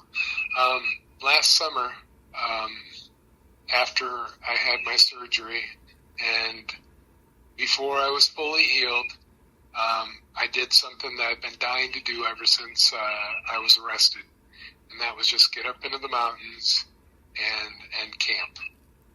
Bring either my hammock camping setup or a tent, and I did the tent and air mattress and car camped. And usually for the last 40, oh, that door's making a nice creaking noise. For the last 50 years of my life, in my adult life, I have gotten so much out of just getting into the woods, getting onto a trail, and going hiking. Well, I did make several trips while I still had a decent amount of money left in the bank from working, and I went up to North Carolina, and I stayed at my favorite place to stay. I got one of my favorite campsites that pushes right up to a crystal clear mountain creek that flows right behind my campsite, where I can set my camp chair up next to it. I even went to a different place and camped and ended up getting rained out and trapped by freaking fallen trees in the roads. But every single time I went, I slowly started to not desire to go anymore. I realized that it wasn't fulfilling because I wasn't free. I wasn't, and I'm wondering, because I feel like, wow, maybe a beach day would be good. It makes me wonder if I would enjoy that trip to the mountains now, because I made like 3 of them. I made like 3 trips, stayed for like a weekend 3 times. And I, paddled around on a paddle board, after I was healed up good enough that I felt like that wouldn't bother me too bad. Paddled around on a paddle board. I walked around in the woods. I sat at a campfire. Did all the things that would normally just be, over the top for me. Just, I'm that simple, just give me some woods and, and some amazing scenery. And that's like more than fills my tank. And, it didn't do a damn thing. I took tons of pictures. I took tons of video of myself, and I look at those pictures and videos, and I think, wow, that's some beautiful scenery. And I drove through the Smoky Mountains. I took pictures of the clouds in the mountains and the fog and this and that. The wildlife, pictures of, elk up close. And I look at the pictures. I'm like, oh, those are some beautiful pictures. And there was no feeling. Nothing came along with it. It did nothing for me. It was like a waste of gas. You know what I mean? Yeah. It was, what would you call it? Stale nature. Stale everything. Some people can make me laugh, and I can experience a moment of joy. But I can't watch a comedy. I can't watch a comedy right now.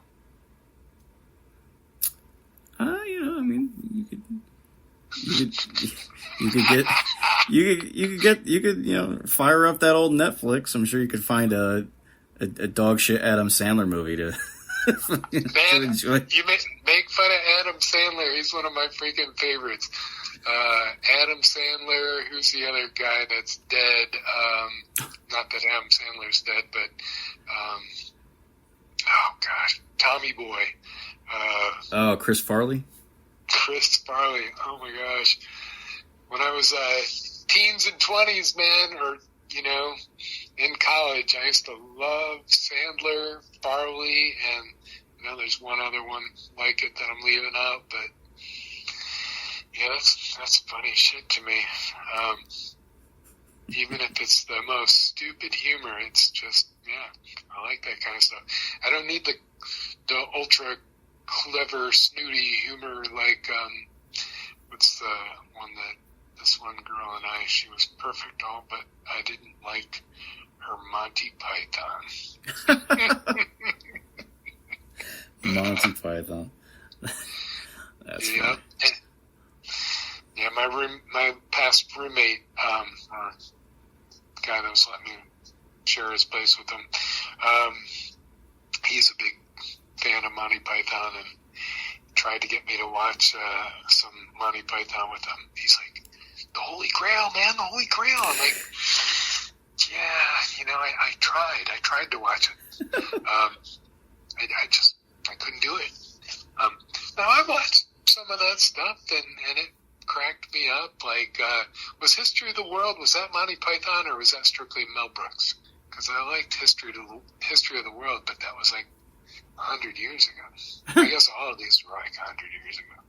Yeah, I mean, I don't particularly follow Monty Python in 2026. Well, they're not doing big things, I don't think. Oh, that's funny. Here comes the feds. Uh-oh. Oh, I'm just kidding. But shut it down. It was a white van. Looked like, kind of like a delivery van. Oh, they're backing into the neighbor's driveway across the... Yeah, it looks like if I was going to be incognito, I would drive around a white van that looks like I'm delivering, what do you call it? Amazon shit. Yeah. Who knows, man? I'm going to have that paranoia for a long time, I'm guessing. Well, I always say it's only paranoia if it's not true. Yeah. And you can't prove it one way or the other. There you go. Until it's too late, right?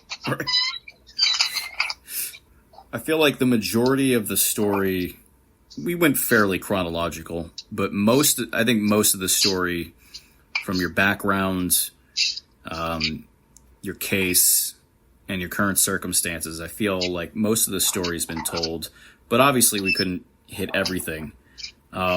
Is there anything that you would like people listening to know about your story that maybe we haven't covered?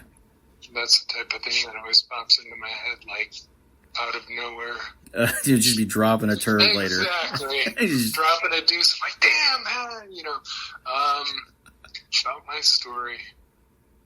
Let's see. I gotta tell you, I'm not one of those,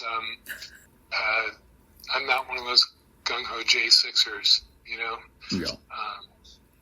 I'm not, J6, it's like my pinnacle moment in my world, in my life. It's just, happened to be the thing that shit all over my life. But it's not your entire identity. You're an actual person. That's crazy. Yeah.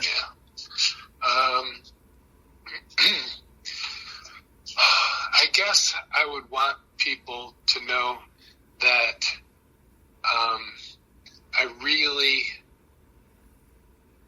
cared about the people who I had developed my practice with, and as when I was a chiropractor, I truly did not believe that if I wasn't a chiropractor, that it would affect me, that it would hurt me.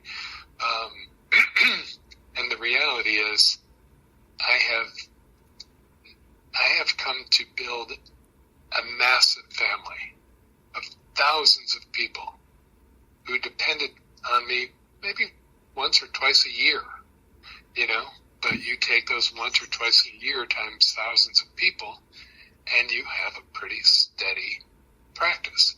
And there were plenty of people who I knew and saw every week or month for as many as 20 years. And they truly felt like family. And I regret having abandoned them. Yeah. I regret having abandoned them because chiropractic is a very personal profession. And there's a saying in chiropractic that every nut has has its wrench. And, one chiropractor may not work for you, but the fifth one might be perfect for you and completely give you something that you didn't even think were possible. And over the course of 20-some years of practice, a lot of those nuts find their wrench. Yeah. And without, without notice, I'm gone. And they're fending for themselves and starting that surge and that process over again. And I don't think I'm God. I truly think that, God will find them exactly what they need.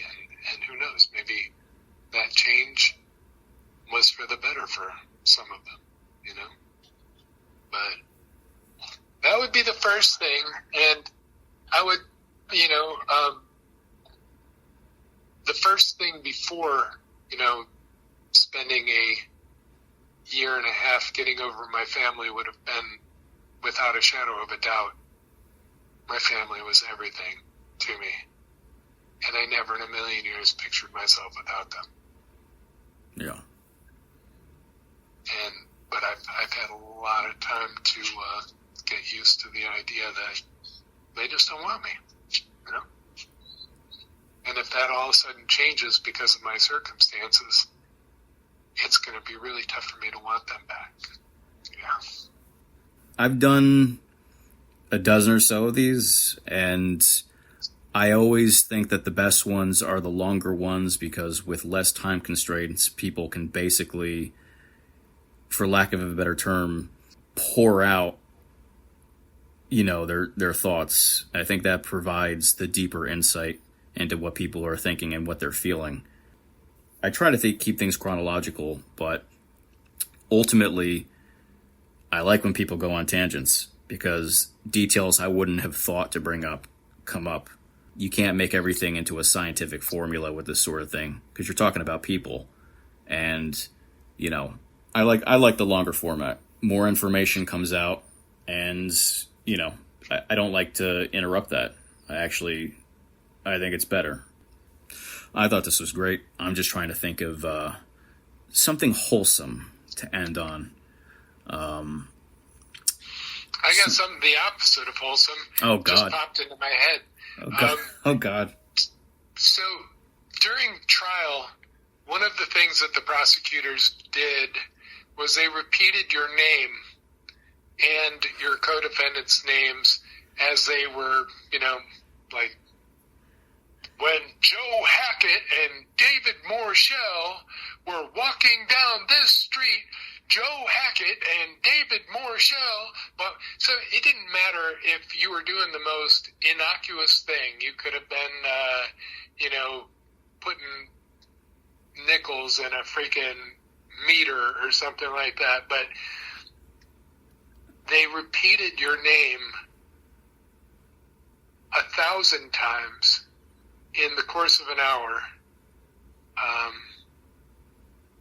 while just saying it negatively, just saying it like you're guilty. It just popped into my head how painful it was to hear my own name used like that over and over and over and over again. And I guess that's probably like that for every single trial. Yeah. Your own existence is an indictment. Yeah. Well, It would definitely make you... Well, when you were thinking wholesome, like doing the total... I was thinking more of like in terms of wholesome, I guess a positive note considering the recent developments, because I do think that it's vindication, and two, I think that again, it's not a guarantee, again, knock on wood, but I do think that it's a good sign for things to come.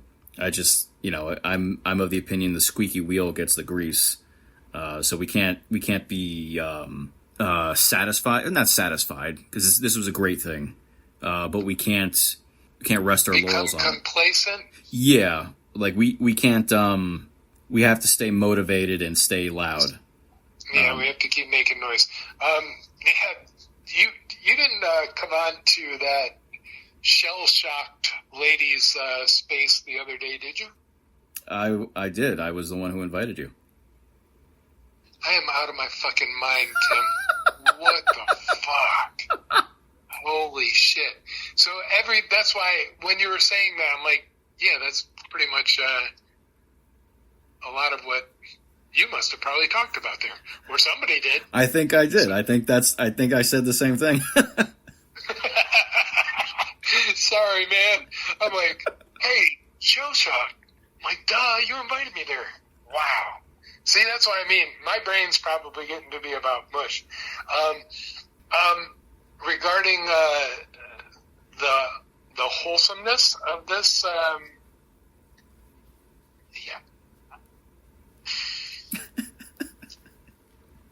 yeah. To me, this is just a crack in the door. Yeah. I don't know even what it looks like, because I'm gonna have to see that paper in front of me that says, you've been vindicated. Your unopposed motion to vacate convictions and to remand for dismissal with prejudice. Oh, I hope they don't roadblock that. But you've seen those already? You got to remember, Mr. Hackett, when you're rolling around in bed, the news was all the buzz. Everyone was talking about you. For real? For realsies. Really real. Yeah, I would be petrified right now to start making noise until I see until I see the absolute proof and see that it's done. Yeah. Which, that's prudent. It's prudent. Because, Now, we've seen that they can drag their feet. How bad can they drag their feet with this? Theoretically, I guess weeks or months. Realistically, I think it's probably going to happen fairly quickly. Just like when you saw the initial pardons, that stuff ended up getting remanded by the appellate courts within weeks. So I think it's going to happen fairly quickly. Just my assumption. I'm hoping. My attorney said, I found out yesterday at I think 1:30. Let's see. I just lost my train of thought. I think I'm losing my train of thought a lot right now. I think you need more coffee. I think I do too. Yep, I ran out of coffee a long time ago, and I've gotten a little bit of a sore throat from talking because I'm not used to. I don't get a chance to talk this much. I don't have anybody to talk to. I'm by myself. You know what's funny? You know who I talk to the most? Voice to text into my tablet when I ask questions I don't feel like typing out. My boy Joe here goes from having an iPhone 6 with a broken camera to becoming best friends with Grok. It's the worst. It's Google AI. Is Grok better? You know what? I did try Grok for a while, but you know what Grok kept doing to me? What? It kept saying, "Okay, you've asked enough questions for the day." Oh, it's there's different kinds of accounts. Yeah, you got to pay for unlimited, and it's not cheap. I'm gonna end this on a joke. How's that sound? All right, sounds good. All right. Well, I'm very grateful to Joe Hackett for telling the story of Joe Hackett.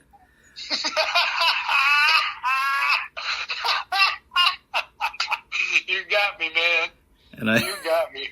And I do hope that Dr. Hackett is able to use the great developments that have happened to chart a path forward for himself, because I know that he deserves as great a life in the future as he had before all of this bullshit happened to him and our fellow defendants.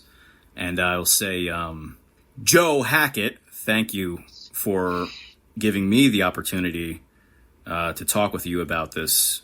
I know that you've been basically silent for these more or less these past 5 years over this, and I think the world benefits from hearing your story, and I hope that you benefit from being able to speak about it. And the last thing I'll say is I really do hope that Joe Hackett wakes up early tomorrow and gives himself that beach day, because Joe Hackett really deserves it. I appreciate that, man. I do, and I appreciate you taking all this time, because it's some work. I know it is, man. And there's more work, I know, after the fact. So thanks for taking the time, and I truly think that maybe that sky looked a little bit bluer and brighter today when I walked out there, owing much to being able to spew all this information with you. I think so too. Absolutely. I thank you very much, brother. I love you. Don't forget. All right, love you too, man. I appreciate you. You got it. Godspeed, right. Joe Hackett. Godspeed, Tim Hale. Have a good night, man.